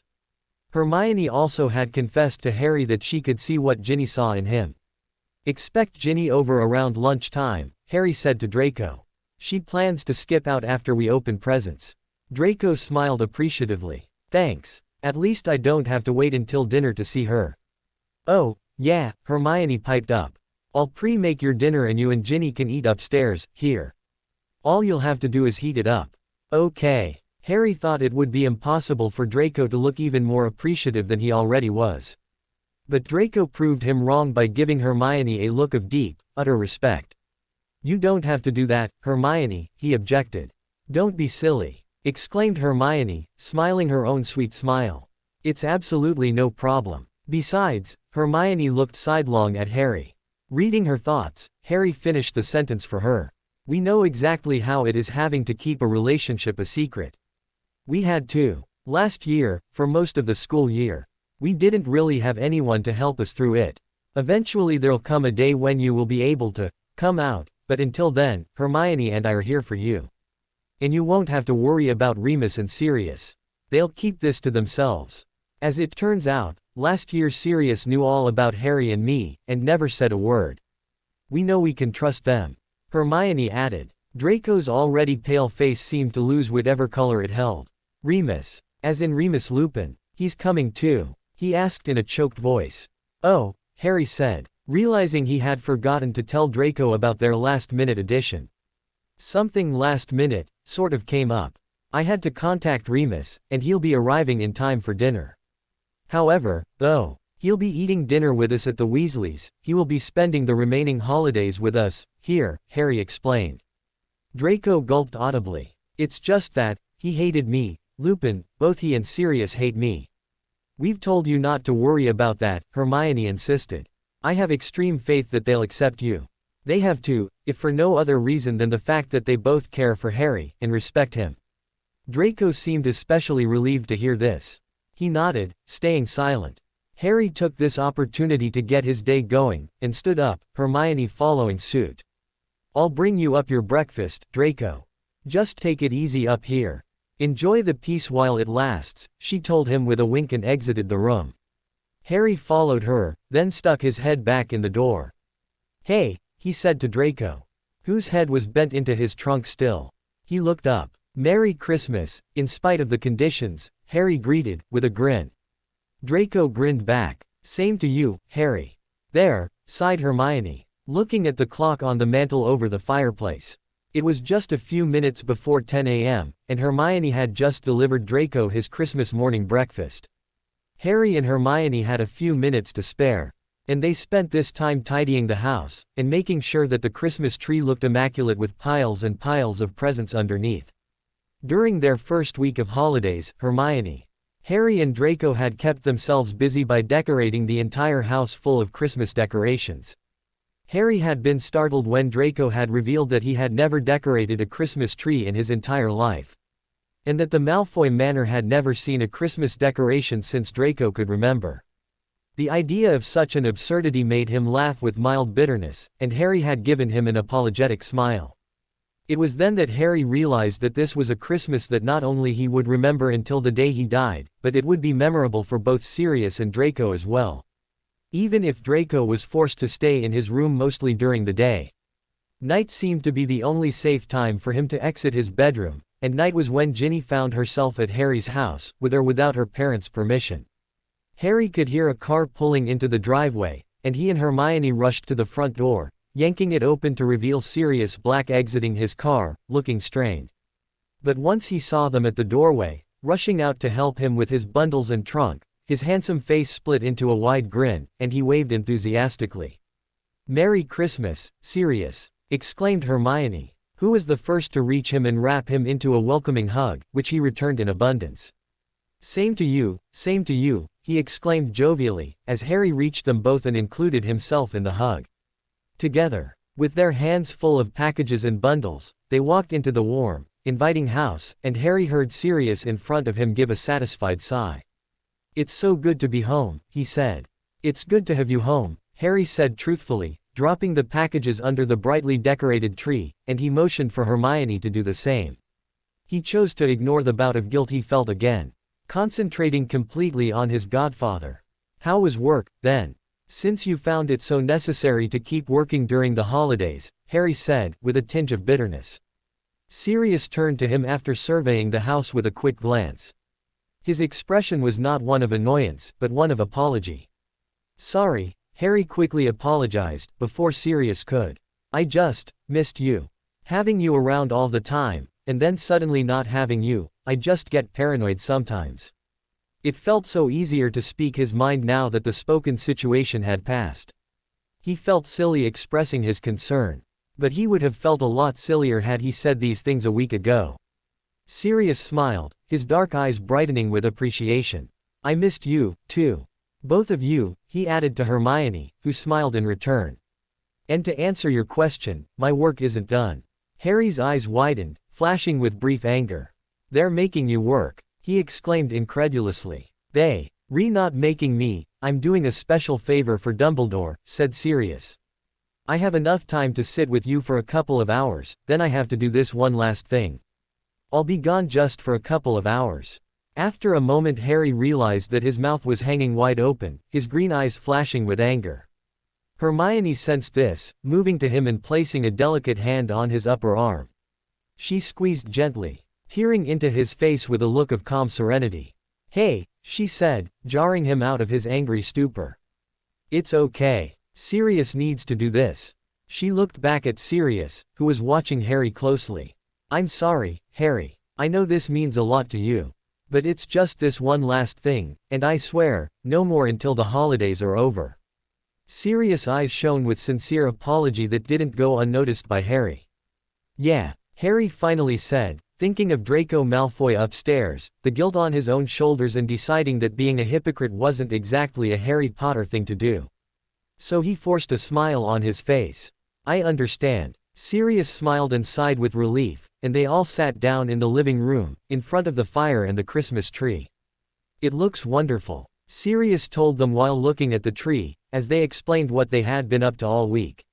Hermione continued to talk with Sirius while Harry's thoughts drifted, glancing at the framed photos on the mantel that hung over the fireplace. During the first week while Draco and Harry had been decorating the living room while Hermione had been in the kitchen cooking, Draco had lifted one of the photos into his hand and had stared at it for what seemed a very long time. Then he had looked up at Harry with the oddest expression on his face. "Your parents?" he asked. Harry nodded, and realized that even though Draco had known all about his parents' death, he had never known what they had looked like. "You have your mum's eyes," Draco said, with a trace of a smile on his face. "So everyone tells me," Harry replied, surprised that he didn't feel the least bit threatened by this supposed violation. "You're tall like your dad, though." "Got his hair, too," Draco remarked. He looked up at Why from the framed photo of Lily and James Potter who were holding baby Harry. Harry smiled back. "I've been told that I look exactly like my father," he said. Draco nodded in agreement, smiling again. "Isn't it funny how for some people, looking like their fathers makes them proud, even happy? And for others, they consider it a curse." Harry looked at him in surprise. But before Harry could say anything Draco was speaking again. "For what it's worth, Harry," and he gave a small laugh, "and I very much doubt it's worth anything at all, but I thought I'd give it a shot anyway." Harry stared at him, waiting. Draco looked back down at the photo. "I'm sorry," he said shortly. Harry didn't know what exactly the apology was for. Was it for his parents' death? Or the fact that Draco Malfoy had tormented him for 6 years about it? Or perhaps because his own father had been involved with the one who actually killed his parents? Then again, maybe he was apologizing for all three, so Harry nodded briefly. "Thank you." Dreaming again, Harry sat up, startled out of his reminiscent dream. Sorry, he asked, looking at both Hermione and Sirius, who were looking at him in concern. You weren't paying attention, were you? Said Hermione. Dreaming again. Harry smiled guiltily. Sorry, he apologized again. I'm a little tired, didn't get much sleep last night. Sirius cleared his throat. Indeed, he said, quirking a brow. Hermione stood up suddenly, and declared that she was going to finish up making their breakfast. Harry laughed, catching the redness in her face as she sped off through the living room. So they ate breakfast and chatted until just before noon, when Sirius declared that he had to leave, and would see them in a couple of hours. Which meant that Harry was free to go upstairs. Informed Draco that he and Hermione would be going to the Burrow, and assured him that Ginny would arrive around noon. Just be careful when you're out and about, Sirius could come back, and I haven't told him about you yet. Harry said to Draco. This one is from both Leah and myself, Ron said to Hermione, holding out a large bundle to her. Hermione accepted the Christmas gift, nearly dropping it from its weight. Thank you, she said breathlessly, looking more bashful than Harry could ever remember her looking. She delicately removed the silver and gold wrappings and a large, hardcover book fell out. Muggle-born witches and their contribution to the magical world, Hermione read, her mouth dropping in awe. She looked up at Ron and Leah, a large smile on her face. Mum and Dad helped us find it. It's old. It hasn't been updated in years, Ron explained, looking slightly embarrassed. But chances are when they put out a new edition, they'll have a whole chapter on you, Mr. Weasley added, making everyone laugh. Including Hermione. I love it. Oh thanks, you guys. And Hermione threw her arms first around Ron, then around Leah, thanking them profusely. Well, I think that leaves just one more, said Charlie. Standing up. We wanted to save this for last, Ron, and he exited the living room, all of the other 8 Weasleys, Leah, Harry and Hermione waiting for him to return. Ron looking extremely puzzled and amazed at the same time. Charlie returned with a long, thin package, and handed it to Ron, then taking his seat next to Percy. Everyone seemed to be bubbling with excitement. Ron staring at the package in utter shock. It wasn't exactly difficult to figure out what the gift was by looking at it. Open it, hissed Fred impatiently, smiling with everyone else. Ron shook himself out of his stupor, tore off the deep blue wrapping paper and revealed the present within. Oh, wow, he gushed, his mouth dropping open, finding that he couldn't keep it closed. It was, of course, a broom. Perfectly polished, well kept and beautiful to every last detail. The handle read, Nimbus 3000.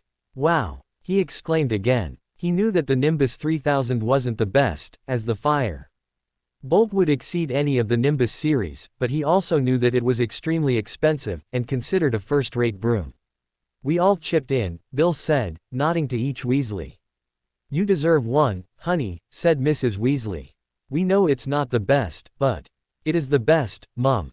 This is incredible, Ron said, breathing heavily with excitement. One thing's for sure, Malfoy certainly doesn't have a broom as good as this. George said with some satisfaction.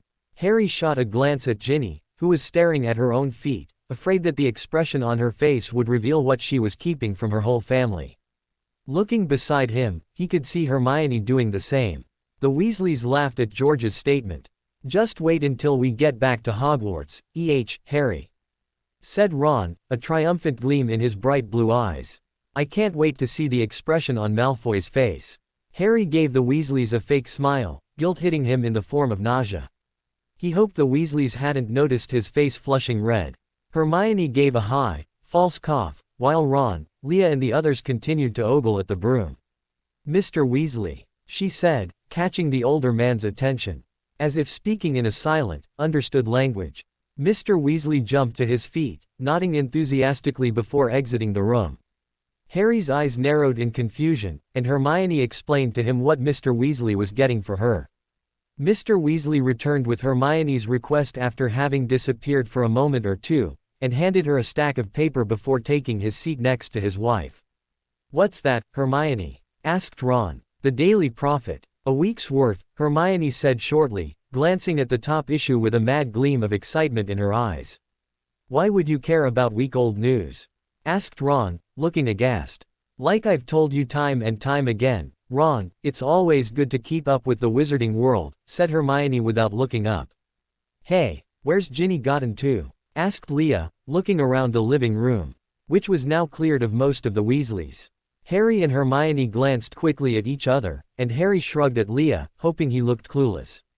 Maybe she went for a walk, he suggested. In fact, Ginny had made her escape while everyone was distracted by Ron's brand new Nimbus. Well, I'm going to use her room to read up on the news in peace. If you need me, you know where to find me, said Hermione. And with her head still bent over the papers, she marched up the many staircases to Ginny's room. Leah, Harry and Ron jumped. Charlie, who had left a few moments beforehand, had just re-entered the room, his Nimbus 2000 draped over his shoulder. Oh right, Leah exclaimed. She looked at Ron anxiously. Do you think it'd be okay if I used your broom, Ron? I left mine at Hogwarts. Course, said Ron, looking at his brother curiously. What's going on then? You gonna teach her your moves? He asked, grinning. Just giving her a few pointers. Though I doubt she'll need any. This is just for fun anyway, he added. You don't mind, right? Asked Leah, kneeling down in front of Ron, her dark hair shining from the light that seeped through the curtains. Her big brown eyes twinkled with amusement, her dark red lips spread in a warm smile. Course not, Ron said again, and blushed furiously as Leah gave him a quick kiss on the cheek. See you later then, and she bolted after Charlie with Ron's Nimbus thrown over her shoulder. Come on, said Harry, standing up himself. Let's get some fresh air. So together they walked through the kitchen and through the back door, stepping out onto the snow-covered ground dressed in their new jumpers. Things are okay with you and Leah? Asked Harry. Harry couldn't tell whether Ron's face was red from the cold, or from actual embarrassment. But he nodded all the same. Good, said Harry, fighting off a smile. They shuffled around the yard, talking about Quidditch. Oh right, exclaimed Ron after about 10 minutes. I want to hear the score on the national teams, he said and hurried over to the kitchen window which was open ajar to let out the heat that the stove was emitting. The Chudley cannons, of course, Ron added as they approached the window. The radio was tuned to WWN, Wizarding Wireless Network, but what Harry heard being announced had nothing to do with Quidditch whatsoever. The newscaster for WWN spoke in a clear voice. Still no comment from the Ministry of Magic on the destruction of the hanging tree in the village of Ottery Street. Catchpole. Harry and Ron, exchanging extremely puzzled and curious looks, stepped forward to listen better. This ancient tree was witness to abominable acts of violence against witches and wizards, many of whom vowed everlasting curses against. The newscaster was cut short as the radio was turned off abruptly. Harry and Ron could hear Percy talking to his parents in a heated sort of way. You know the kids aren't supposed to know. Kids, whispered Ron indignantly, glaring. Harry shushed him, and nodded for them to continue listening. We know, Percy. We already talked with Sirius about this. The last thing we want is for their vacation to be ruined, came Mrs. Weasley's voice, which was slightly higher than usual. Realizing that the conversation was over, Ron straightened and looked at Harry. What was that all about? He asked. Harry shrugged, a deep feeling of foreboding teasing his emotions. Ron grabbed Harry's arm in sudden inspiration. Hermione, he said. What about her? Asked Harry. She's reading up on the Daily Prophets. Maybe they'll have something about it in there. So together they made their way to Ginny's room and found Hermione sprawled on her stomach on Ginny's bed, reading the most recent Daily Prophet article. The other articles were strewn all over the bed, some scattered on the floor. They told her about what they heard on the radio, and Hermione, as though a switch in her brain had been flicked on, sat up instantly. And they all searched through the tossed about papers. Here, said Hermione, brandishing a copy of the Daily Prophet at them. Harry and Ron sat down on the bed next to her, and listened as she read. Monday, December 22, 1997. The Muggle village of Ottery Street. Catchpole was the scene last night of an incident that has caused ripples throughout the magical community. Shortly after 8 p.m., a freak bolt of lightning struck and destroyed the infamous hanging tree in the town square. A remnant of an earlier, less civilized age, it has been shunned and all but forgotten by respectable witches and wizards for generations. In times of past, countless victims, both wizard and muggle, met a horrible end at the hands of hysterical mobs via this barbaric instrument of death. Many are openly celebrating its destruction, eager to wipe out the dark stains of the past and embrace the fast-approaching 21st century with a clean parchment. Others, however, consider its sudden and violent end an ill omen. It was evil to the core, said an old wizard who declined to be named. Full of dark magic, it was. And where's it all gone, then? Many are voicing this same question in more concrete form. In letters owl to the Ministry of Magic, Percy Weasley, speaking on behalf of Minister Cornelius Fudge, promises an investigation after the holidays. But the ministry's official position remains one of unconcern. So that's it then, said Harry, as Hermione finished reading, and lowered the paper. The hanging tree. Hermione handed him the article at his request and he looked at the photo below the article. A large, charred stump was the focus of the picture, while wizards and muggles moved past it, some puzzled enough to stop and take a look at the destroyed tree. Over the stump, in the background, Harry could clearly see the clock tower in the distance. Hermione frowned, pondering the article that was still clutched in her fist. There's something odd about this, she said softly, almost speaking to herself. What is it? Asked Ron. Hermione looked up at them both. I'm not sure. That's just it. But there's something about it. Puzzled, but trying to sound reassuring, Harry said, you'll figure it out. Whatever it is. In spite of Sirius warning to stay out of trouble, and in spite of Ron's parents wanting to protect them all, Harry felt that this new situation was more than just a tree being destroyed, and knew that there was more to the hanging tree than what most people thought. Is this what my vision was about? He wondered. He had told both Hermione and Ron about Trelawney's latest prediction from a month ago, but he didn't have the heart to worry them with his concerns about the article until there was something to worry about.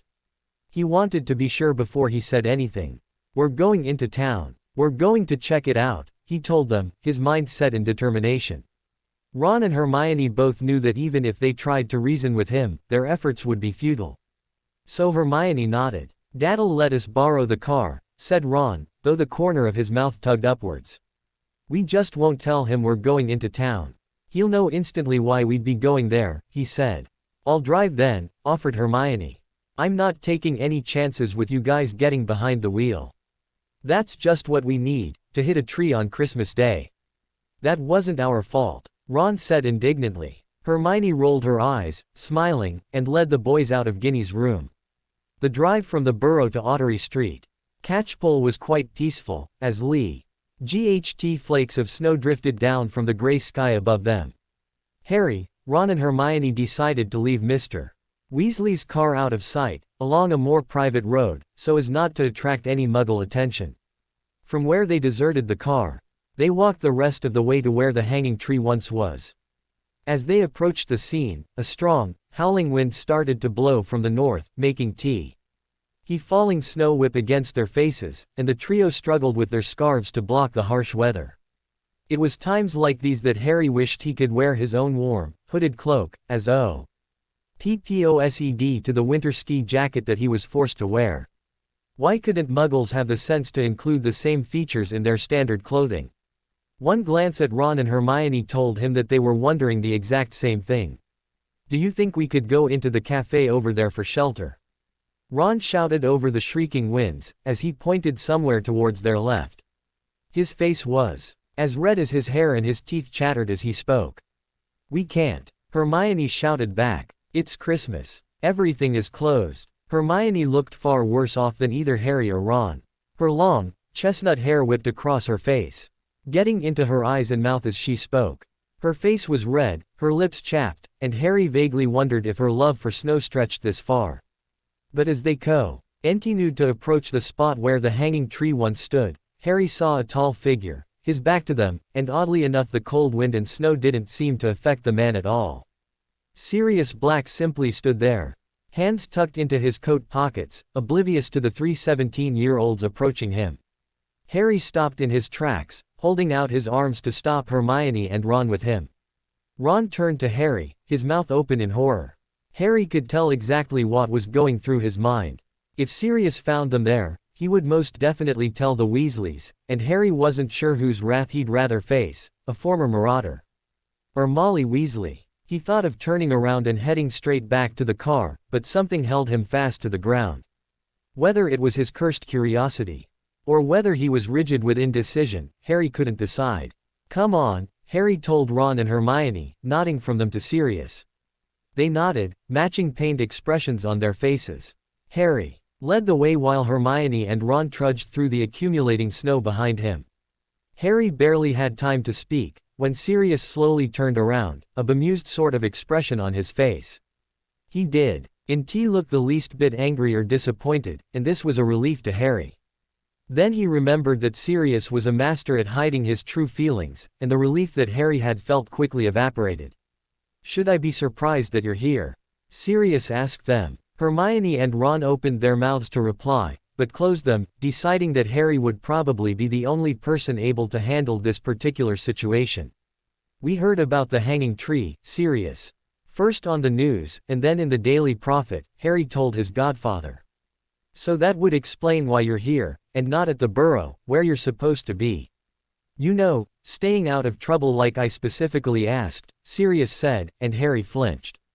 We didn't really expect to find you here, Harry said, hoping that this would pass off as an apology. And I suppose that makes this okay. Do Molly and Arthur know you're here? Sirius said, looking sharply at Ron, who took an involuntary step backwards. They don't know, Ron said, swallowing thickly. But it was my idea, Harry cut in quickly, drawing Sirius' attention back to himself. He wasn't going to let Ron and Hermione take the blame for something that they weren't responsible for. Sirius gave Harry a very patient, level look, which in turn only made Harry feel more anxious. You weren't supposed to find out about this. The Weasleys didn't want you to know, but I warned them. That you'd eventually figure it out for yourselves, Sirius told them, a corner of his mouth tugging upwards. Harry was grateful for the howling wind, which meant that Sir Hughes couldn't hear him sigh with a newfound relief. Do you know anything? Asked Ron, somewhat more bravely than he felt. Sirius gave an audible sigh, running a hand through his dark hair. He looked extremely troubled, confused. The lines of fatigue around his eyes making him look weary and exhausted. Let's get back to the house, suggested Sirius. I'll explain all I can there. Harry knew that it was safe to go back to the house. Draco and Ginny were probably on the top floor, and Draco had been warned to stay out of sight. But as Harry, Hermione, Ron and Sirius entered Harry's home, Ginny was already at the front door. Her face was flushed, her brown eyes wide with shock at the sight of them. Ginny, what are you doing here? Asked Sirius curiously. The Weasleys were allowed free reign of the house whenever they needed it. So Harry knew that Sirius wasn't upset that he found her in his empty home. Ginny paused for a moment in the doorway, breathing very fast and trying her best to look calm. Harry and Hermione forced their expressions to match Ron's and Sirius' own look of bewilderment, and waited for her answer. B bathroom. N needed, she stuttered. Ginny took a deep breath. And took a moment to gather her bearings. I needed to use the bathroom, Sirius. Percy has been spending his entire morning in our own. He's so girly it's scary. Ron snorted with laughter, while Sirius merely grinned as Ginny pulled on her coat and slipped on her shoes. Could you tell your parents we'll be there around 4? Sirius asked her. Ginny nodded with a smile, turning to her brother. When will you be home, Ron? She asked. Ron scratched his head, deep in thought. Within the hour. I shouldn't be too long here, he said, remembering that his mother wanted his help preparing for Christmas dinner. We'll see you then, Ginny said quickly, and closed the door behind her as she left. After hanging up their own coats and taking off their shoes, the 3 teenagers and adult made their way into the family room, where Sirius immediately created an inviting fire with a flick of his wand. Hermione, catching Harry's eye, told the others that she needed to use the washroom, and practically ran up the stairs. Harry knew that she was merely giving Draco an extreme warning to stay out of sight. When she returned, they all took their seats, Hermione on the couch with Harry, Ron on the love seat, while Sirius sat in the armchair. They waited for the older man to begin. Maybe we could all use some butterbeer, Sirius suggested, and with another wave of his wand, a tray appeared with 4 steaming tankards of hot, delicious butterbeer. The tray settled itself on the coffee table, and each of them took a mug. Now that they were warm and comfortable, Sirius cleared his throat. "I must press upon you that what you're about to hear is in no way any laughing matter," he told them, looking serious. "Not to mention, Ron, that your parents did not want any of you to find out about this. They made me swear that I wouldn't so much as hint at anything, and to be honest, I didn't agree with them. But I respected their wishes, or at least I tried to." "Why were you there, Sirius?" Harry asked him again. "Was this the favor for Dumbledore that you mentioned earlier?" Sirius gave Harry an odd smile, and nodded. "So that means Dumbledore is worried, doesn't it? If he's sending you to investigate for him," said Hermione. Sirius turned his gaze to Hermione, a thoughtful expression on his face. "He's being very cautious," was his answer. "So tell us about the tree, Sirius," Hermione pleaded, looking very much like the eager student that she was. Sirius took a sip of his butterbeer, put the mug on the table and drew himself up, making Harry feel like he was straight back in his defense against the dark arts class. "In the days before the Ministry of Magic was formed, the wizarding world was one of anarchy," Sirius began. "No one meddled in another's business. On the downside, this also meant that if any witch or wizard got into trouble, there would be no one to help them. So if a group of muggles surprised a wizard and tied him up, what could he do? A wizard without a wand is no better than a muggle," Hermione added reasonably. Sirius nodded, smiling. "Exactly. Take it from me, even when I had been free from Azkaban those few years, without a wand, my magical abilities were useless. The Ministry snapped my wand once I was arrested," he told them.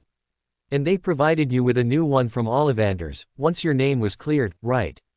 said Ron knowledgeably, having heard this from his own father.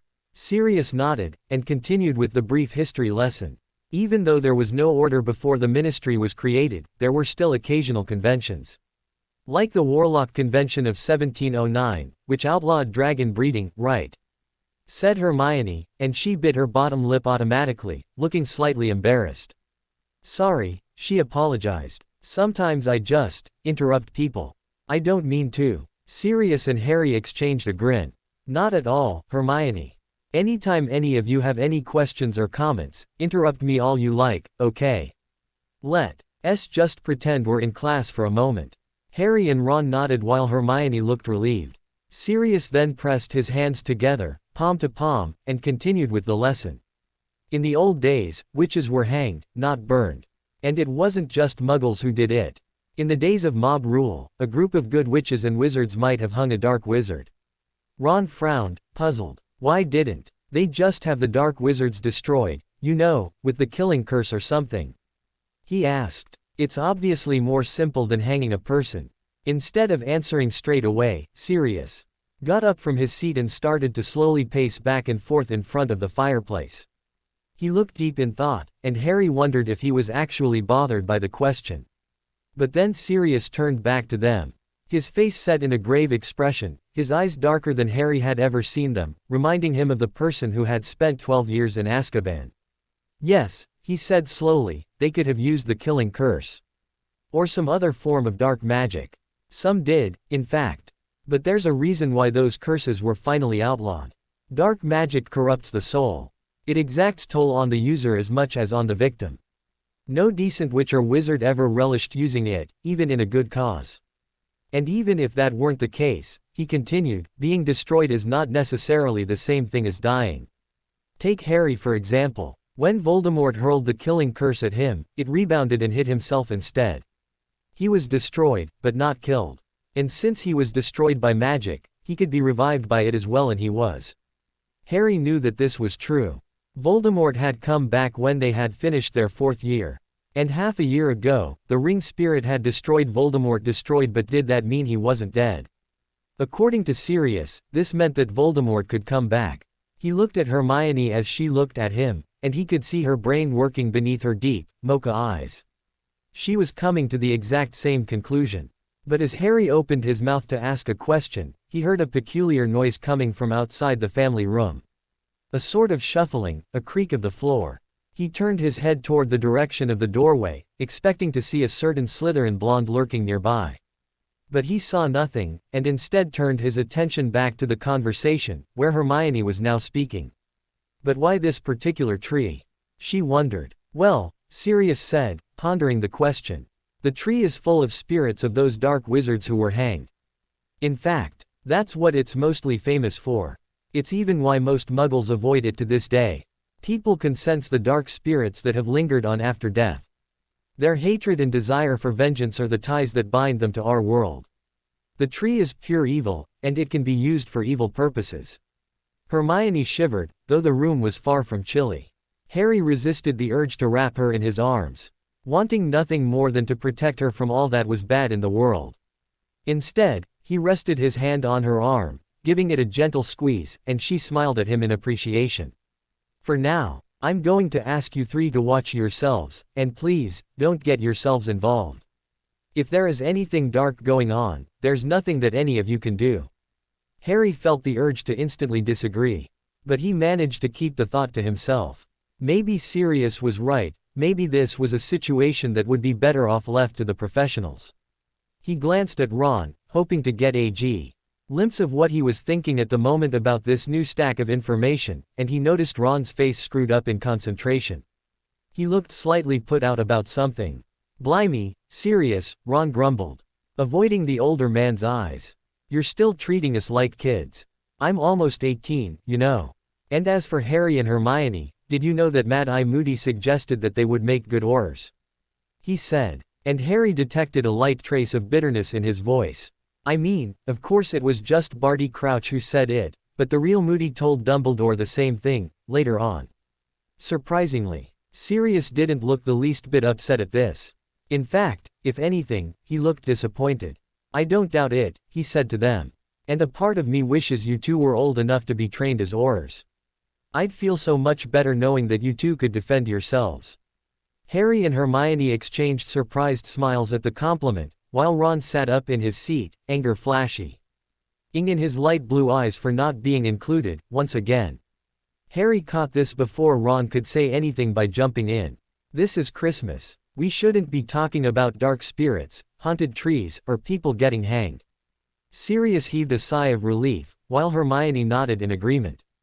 Ron simply stared at Harry, looking as though he wanted to say some scathing remark, but nothing came out. And Sirius took this opportunity to swiftly change the subject. So, Ron, how's your broom holding out? Sirius asked the redhead, and Ron's eyes widened in sudden remembrance. My broom. Leah. I completely forgot about her. You never told her that you were leaving, I take it, said Hermione, in a lecturing tone. I forgot. Ron cried again, standing up and rushing to the front door. The others followed him. I'm sure Charlie took good care of her, said Harry, a slight twinkle in his eye. As Ron slipped on his jacket he glared at his wizard friend. Hermione slapped Harry on the arm in a reprimanding way. I'll see you at 4. Then, Ron asked. Sirius smiled kindly at the redhead. We'll see you then, Ron. And if you could. Sirius suddenly looked amazingly uncomfortable. What is it, Sirius? Ron asked curiously, not at all certain that he was going to like what Sirius had to say. Well, it's just that, could you maybe not tell your parents what I told you here just a moment ago? Molly Weasley doesn't have a magic eye like Moody, but she seems to miss nothing, and I've never had to face her wrath before.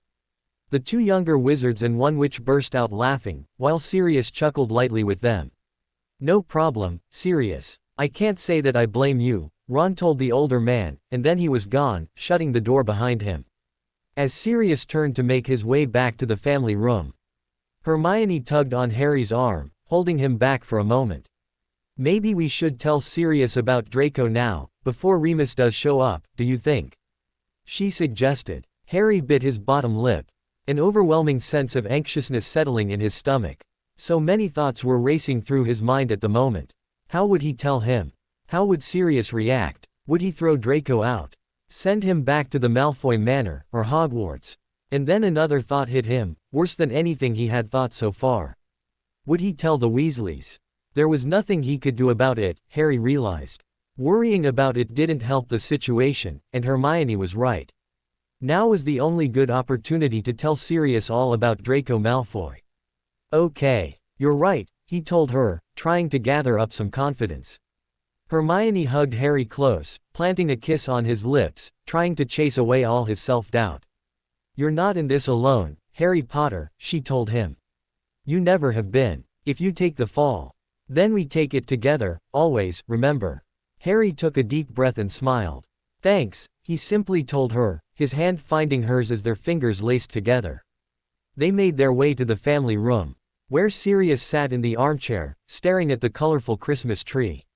Harry and Hermione sat side by side on the sofa, closer together now that Ron had left, with their hands still linked together. Harry took a deep, cleansing breath, ready to take the plunge. It was now, or never. Can I ask you a question, Sirius? Harry asked. Sirius turned his gaze from the Christmas tree to Harry and Hermione. And catching the terrified expressions on their faces, his eyes suddenly shadowed with concern. You know you can, Sirius told him kindly, somehow sensing Harry was having a very difficult time with what he wanted to say. But Harry's whole face changed, from worry and fear, to innocent curiosity. I was just wondering, he said, tilting his head to the side. And focusing his eyes on the corner of the ceiling, how would you feel if? The words weren't coming to Harry, and the panic he had felt seemed to double, gripping him painfully. Get the words out, Harry. You've already prepared yourself for the worst, he told himself. Sirius frowned more deeply. Go on, Harry. You'll feel better once you say it, he told him. Harry swallowed, and gave a short nod. Okay. Actually, my first question is, you know all about Draco Malfoy, right? Sirius gave Harry a quizzical look. I know about the Malfoys, but I don't know much about Draco, no. Other than what I learned about him in class. And of course, how you two never got along, Sirius said, not at all sure where this was going. Harry took another deep breath, feeling slightly braver. Well, what would you say if I told you that we no longer hated each other? A long silence followed this, where Sirius simply stared at Harry. Hermione tensed, and Harry held a bated breath. Well, I would have to ask you what changed your opinion about him, Sirius finally said, and Harry let out his breath. What if I told you that someone showed me that he's not such a bad guy? Sirius leaned forward in his chair, piercing Harry and Hermione with a steady look. Something tells me these aren't just your regular, hypothetical questions. What are you trying to tell me, Harry? That you've patched things up with Draco Malfoy? If that's the case, then honestly, good for you. It takes a person of strong will and an open mind to truly bury the hatchet with a school enemy, Sirius told him. Harry gave Sirius a regretful look. Actually, that's only part of it, he said, and Sirius had never seen Harry look so apologetic and terrified in all his life. What Harry's trying to say, Sirius, Hermione said, taking the lead, is that while he and Draco have managed to patch things up between them, Harry and I wanted to do something nice for him, for Draco. Sirius' eyes now focused on the young witch, his eyes narrowed. But he didn't interrupt her. You see, Draco didn't really have a place to stay this Christmas.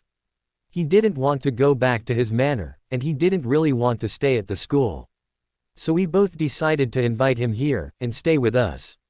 Another long pause followed this announcement, while Harry and Hermione braced themselves for the worst. So he's here, right now, Sirius finally said. Harry nodded numbly. Any minute now, Sirius was going to erupt. And he's been here all week, Sirius said, trying to clarify the facts. Yes, said Hermione. Another pause, while Sirius registered the information. So I'm going to take a wild guess, and wager that the real reason Draco is here is not for either of you, but for someone else, the same, Somio. Nay else, that made you see Draco in a different light. Sirius said. Harry looked up at the older man, a startled look on his face. Ginny Weasley, Sirius suggested. Harry looked at Sirius in amazement. How did you know? Sirius gave Harry a pointed look, but Hermione was the one who answered. Ginny ran into us at the door, remember? She told us she was using the bathroom. But in fact, she was with Mr. Malfoy, said Sirius, smiling crookedly. Harry nodded in response, not knowing what to say or what to do. Hermione seemed to be the one with her feet firmly on the ground, which made Harry all the more relieved. We wanted to tell you before we left for the holidays, but Ginny swore us to secrecy, and we were worried that you would tell the Weasleys. They don't know, Hermione told Sirius. They can't know, Harry added, his eyes silently pleading with Sirius. It's up to Ginny whether she wants her family to know. Sirius looked at Harry, not with the scorn or anger that Harry had expected, but with understanding. I won't tell them, he said. But I take it that Ginny and Draco are aware that you were planning to tell me about this. Harry nodded. Ginny wanted to be here, to help us explain. But her mom wanted her home. I'm impressed, really, that Ginny can be so forgiving, Sirius said thoughtfully. After what happened to her in her first year, with the Chamber of Secrets. And considering the fact that it was Lucius doing that put her in that position. If she can get over the fact that Draco is associated with what she had to live through, that's saying something. Harry nodded, unsure how to reply to this. Apparently Sirius didn't expect an answer, as he continued on in his thoughtful manner. Then it was Ginny who inspired this sudden change in your opinion about your ex-archenemy. Guessed the older wizard. Harry drew a deep breath and then let it out slowly, measuring out his words carefully. I can't quite put it into words, Sirius. I think, after knowing about Ginny and Draco, I realized that maybe he really deserves a second chance. So that's when I offered him a place to stay here, so he could spend his Christmas with Ginny. Sirius seemed to be working through an inner struggle. He looked proud and frustrated, looking like he wanted to scold Harry, but couldn't find it in himself to do so. And you really believe he's not the horrible arch-enemy that you've grown to hate? He's Lucius Malfoy's son, Sirius exclaimed. Harry wondered if Draco could hear Sirius all the way from upstairs, but felt that now wouldn't be the time to ask Sirius to keep his voice down. I know who he is. Harry hissed, suddenly feeling very doubtful about everything. Had he done the right thing bringing a Malfoy into his home? No, he thought again. He'd been through this. He'd spent a lot of time working through all the pros and cons, and in the end, he had made the right choice. Hadn't he? But he's not the same person, Sirius, Harry said, as calmly as possible. The only way to get Sirius to see it the way he did was by showing just how strongly he felt about his own convictions. In order for Sirius to believe in him, he needed to believe in himself. If Ginny can see the goodness in him, then so can I. And I'm doing it for her, not for me. I'm sorry for dragging you into this, said Harry, standing up. Where are you going? Asked Sirius. To tell Draco that he has to go home. Or back to Hogwarts, Harry said, feeling and sounding thoroughly disappointed. Sit down, Harry, Sirius ordered in a soft tone. Harry obeyed his guardian, trying to avoid Sirius' dark eyes, which were startlingly calm. I never said I want him to go home, Sirius told Harry, his tone strong and honest. Harry slowly rose his head to meet Sirius' kind gaze. What do you mean? He asked. You know exactly what I mean. But I want you to listen to me carefully, Harry.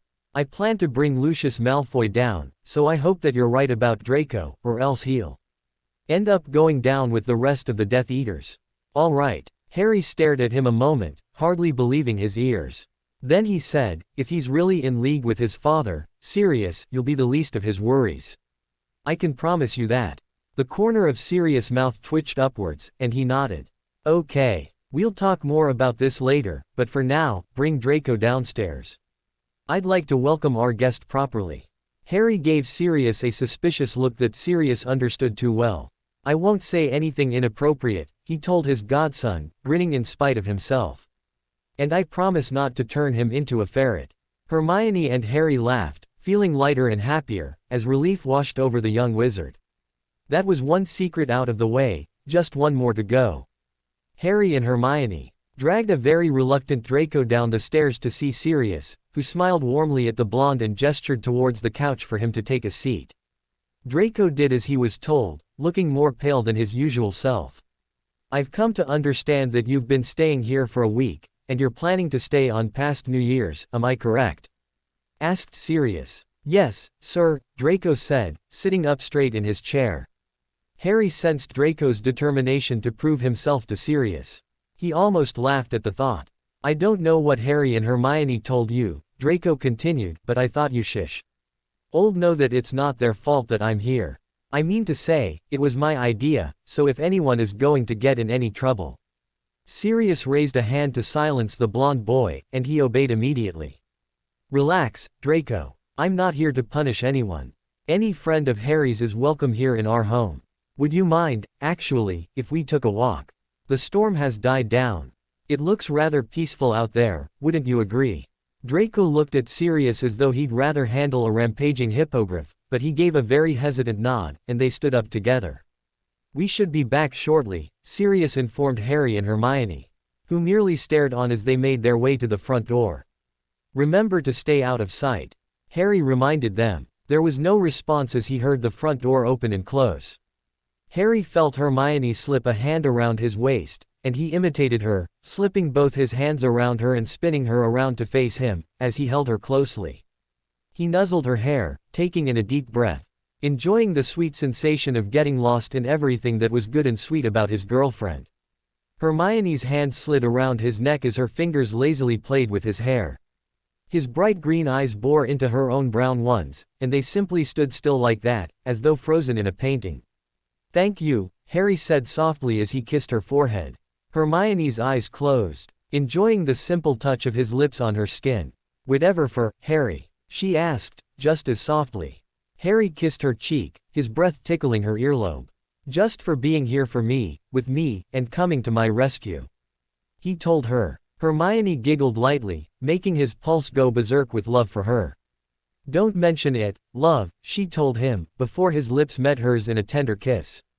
As they pulled apart, Hermione rested her head on Harry's chest, listening to his heartbeat, which was timed to her own. "Are you worried?" she finally asked, pulling back slightly and looking up at him.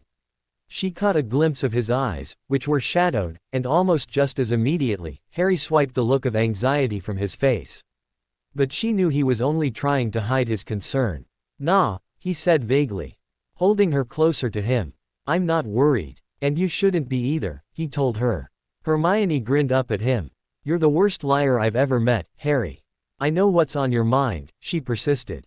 Harry grinned back at her, rolling his eyes upwards.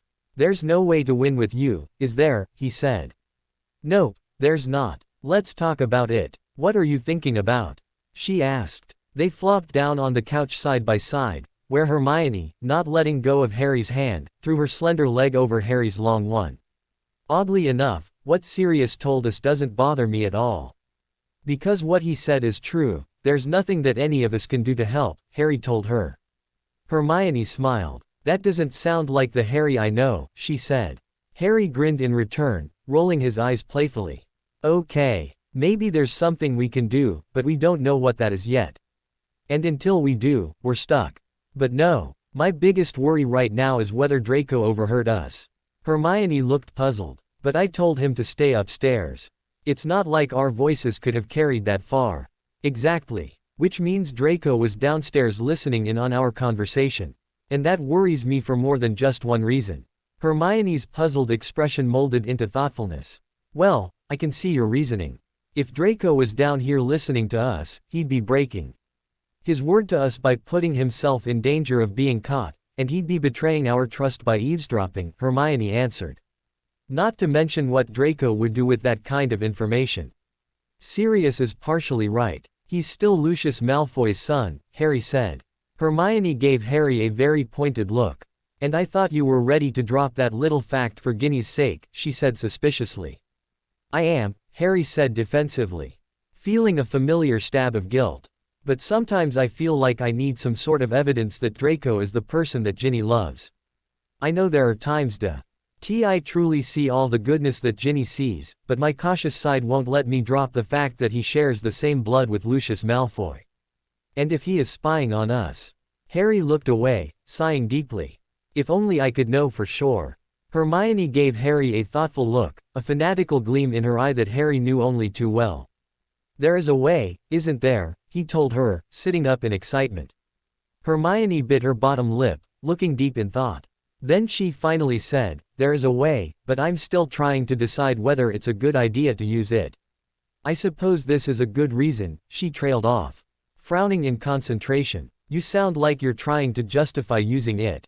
What's the problem?" Harry asked her. Hermione shot him a knowing look. "Well, Harry, this charm isn't used to spy on people. And performing the charm for what we want to use it for. Well, it doesn't exactly run with our own morals, does it?" Harry sighed. "So you're saying that it could compromise our morals? You're saying this when there's a chance that Draco could have been spying on us?" Hermione shrugged. We don't know that for sure, but I'm not disagreeing with you. You know I'll help you, if this is what you want. Harry took a moment to seriously think about what she was saying. True, he'd be a hypocrite by using the charm. But there were more important things than battling it out with his own moral and value systems. Like finding out whether he had a dangerous spy in his home, for one. So, what is this charm? He asked. It's called the Echo Charm, said Hermione. Harry frowned. The Echo Charm. I've never heard of it. Unless Flitwick told us about it during a day when I wasn't paying attention. Hermione frowned, her eyes narrowing. With you being head boy, I would have thought that daydreaming during a lesson was no longer an option, she lectured. Are you kidding? Harry exclaimed, grinning madly. As head boy, I'm determined to push all my privileges near breaking point. And that includes sleeping during class. Harry. Kidding, Hermione. I'm only kidding. Gosh, it's easy to get you worked up, Harry observed. Hermione rolled her eyes. Anyway, since you're wondering, we never learnt the Echo Charm in Charms class. I had to teach myself the charm sometime near the beginning of first term. Neville got in a spot of trouble with Snape, and he was made to clean up Frog's guts. And I offered to help. Snape only let me help because he figured Neville would only cause more havoc. I decided to take my ring off in my room, so I wouldn't muck it up with all the guts. When I came back to my room to get the ring, I couldn't remember where I had put it. So after a trip to the library, looking up a charm that would help me, I discovered the Echo Charm. I taught myself how to perform it, and in the end, I found my ring. I simply cast the charm in my room, and I watched a shadow of myself place the ring where I had put it. Harry nodded thoughtfully. Sounds good to me. Are you sure you want to do this? Of course, she insisted, as they both stood up and made their way upstairs. What do we do if we find that he had left his room? Harry asked her, fearing the very thought. Well, why don't we deal with that when it comes time to? And what makes you think that Draco even left his room? Especially after we warned him half a dozen times. Hermione wondered. Harry shrugged. I heard a noise outside the room while we were talking with Sirius. I thought it might be Draco, he told her, perfectly aware how lame it sounded. Hermione laughed through her nose. Harry, this is an older house. That noise could have been the house settling, you know. Weird noises occur all the time. I know, Harry said, but it could have been him, too. I guess we're about to find out, right? Quote. Hermione said nothing as they stepped inside the guest bedroom, which was very close to immaculate. Whether Draco was this meticulous all the time, or he was merely making the effort because he was a guest, Harry didn't know. Hermione whipped out her wand and whispered the incantation. Immediately two shadows formed, one a thin mist in the form of Draco Malfoy. The other in the shape of Ginny Weasley. These shadows, or echoes, strongly reminded Harry of the end of his 4th year, when shadows of Cedric Diggory, Lily and James Potter, and a few others had appeared from Voldemort's wand during that frightening duel that still sometimes haunted his dreams. Hermione. This was a couple hours ago, at least, Harry whispered, in awe of this strange and new charm. I know. I don't know what happened. I must have gone too far back, she whispered back, staring at the two shadows in front of her. This charm can be very complicated. When I used it all those months ago, I had to go a few hours back, so I had to use a stronger form. Is there any way to fix it? Harry asked, not truly wanting to be a witness to what was obviously a very private moment between Draco and Ginny.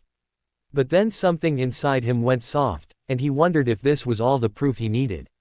Wait, he whispered, holding up his hand to stop Hermione, who had raised her wand again. Wait, but, Harry. Hermione looked at him helplessly, but Harry was too enraptured with Draco and Ginny to listen to her reasoning. And Hermione had to admit, as she fell silent beside Harry. She was just as curious to see what they were about to witness. Ginny's echo was the first to speak. That was really nice of Harry and Hermione offering to make us that dinner. She and Harry have been so wonderful. You seem preoccupied. Is it serious? She asked. Draco's echo drew a deep breath and exhaled. Yeah, Ginny. But that's not all. Remus Lupin is coming over later this afternoon. They both despise me. Yeah, and whose fault is that? Ginny said, grinning, her hand reaching out to take his. But they'll grow to like you, and see all the great things in you that I know are there. Even Harry and Hermione see them. Draco laughed, somewhat bitterly. Don't get me wrong, Ginny. But they're only letting me stay so I can be with you, he said. You're wrong, Ginny persisted. Why? Oh, you don't know Harry as well as you think you do, honey. I admit, at first, they only let you stay for me. But you would have been out of here within the first hour if Harry hadn't found in you what I found in you. You can trust Harry. Draco, you both are doing an amazing thing here, by getting along.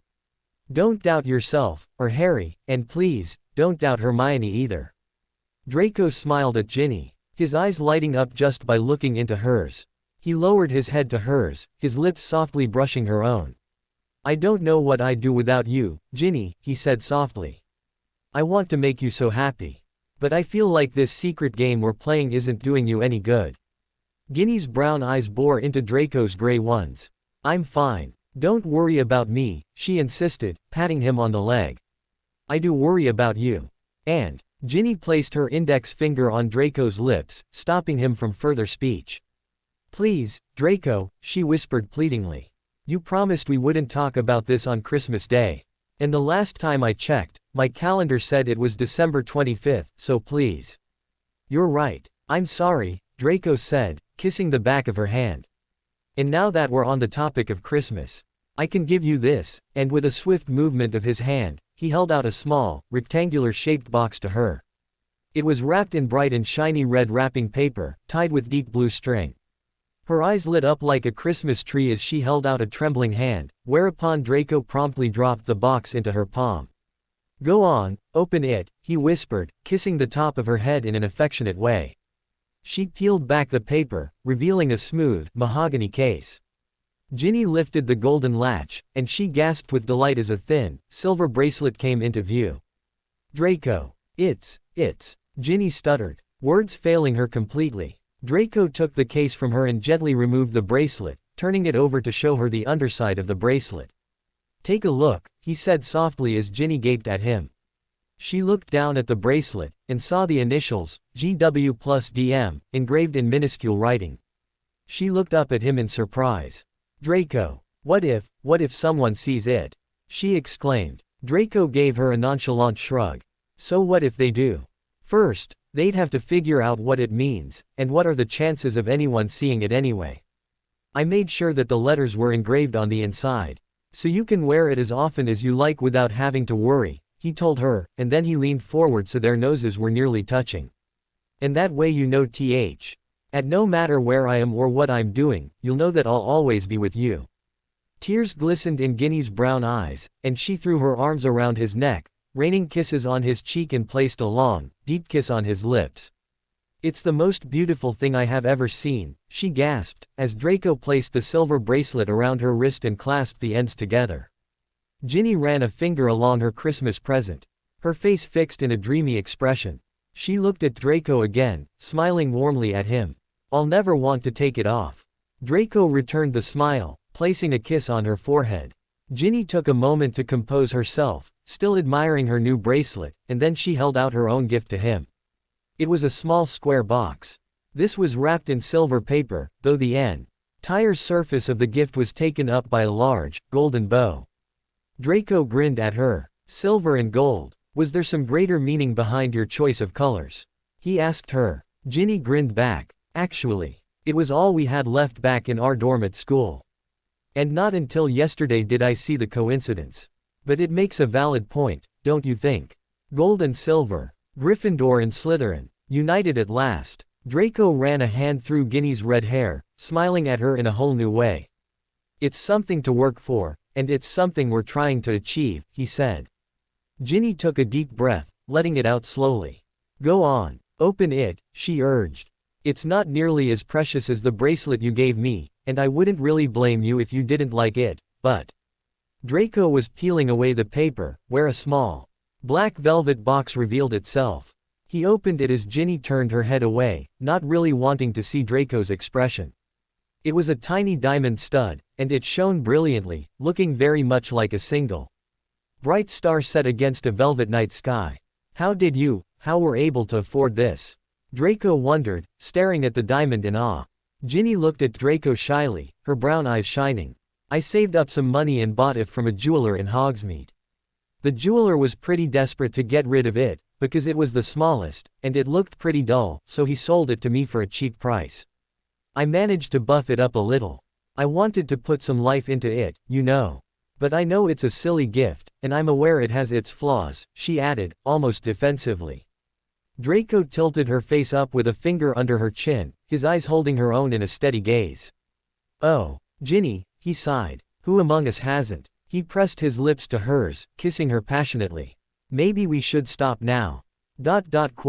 Harry suggested, and almost just as immediately, Hermione whispered a counter-incantation with a graceful wave of her wand, and the forms of Ginny and Draco vanished.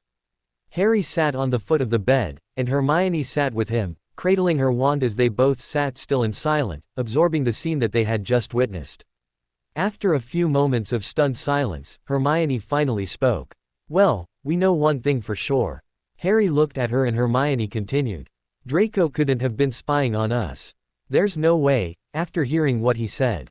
He wants to earn our trust, Harry. He wouldn't do anything to sabotage his relationship with Ginny. Harry nodded in agreement. Okay, so I was wrong. And now I'm the selfish prat, for betraying his trust. Hermione gave Harry a comforting smile, placing a delicate hand on his back and running her hand up and down it softly. We all make mistakes, and it's a hard lesson to learn. But I hope that this is all the proof you need. Do you finally see how hard Draco is trying?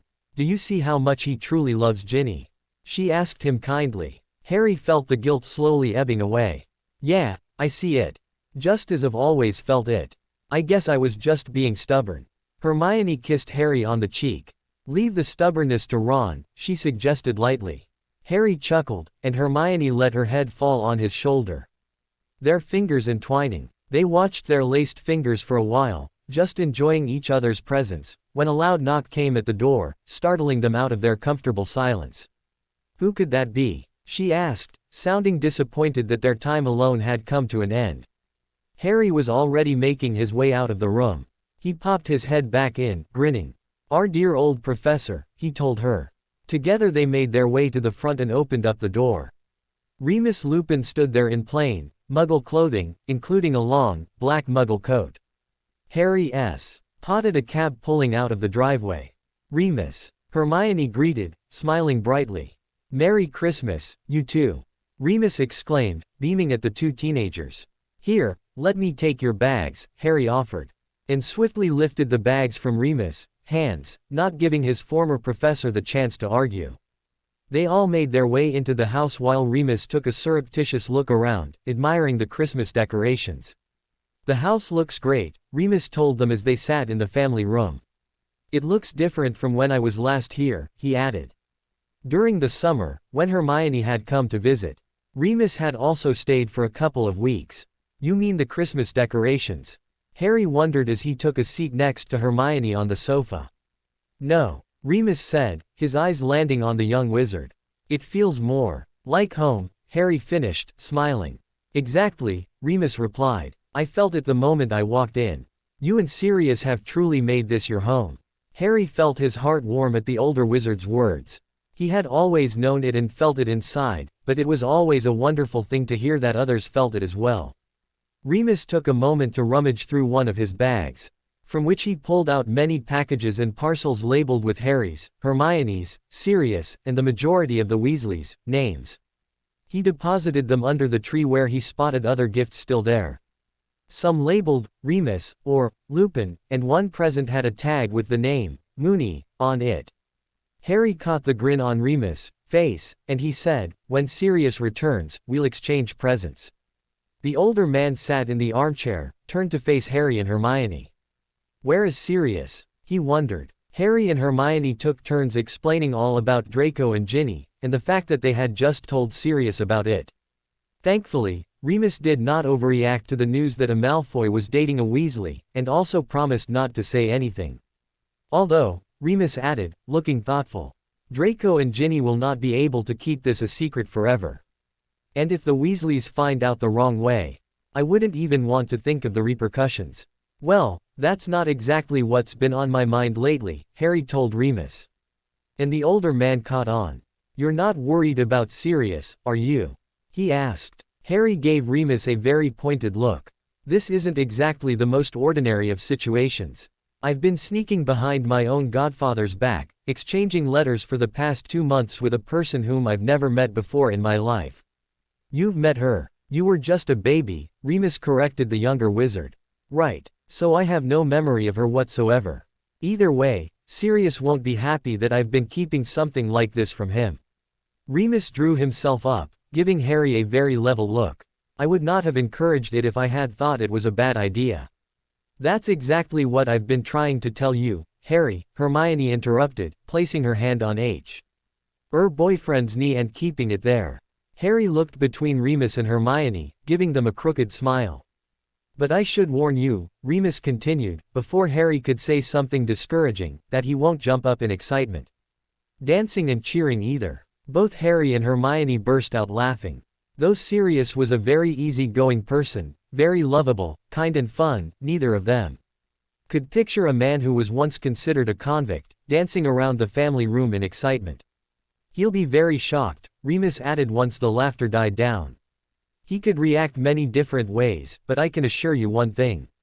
What's that? Asked Harry. He won't lash out at you in anger, and he most definitely won't hate you. Telling him about Clare is probably the best thing you could give him. Regardless if he wants to hear it or not. Just as telling Clare about Sirius was probably the best possible thing you could do for her, and it took you a long time to convince her to write to him. Yeah, Harry said, looking sulky. But it wasn't enough to get her to come back, to us. Remus gave Harry a very kind look. It's taken you a lot of courage to go through with something like this. You've allowed yourself the patience to deal with it the past 2 months, and you know it's going to take a lot more time for something dramatic to happen. I'm no matchmaker, Harry said, almost sadly. I just want them to be friends, just to talk to each other. Who do you want to be friends? Said a deep voice from the doorway. Harry, Hermione and Remus all jerked their heads to the door. Where Sirius and Draco stood, their faces red from their walk in the cold weather. Sirius grinned at the guilty look on Harry and Hermione's faces, and then his eyes landed on his oldest friend. Hello, Sirius. Hello, Mr. Malfoy, Remus greeted brightly, standing up. Remus, Sirius said, shaking his head back and forth, grinning. I'd ask what brings you by, but I have a feeling that I'm about to find out, he said. Shooting Harry a sly look. Why don't we go upstairs, Draco, Hermione suggested lightly, giving Harry a pointed look. Draco narrowed his eyes in polite puzzlement. All right, that way, Hermione added to Remus, you three can talk. Remus smiled before nodding briefly, and Harry felt his stomach drop considerably. Hermione led a puzzled Draco out of the room and out of sight. While Sirius took a seat next to Harry. How are you, Remus? We talked, just yesterday, wasn't it? Remus smiled at the pale look on Harry's face. Yes, actually. And I'm perfectly fine, although, I don't believe I've seen Harry look so nauseated in all the time I've known him. Harry frowned at the grin on Remus' face. How could he act so calm and collected? Why couldn't some of that rub off on him? He felt as though there were 1,000 garden snakes writhing and twisting inside his stomach, desperate to escape. Yes, I've been noticing that all day, to be honest, Sirius admitted, his grin matching Remus. I have to admit, it's got me quite curious. Oh, bloody hell, Harry muttered, staring at the floor, feeling utterly helpless. You're both teasing me, Remus sighed, drawing Sirius' attention to himself.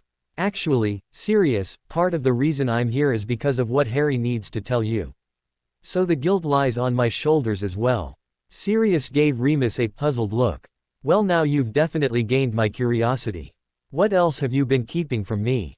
He asked Harry. Harry reached into his pocket, pulling out a crumpled, vanilla envelope. The me, Sirius, was written in neat handwriting across the front. He had been carrying it around with him all day, as a constant reminder. I've been keeping something from you for the past 2 months, Harry told him. Handing Sirius the envelope. I've been exchanging letters with Clare White. Sirius stared at the envelope in his hand, his whole face going blank. But he hadn't screamed at Harry in rage. Or rip the envelope into shreds, which gave Harry all the courage he needed, with a prompt nod from Remus. Do you remember that picture I found over the summer? In your room. I asked you about the girl in the photo.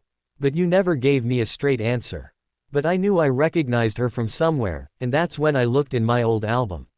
The one Hagrid gave me at the end of my first year. She was in a couple of pictures. One with my mother, and one with you.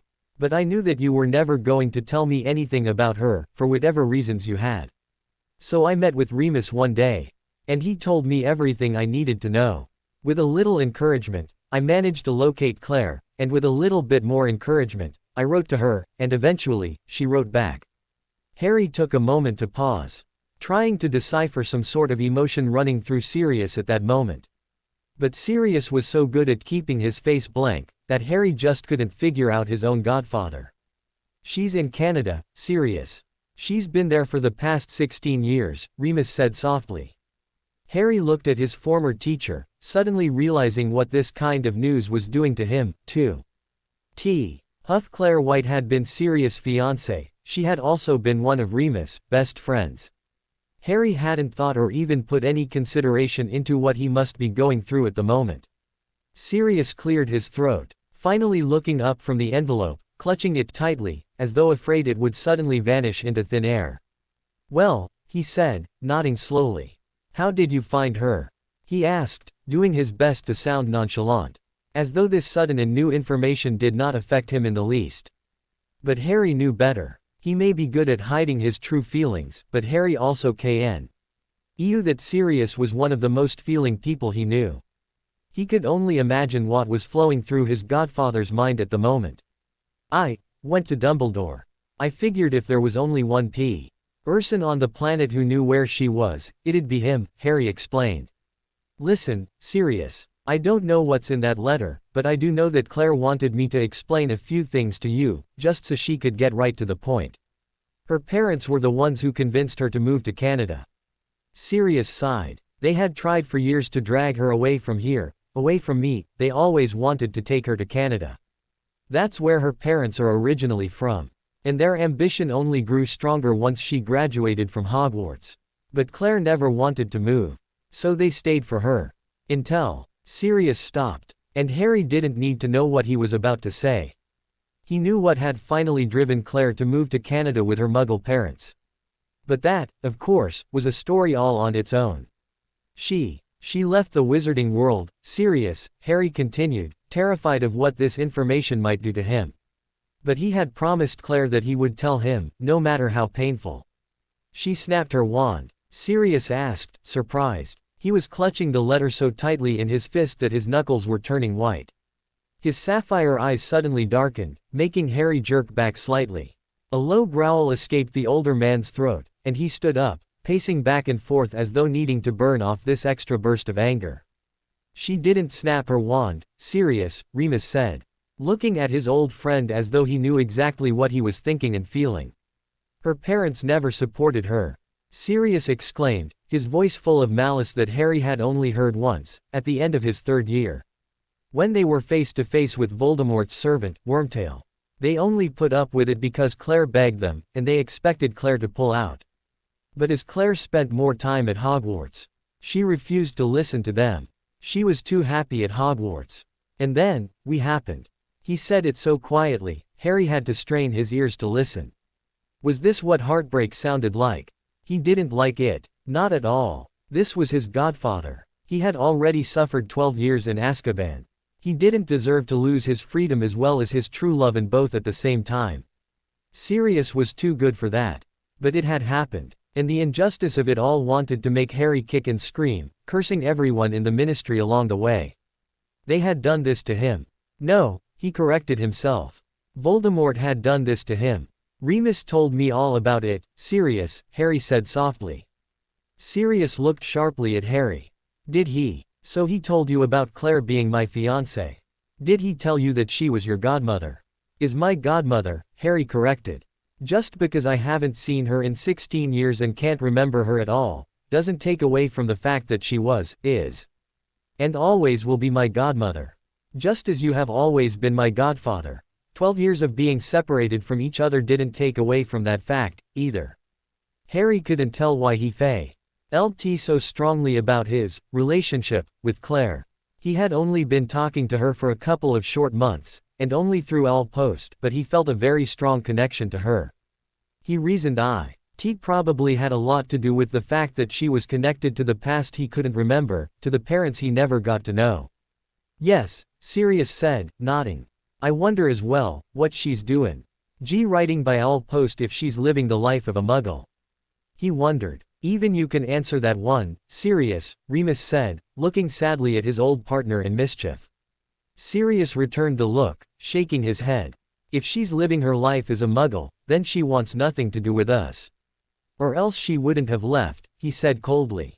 She had to leave, Remus said, jumping up and coming to Claire's defense instantly. Don't let your mind be your judgment, old friend, he pleaded. And let my heart make all the decisions. Just like last time. We all know where that got us, Moony, Sirius said bitterly. This is not like you.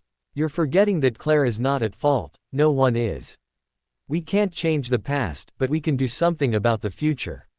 Harry watched the exchange between the two older wizards, utterly fascinated with where the conversation was going. There is no future. Not with her. My future is here, with the school, the ministry, and first and foremost, with Harry. If you want Clare back in your life, then by all means, be my guest. Remus sighed with a mixture of frustration and determination. Why do you blame her, Sirius? She didn't do anything. I don't blame her. And if you really need to know, I've gotten along fine without her while in Azkaban, during my escape, and even now, I'm doing perfectly fine. And I'm not having this conversation with you, he said abruptly. Sounding as though he was regretting saying too much already. Why not? Remus asked. You've already started, and in my opinion, this is a conversation that's long past due. Sirius sighed, glancing down at the letter still clutched in his fist. She wouldn't have written to you if she had something bad to say, Sirius. It's worth it just to read. But if you don't want to, that's fine. Burn it for all we care. Remus said. But keep in mind that she did right. She's leaving the quaffle on your side of the pitch now. Sirius still said nothing, still staring at the envelope. Harry took this time to jump in. In one way, when you think about it, it's almost as if she wants to come back. Think about it logically. She's been living her life as a muggle for nearly 2 decades. And then she starts using the owl post as though she were still a witch. It's like she's waiting for the right push to come back. I'm not enough for her to come back, and evidently, neither is Remus. But if all 3 of us were to do this together, that might be enough. Maybe she's just waiting for you, Sirius. She never wanted to move. I can't believe her parents convinced her, Sirius muttered. She wanted to stay, Remus said quietly, sliding back into his seat, his eyes pale, the memories as clear to him as though it were happening all over again. Did you know that she always knew you were innocent? Well, as sad as it is to say, she was the only one.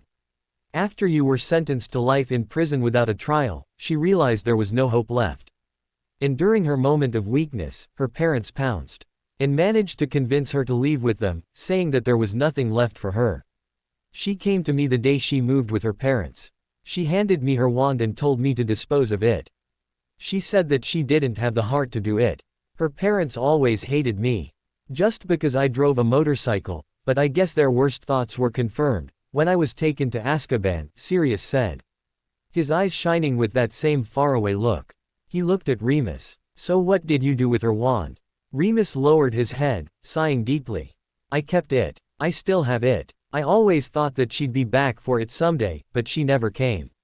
Sirius sat down in his own seat again, giving his friend a very thoughtful look. Sometimes I forget how that day destroyed you, too. First Lily and James. Then me and Peter, the only person you had was Clare, and she left you as well. I'm sorry for it all.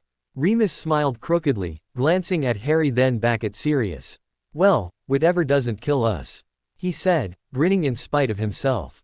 I'll read the letter, Sirius confirmed for them both, and Harry's heart hammered beneath his ribcage. But I'll read it later. When I have a moment to spare. As for now, I noticed there are some presents under the tree that still need to be opened. Harry had never enjoyed a Christmas dinner to its full capacity before. He thought that the Christmas dinners at Hogwarts were good, and they definitely were compared to Christmas dinner at the Dursleys. But now, as Harry looked all around him and at all the people seated on both sides of the long dinner table, he came to the decision that nothing could compare to a Weasley Christmas.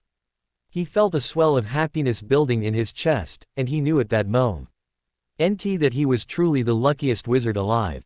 Hermione sat to his left, conversing with Leah and Mr. Weasley. The older wizard seemed to be telling them an amusing story about Ron. He was just a bab. Why, when he showed his first sign of being a wizard, Mr. Weasley was saying with a trace of pride. What did he do? Leah wondered, her hands clasped casually under her chin, looking very keen to hear the answer. On the other side of Leah, Ron's ears were turning pink, and he fidgeted in his seat. He set Bill's head on fire, Mr. Weasley said, and at this Leah, Hermione, Bill, Harry, Mr. and Mrs. Weasley all burst out laughing. It was an accident, Ron exclaimed. I only made it smolder a bit, he added, and Harry had the distinct impression that this was a topic Mr. Weasley had brought up on more than one occasion. It was also a story Mr. Weasley liked to tell, just to embarrass his youngest son. Leah placed a comforting hand on Ron's arm. He calmed down and struck up a new conversation with her, one that didn't elude his father. That was Harry's own calming effect, as everyone chatted together about one thing or another. Sirius, who sat to Harry's right, and Remus, who sat diagonal F. Ron and Sirius were engaged in their own conversation. Hermione was chatting with Molly and Arthur. The twins were harassing Percy, who was sitting at the very end of the table. Bill, sitting on the other side of Sirius, chatted with Charlie, who sat at the other end of the table. The only one not saying a word was Ginny. She stared at the bright, Christmas-colored tablecloth, clutching her abdomen, as though she had a bad stomachache. Harry and Hermione had suggested that Ginny should fake being sick, so she could excuse herself from the table and sneak over to visit Draco, who was busy at the house setting up a table for two. So Ginny, taking the advice but wanting to make it look sincere, began to moan and gripe about a stomachache earlier in the afternoon. Looking at Ginny at that moment, Harry could see that she really did look genuinely sick, and wondered if it was due to nerves. All this sneaking around must have been taking a physical, emotional and mental toll on her. He wondered, however briefly, if she was going to crack. But then he reminded himself that Ginny was as strong as they came. All of the Weasleys were, but Ginny seemed to carry more strength and integrity than any of them. Of course, Harry thought with a wry smile, it would take that kind of a person to handle Draco Malfoy. And then Harry thought that that probably went both ways. Just then Mr. Weasley raised both of his hands into the air, requesting silence. And immediately everyone at the table stopped talking. "Merry Christmas, everyone," he exclaimed joyfully. With the clap of his hands, the empty dishes on the table filled to the brim with food. A large turkey appeared in the middle of the table, potatoes, stuffing, all sorts of vegetables and other food that Mrs. Weasley had been preparing all day appeared all around them. The sweet aroma was making Harry's stomach gurgle in protest. He suddenly couldn't remember when he had last eaten. All that mattered was stuffing himself as much as possible with all the food that was on the table. "This is great, Mrs. Weasley," Harry sighed, before shoveling some turkey into his mouth. Hermione nudged him, frowning in a reproving way. Apparently she didn't appreciate his eating habits. He grinned back at her from one cheek to the other, with a mouth stuffed with turkey. She rolled her eyes at him before spooning some sweet potato into her mouth. "It was well worth it, dear," Molly said gratefully. "I'm glad you're enjoying it." "The Hogwarts food is shabby in comparison," Harry confirmed for the older woman. "Don't let Dobby hear you saying that," Hermione cautioned, waving her fork around for emphasis. "Now, dear," Mrs. Weasley said to Harry, "what are your plans for the future?" "Molly, honey," Mr. Weasley said, shooting his wife a warning look. "I'm allowed to ask, Arthur," Molly insisted, glaring at her husband, who suddenly seemed to be interested in what the twins were talking about. Harry said, not sure of the nature of the question. "I plan to graduate. I meant after Hogwarts, Harry dear. What are you going to do with your life?" Harry knew he should have had an answer ready, but the truth was, he never really thought about it. On one hand, he didn't want to think of a future that didn't include Hogwarts. On the other hand, his future was with Hermione, so what he did for a living didn't seem to be one of his main concerns. Of course, that didn't stop other people from telling him what he should do with his life. Some people thought he was cut out to be an Auror, others thought he should be a professor. The twins were constantly trying to get him into their joke shop, and Hagrid was always trying to convince him to get into the magical creature business. I don't know, Harry replied honestly, not at all feeling the pressure of the question, as nowadays he was getting it more and more. I haven't put much thought into it. Harry, Molly exclaimed, you only have a few short months before you decide. What happens when you graduate when you still have no idea what you want to do? Harry gave Molly a serene smile. Oh, he said, turning his smile to Hermione, whose interested face glowed with affection for him. I reckon we'll do just fine. Late that night when Harry returned to his home with Sirius, Remus and Hermione, they found Draco and Ginny on the sofa in the living room, chatting away animatedly. Harry loved watching them together. It gave him reassurance that he was right in helping Ginny. Not that he needed it. What he had seen earlier in Draco's room was all the reassurance he would ever need. Harry walked Ginny home, stopping in front of her house, still standing on the driveway so no one could overhear their conversation. Don't you think your parents will get a little suspicious if they see you walking through the front door? Harry asked her anxiously. Ginny waved a hand, dismissing the idea immediately. I'll just tell them I needed some fresh air. Once I walk in and they see that I'm feeling better, they won't care that I was outside. They'll just assume that the fresh air did me some good after all. She sounded as though lying to her parents didn't bother her. But Harry knew she was worried and sick to death of the need to lie. She frowned, looking anxious herself. What kind of a person am I if I can lie to my parents so frequently and so easily, Harry? She whispered, her eyes glossing over with tears. Harry didn't say anything, and instead pulled her into his arms, hoping to chase away all the doubt and sadness in her life. Ginny sobbed quietly onto his shoulder as he rubbed her back and placed a kiss on the top of her head. A moment later she pulled back and looked up at him. Thanks, Harry, for everything. You and Hermione are two of the most amazing and understanding people in the world. Just one thing, what you said at the table, about your future, you said, we'll do just fine. So you're really serious about her, huh? Harry drew back, looking at her thoughtfully. I never even realized I said it like that. But yes, I'm dead serious about her. She's my other half, Ginny. Just as Draco is yours, right? Ginny nodded, another tear sliding down her cheek. Were you ever scared, Harry? When you and Hermione first began? Did the thought of how much you loved her scare you so much that it left you in a panic? Like you'd be lost without her?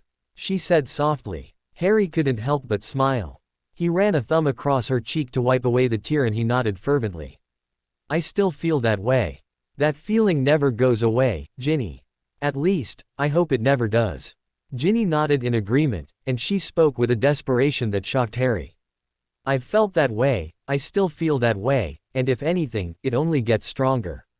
When you love someone, how can you love them more than you already do? How is it possible? Harry looked at her with a brotherly sort of affection. I don't know, Ginny. And maybe that's a good thing. That we don't know the answer to that mystery. But I do know that there are a lot of things that are possible now because of Hermione. Things I never knew I would experience. And then another thought hit Harry. Are you having doubts? He asked her suddenly. She shook her head, pulling her hair back.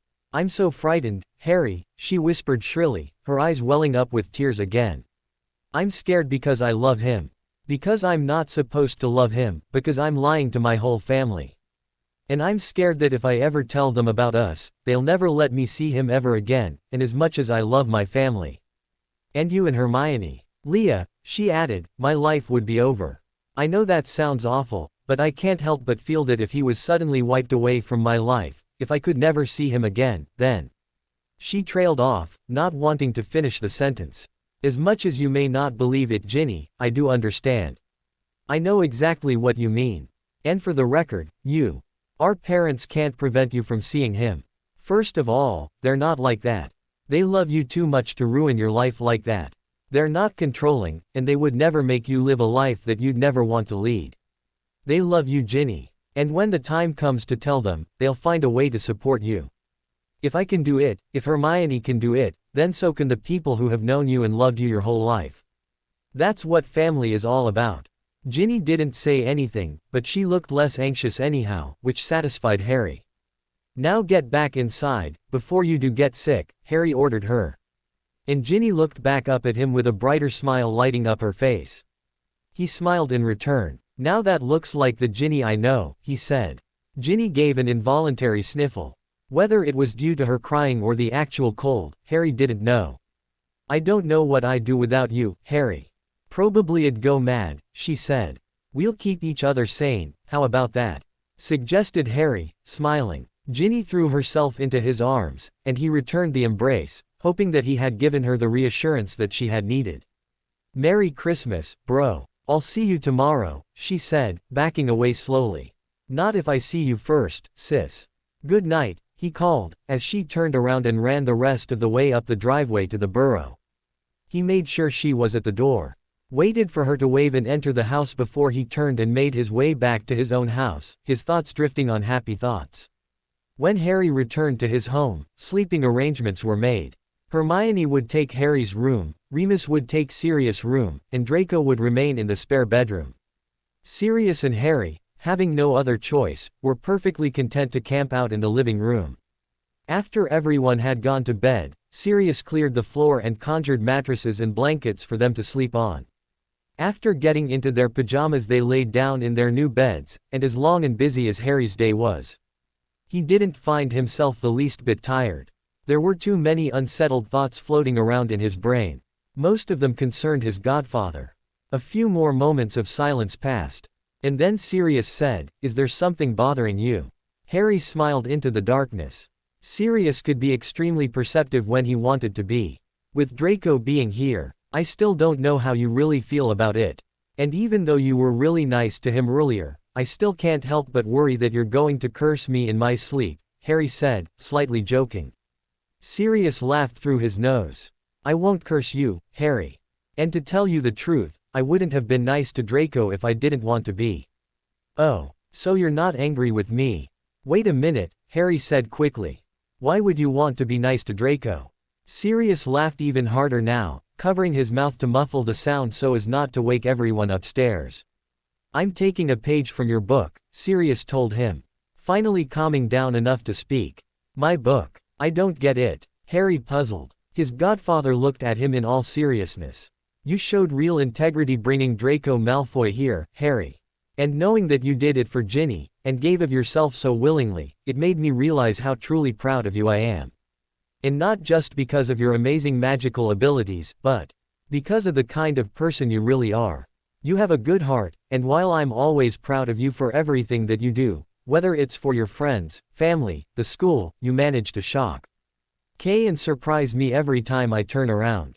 You may not see it now, Harry, but by letting Draco stay here, that's going to lead your life down a very different path. You'll see it someday, years from now. The goodness does triumph. And you've proven that to everyone here today. Harry felt too stunned to speak. He had never thought that he would gain anything from bringing Draco here. He was simply thinking of making Ginny happy. That was the one thing that was carrying him through with the plan. So tell me, Harry. I'm curious to know, you and Draco don't seem to hate each other anymore at all. Why? Harry didn't hesitate in answering. It was as though he had been waiting for this question, and wanted nothing more than to answer it just to prove to Sirius that he had made the right decision. Like I said earlier, Draco's not the same person he once was. Everyone deserves a second chance, and I think that Draco really wanted this second chance. He doesn't have a good life at home. And everyone is always stuck on this idea that the apple doesn't fall far from the tree. But Draco can break that cycle. He doesn't need to follow in his father's footsteps, he doesn't want to. At first, I was worried that he was simply using Ginny. But after seeing them together, Sirius, I know perfectly well that he can't possibly be pretending to love Ginny. That's why I trust him now. Harry paused a moment, letting the words sink in. He wanted his guardian to take him seriously. Just because Lucius Malfoy was a Slytherin, a Death Eater, and Merlin knows what else, doesn't mean that Draco has to be the same way. Blood doesn't count for that much. Take you and me for example. What about us? Sirius wondered, incredulous. Feeling embarrassed and flustered, Harry answered. You're the only father that I've ever truly known. And we're not blood related. The Dursleys are my only living relatives, and they hated me with a passion. You've cared for me more than any other adult, and that makes you my father in every sense of the word." More silence followed. Then Sirius spoke in a very choked voice. "You really feel that way?" Feeling more relieved than foolish, Harry replied, "Yes. I've always felt that way."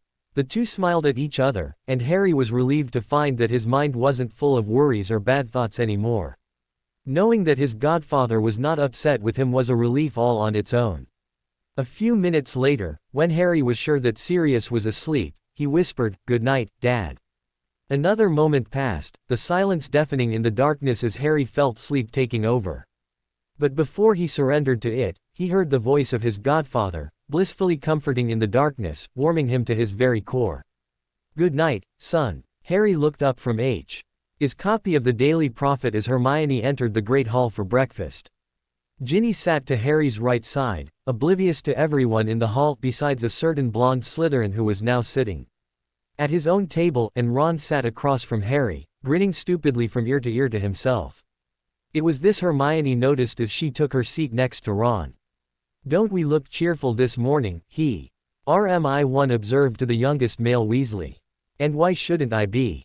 Ron countered as he nibbled on a piece of toast, unable to contain the wide smile. Harry smirked at Hermione as she helped herself to scrambled eggs and toast. She gave a shrug. "No reason," she replied just as quickly.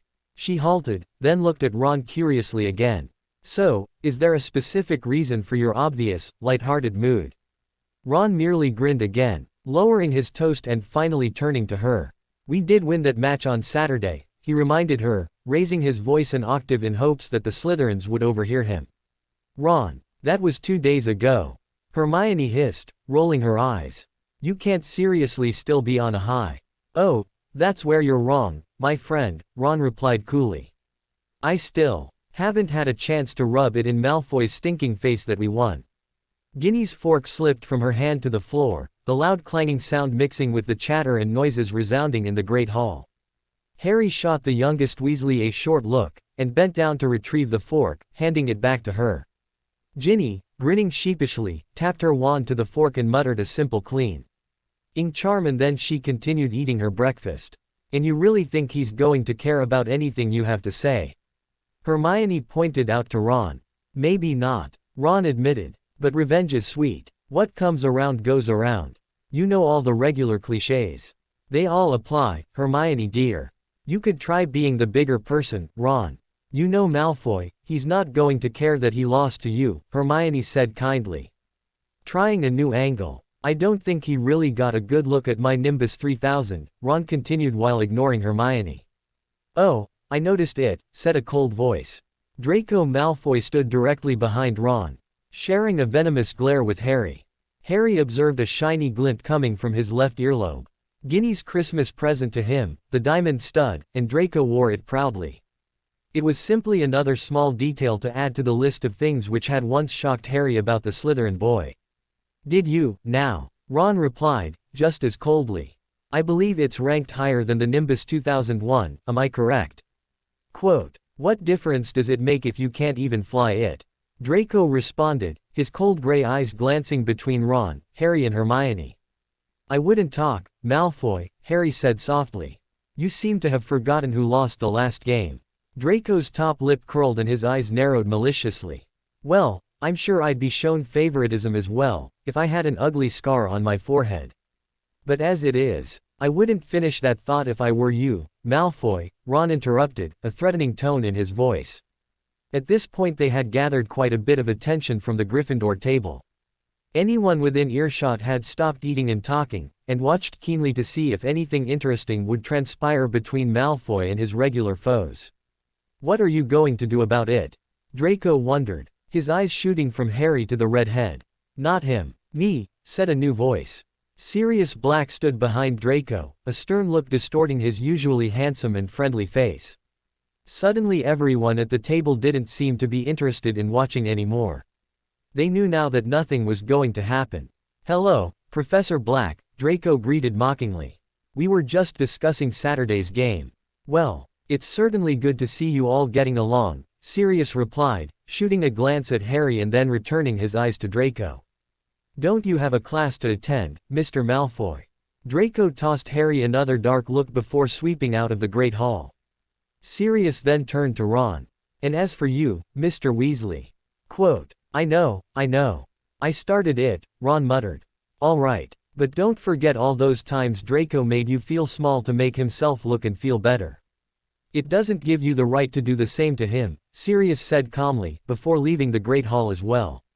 "Oh, that's swell," Ron muttered, spearing a sausage onto his fork. "I sure showed Malfoy." "Well, at least things seem to be back to normal," he added thoughtfully. "Normal?" Harry asked curiously. You remember how odd Malfoy was acting before the holidays. He barely said 2 words to you, other than that one time in Trelawney's class. Heck, he barely said anything to me. I'm just saying, he's acting like the Malfoy we're used to," Ron explained.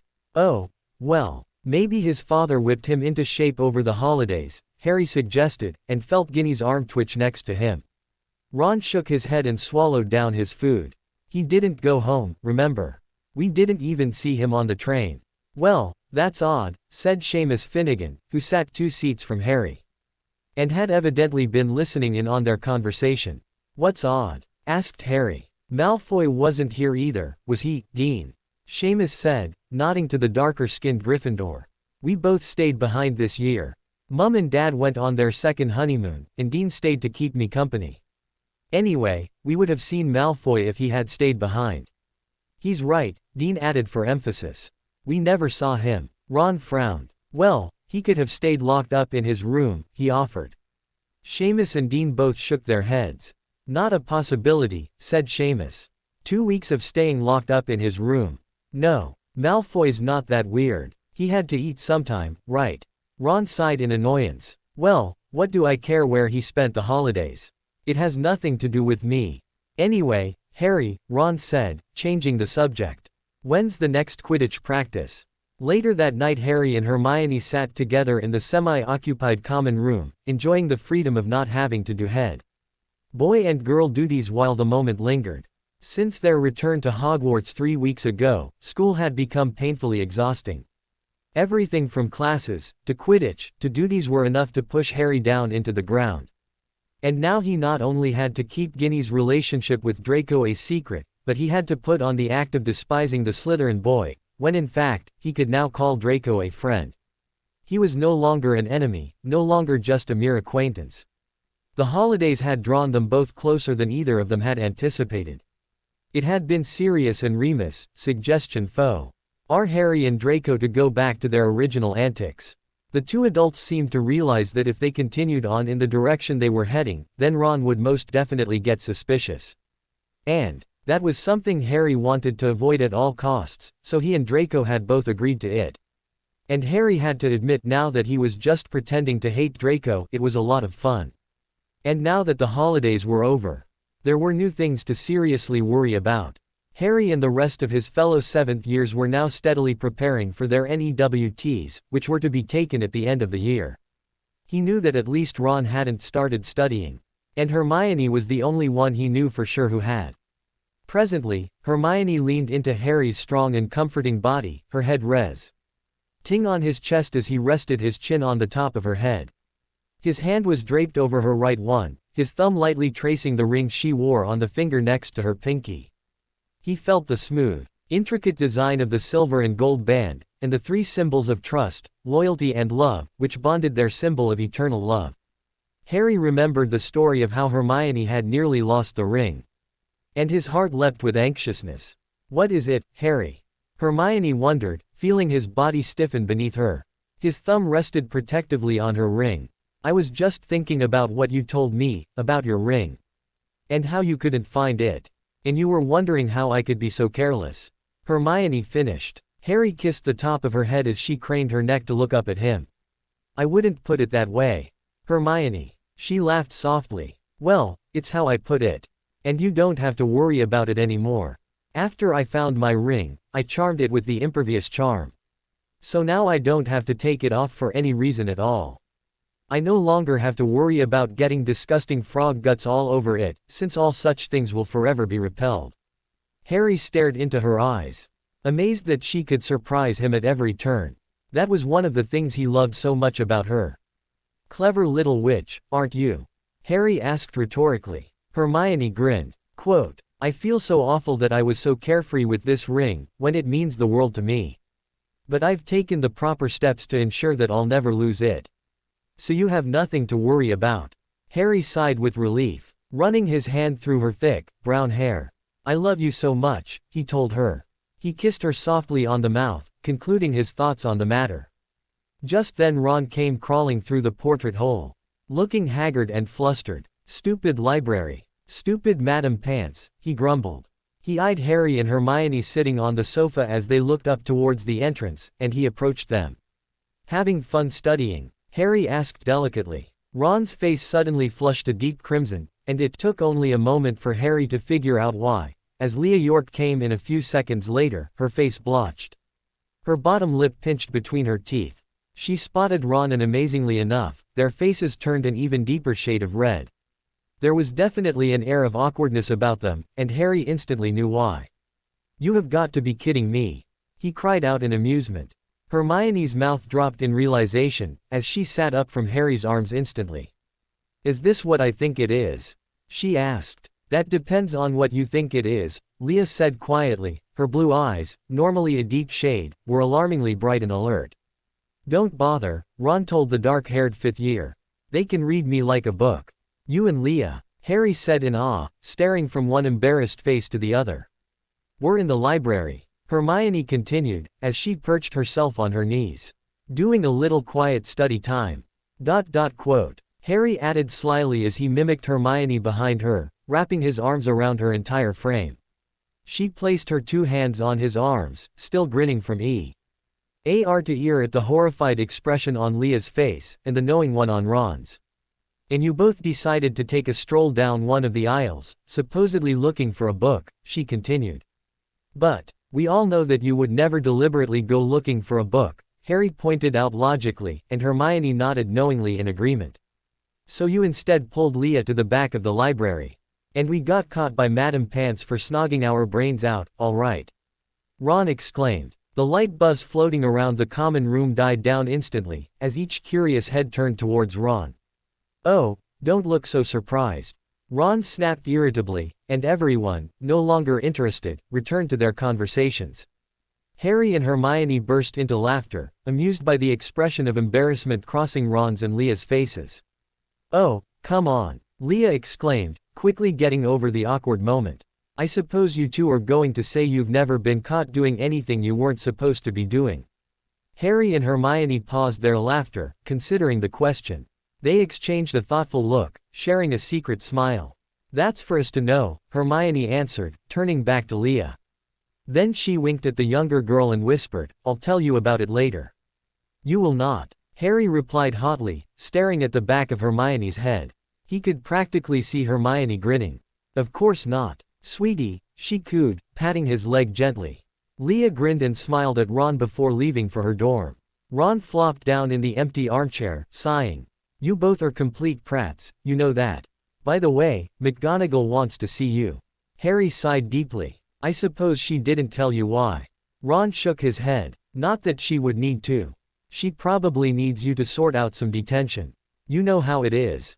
"Well, looks like quiet time is over," Hermione said sadly, as she stood up, dragging Harry up with her. "See you later," Ron called after them. "You wanted to see us, Professor." Harry and Hermione stood in the doorway of McGonagall's office.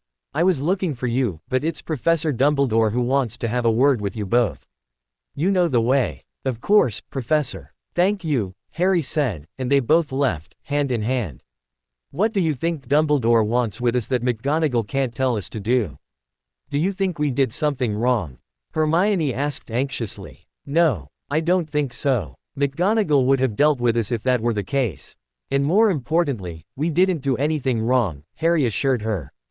They found the gargoyle leading to Dumbledore's office, gave the password, Buttertart, and found themselves on the circulating staircase that would take them straight to Dumbledore.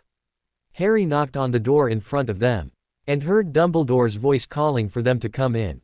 "Hello, Headmaster. You wanted to see us," Harry said. Dumbledore smiled at them both, making them feel entirely welcome and at ease.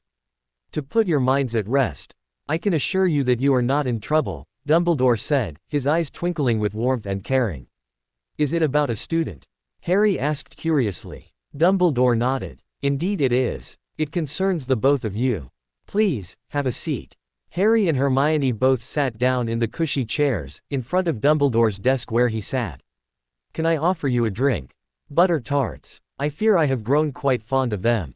Harry smiled. We're fine, Professor. Suit yourselves, Dumbledore replied cheerfully, and he conjured a butter tart with a wave of his wand. He nibbled on it, while Harry and Hermione waited patiently. Oh, yes, Dumbledore said suddenly. I suppose I should get to the point. I've taken the liberty to update myself on your current situation. Situation? Hermione wondered, exchanging a baffled expression with Harry. Your class marks, Dumbledore emphasized with a smile. But I was only concerned with your grades from your defense against the dark arts class, he said, clasping his hands together and peering at them with a long, penetrating look. Harry suddenly felt very anxious. If Dumbledore was thinking of getting rid of Sirius because of their relationship, he wouldn't allow it. Sirius wasn't a distraction. If anything, Harry was doing well in that class. He had to be. Unless, maybe Dumbledore believed that Sirius was playing favorites. But that couldn't be right.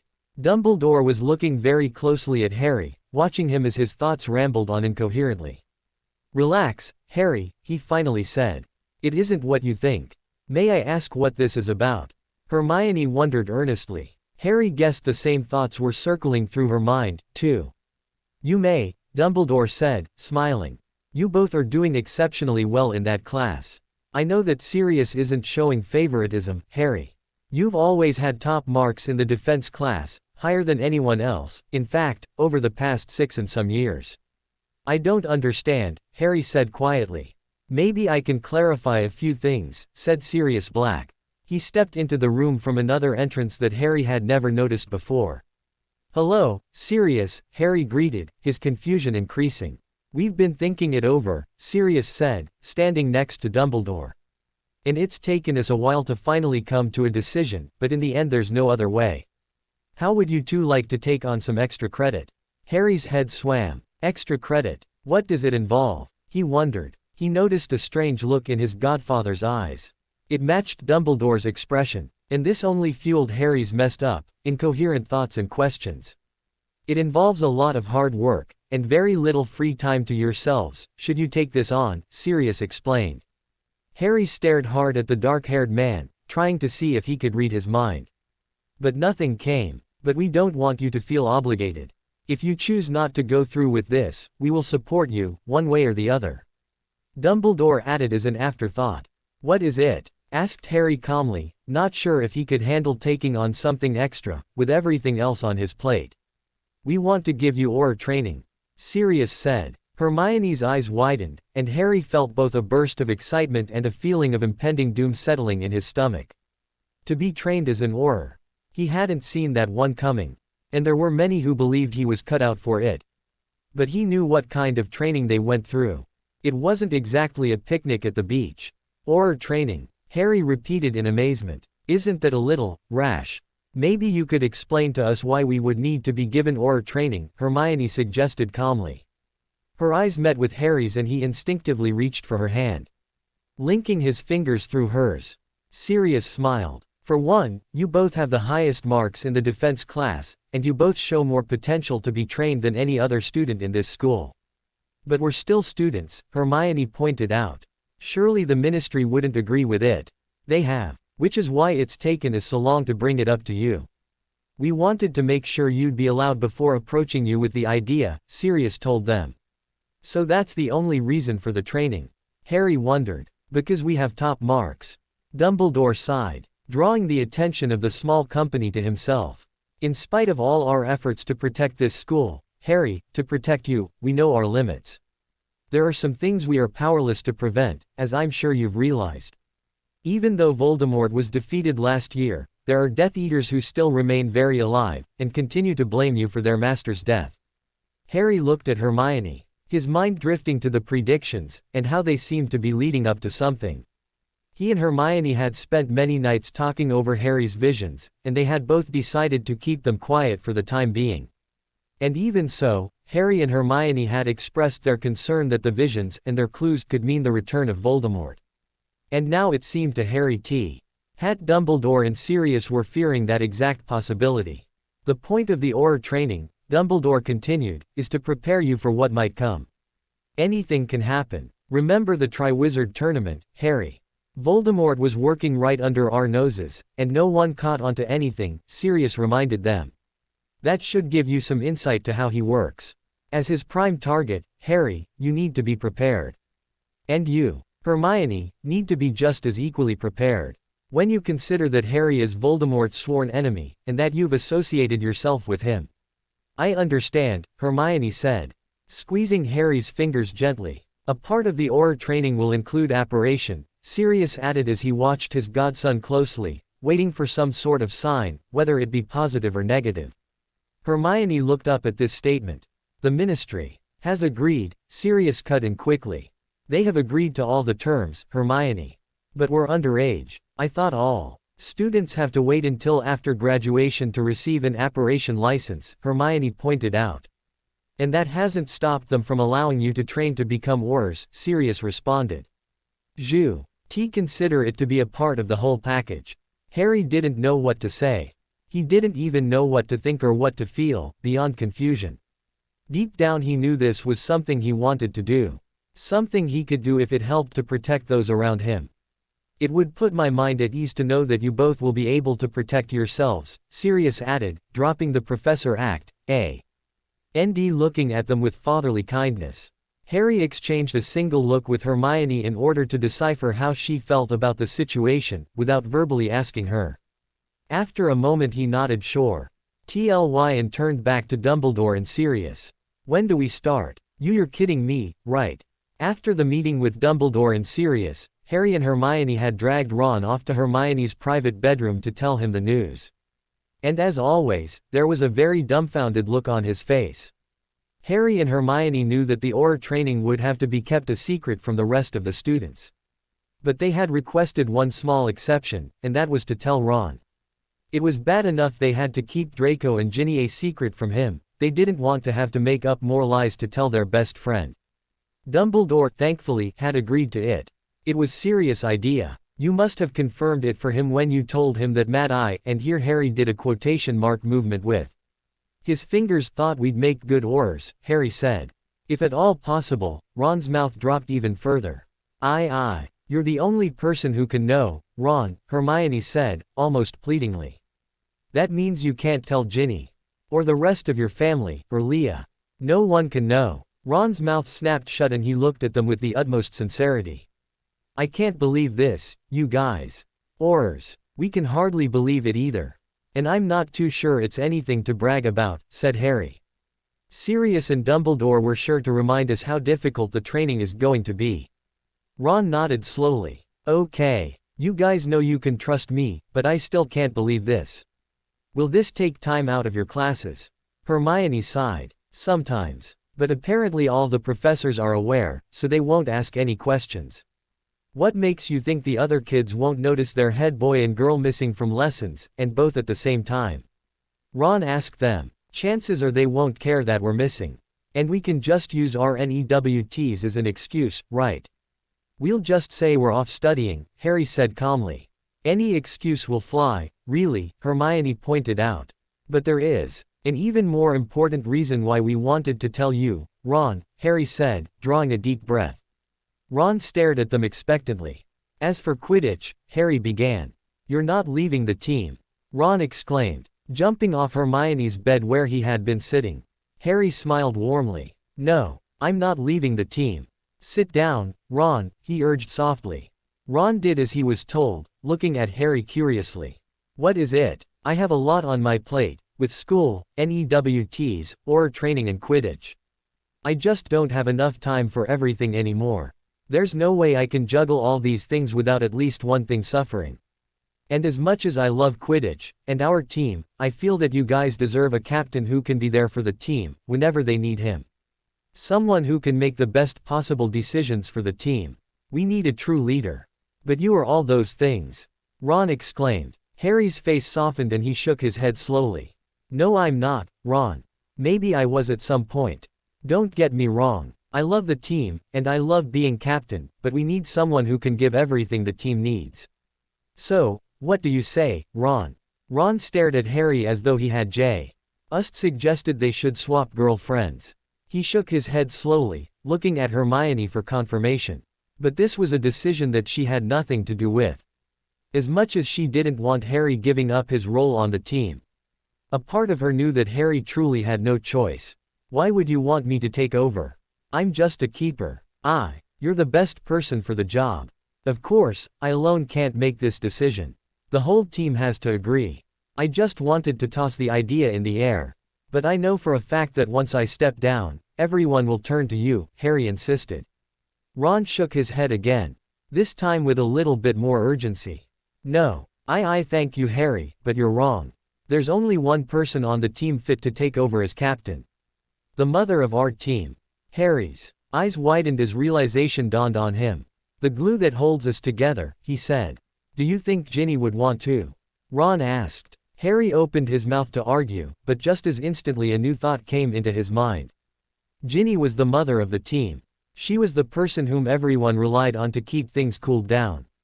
And she knew everyone on the team on a very personal level, and always knew how to make anyone new feel welcome on the team. As much as I appreciate the offer, Harry, Ron continued, the Quidditch season is over in a few months, and graduation will be another month after that. What's the point in sticking me in the spot? Ginny, at least, will be here for another year. That gives her enough time to get used to it this term. Harry found himself looking at Ron with renewed respect. Are you sure about this? Ron smiled reassuringly. Course I'm sure. Besides, I have NEWTs coming up, too. I'm gonna need all the time I can get if I'm going to scrape up some good marks. Harry sighed with finality. All right, we'll hold a team meeting tomorrow, and tell the team about the small change. It'll be okay, Harry, Hermione said sweetly. Once they realize Ginny will be taking over, they'll find that change isn't so bad after all. Harry grinned at her. I'm not sure if that's supposed to make me feel better or not, he replied, feeling miserable on the inside. Harry couldn't sleep. The end of the week was drawing to a close, and this weekend would be the last free weekend he'd have for a while. His and Hermione's Auror training would begin on Monday. And though he was excited, he couldn't help but be a little bit nervous, anxious, even. He still had no idea who would be in charge of training them. And he had no idea where they would be trained. He had a thought that it would have to be outside of the school grounds, so they could keep the training hushed up from students in the school. It would also help for when they began their apparition training, since it was impossible to apparate inside the school grounds. Harry found himself wandering the school halls late on a Friday night. The whole school was so silent and serene, Harry was tempted to curl up on a set of stairs and pass out then and there. But he'd never dare. Not when the staircases moved, and ghosts roamed the halls. Luckily, Peeves the poltergeist was nowhere to be seen. And Harry gave a start of surprise when his godfather turned a corner into the very corridor he was walking. Sirius, the dark-haired man, stopped in his tracks and did a double take. Harry, what are you doing up? Harry shrugged, making his way to the older wizard. Couldn't sleep. What about you? They met and continued down a different corridor, walking side by side. That's not important, Sirius answered, looking sidelong at his godson. Are you nervous about Monday? Harry gave a short laugh. I'm trying not to be, but I guess it's easy to get nervous over the unknown. Are you sure we're going to do okay? Harry asked. I wouldn't have suggested it otherwise, would I? Said Sirius, grinning slightly. Yeah, you'd think so. But are you sure your faith in me isn't a little on the unrealistic side? Harry wondered. Sirius gave Harry a pointed look, his eyes narrowed with mild impatience. You know, I placed my faith in Hermione, too. And have you ever known me to make a decision without a damn good reason? I don't know, Harry mumbled, shrugging helplessly. I know that you want to protect Hermione and me, but how can we protect ourselves from an invisible enemy? Sirius sighed. For one, if I'm going to place my faith in you, you have to do the same for me and trust that I know what I'm doing. And for two, you need to stop worrying. That's not a good answer, Harry pointed out. It's an answer, Sirius replied with a smile. As they walked along, a silence fell, neither of them truly wanting to continue the conversation regarding Auror training or the enemy. Though Harry's mind was alert with anxiousness over what was to come, he suddenly realized that he hadn't truly thought of Sirius and his plight over the Clare White situation in quite some time. Taking Remus' advice to heart, Harry had deliberately not asked his godfather about the letter, and he silently prayed that Sirius would come to him when he was ready. In the weeks that had preceded since Christmas, neither the letter nor Clare had been brought up, and Harry was suddenly wrought with desperation to hear what Sirius thought of it all. I know it's been a while since we talked, Sirius began. About Clare, I mean, he added, bringing up the topic as though by some sheer will of thought. Harry looked sideways to the older man, looking at him with a mixture of surprise and expectancy. Now that Sirius had brought up the topic, did he truly want to hear what he had to say? Harry mentally shook his head, reminding himself that Sirius' thoughts and feelings were what mattered. Whether Harry liked what he had to say or not was irrelevant. Did you read the letter? Harry asked, prompting Sirius to continue on with what he wanted to say. Sirius nodded slowly, tilting his head as though trying to block Harry from seeing the expression on his face. What did she say? Harry then asked, hoping against all hope that what Clare had to say would have a positive impact on Sirius' decision. Well, sighed Sirius, she mainly talked about her life since she moved. And she mainly brought up small topics, asking how everyone at Hogwarts was doing. She asked me questions about you. Me. What could she possibly have asked about me that I haven't already told her? Sirius shrugged. She's never met you, Harry. In all honesty, if you care to know, she's just as curious about you as you are about her. Harry felt his face melt into an expression of awe. He was amazed that this woman actually wanted to get to know him. Sure, for months they had exchanged letters, but they were few and far between. The distance of their homes hindering the swift exchange of each letter by owl. But Harry could think about that later. He was happy to hear that Clare, his own godmother, truly did care enough to ask about him. But right now he wanted to hear Sirius' opinion on the matter. Is that all she said? Harry asked, trying to sound casual. Sirius turned his head slowly as he shrugged his shoulders again. She might have said more, he said quietly, so quietly that Harry had to strain his ears just to hear correctly. What did she say? Harry wondered, feeling a warmth spreading through his chest. The way Sirius was acting, it was almost as though he was filled with sudden shyness. As though he'd rather keep the words Clare had written to him a deep secret, locked away in his heart forever. Well, whatever Clare had said, it had done the trick. But Harry was desperate to know what she had managed to tell Sirius. Privacy be damned. It's not important what she said, Sirius said calmly, though there was a small hint of a grin on his face that suggested otherwise. Harry shook his head. So, what are you going to do about all of this? I'm going to do nothing, Harry, Sirius said casually. But Harry could see the light twinkle in his eye, and Harry knew that what Sirius really wanted to do was something. Nothing. Have you written back? The young wizard asked. Sirius smiled. Yes, I've written back, but I want you to know, Harry. I don't intend for anything to happen. I'm not looking for romance, or old friends. I'm happy with my work, and with you. Those are the two most important things to me, and I'm not going to sabotage the comfort I've found in my life just to patch things up with an old flame. She was your fiancé, Harry exclaimed in puzzlement. That's an entirely different situation. You're right, Sirius agreed. A situation which requires a fair amount of delicacy.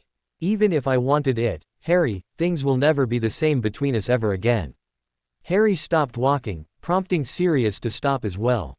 Something like anger rose slowly and heatedly through Harry's body. I guess that's what makes us different, he murmured, looking at Sirius. What do you mean? Asked his godfather, looking at him quizzically. If it were me, I'd never. Harry took a deep breath, trying to take control of his frustration, and LSO trying to piece together what he wanted to say. If there ever came a day when Hermione was stripped from my life by circumstances beyond our control, I'd never give up on her, on us. But that is different, don't you see? Sirius insisted, though he sounded quite unsure of himself. No, it's not. Don't you see? Hermione and I are as in love with each other as you and Clare once were. I'm going to marry her someday. And I don't think I've ever been so certain of anything in my entire life. If something tore us apart and then one day I was given a chance to be with her again, I would take it in half a heartbeat. No questions asked. Our love will never die, and it's the same with you and Claire. Sirius studied Harry for a moment, looking at him in a new light. And what makes you think that Claire and I are meant to be? Harry, things aren't always the way they seem, Sirius said. You wrote to her, didn't you? Harry pointed out, fighting off a knowing smile. And she wrote to you. Sometimes, Sirius, you can't fight fate. What is meant to be, will be. You can try to deny it all you want, but in the end, destiny wins. After a moment of staring defiantly at each other, Sir Hughes was the first to break down his defenses as he cracked a smile, his eyes lighting up. When did you get to be so wise in the affairs of fate and destiny? Harry found himself chuckling lightly, in spite of the very serious conversation they were having. I suppose it helps being in love. Life is much more different when you have the love of your life by your side. You're telling me, Sirius said quietly. And then Harry didn't know what to say. They started walking again. So, Sirius said, heaving his shoulders and sighing. Did Claire ever mention me in her letters? Or talk about me at all? Isn't there a godmother-godson confidentiality thing involved in my relationship with her? Harry replied, grinning. You wouldn't want to make me responsible for spilling all our private conversations to you, would you? Thanks for the chat, Sirius. I'll see you tomorrow. And he left before Sirius could open his mouth to reply. Once Harry returned to the Gryffindor common room, he discovered Ron was still wide awake. Sitting by himself in the corner of the room in a chair. Hey, mate, Ron greeted, seeing Harry enter through the portrait hole. What are you doing awake? I thought I was the only one with the insane insomnia problem, Harry said, making his way to Ron. Nah, Ron replied. You're not the only one with things on your mind. Harry sat down across from the redhead, folding his arms on the table. He was starting to feel tired. The talk with Sirius had calmed and relaxed him, which was exactly what he needed. Sleep wouldn't come to him now though, until he learned what was bothering Ron. Is this about Leah? Harry ventured a guess. Ron grinned. I'm so wide awake and excited. I can't even explain it. Is it supposed to be like this?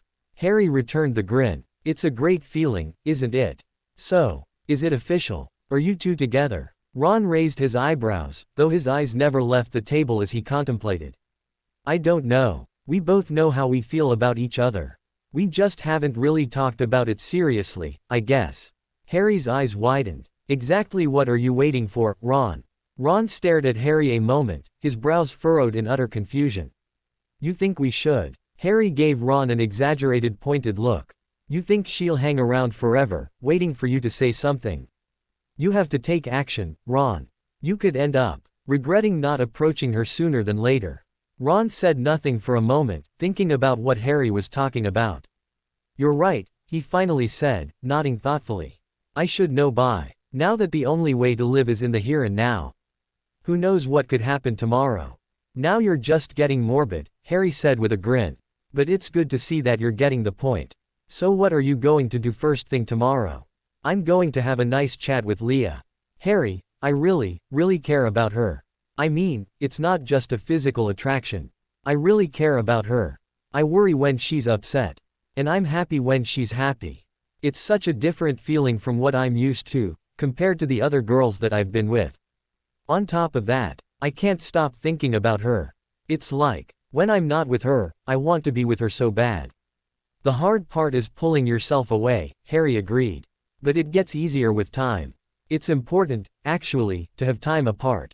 Distance makes the heart grow fonder, Ron sighed wistfully, in a mocking tone.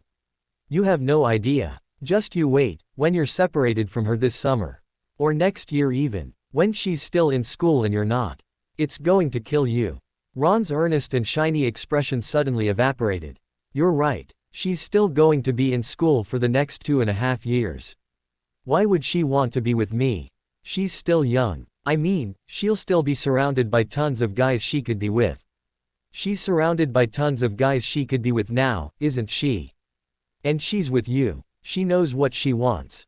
You have nothing to worry about, Harry assured his freckled friend.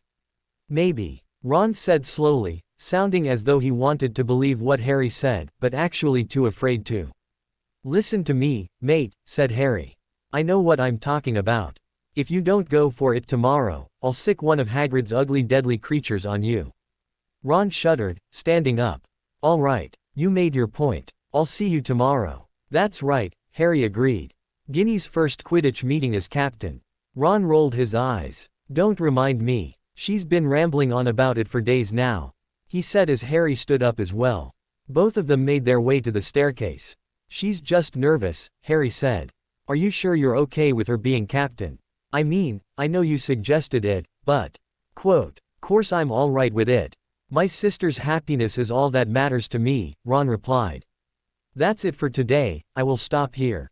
I hope you all enjoyed his video. If you please consider subscribe and make sure to hit that like button, share with your friends, and don't forget to check out author of this story. Details in description.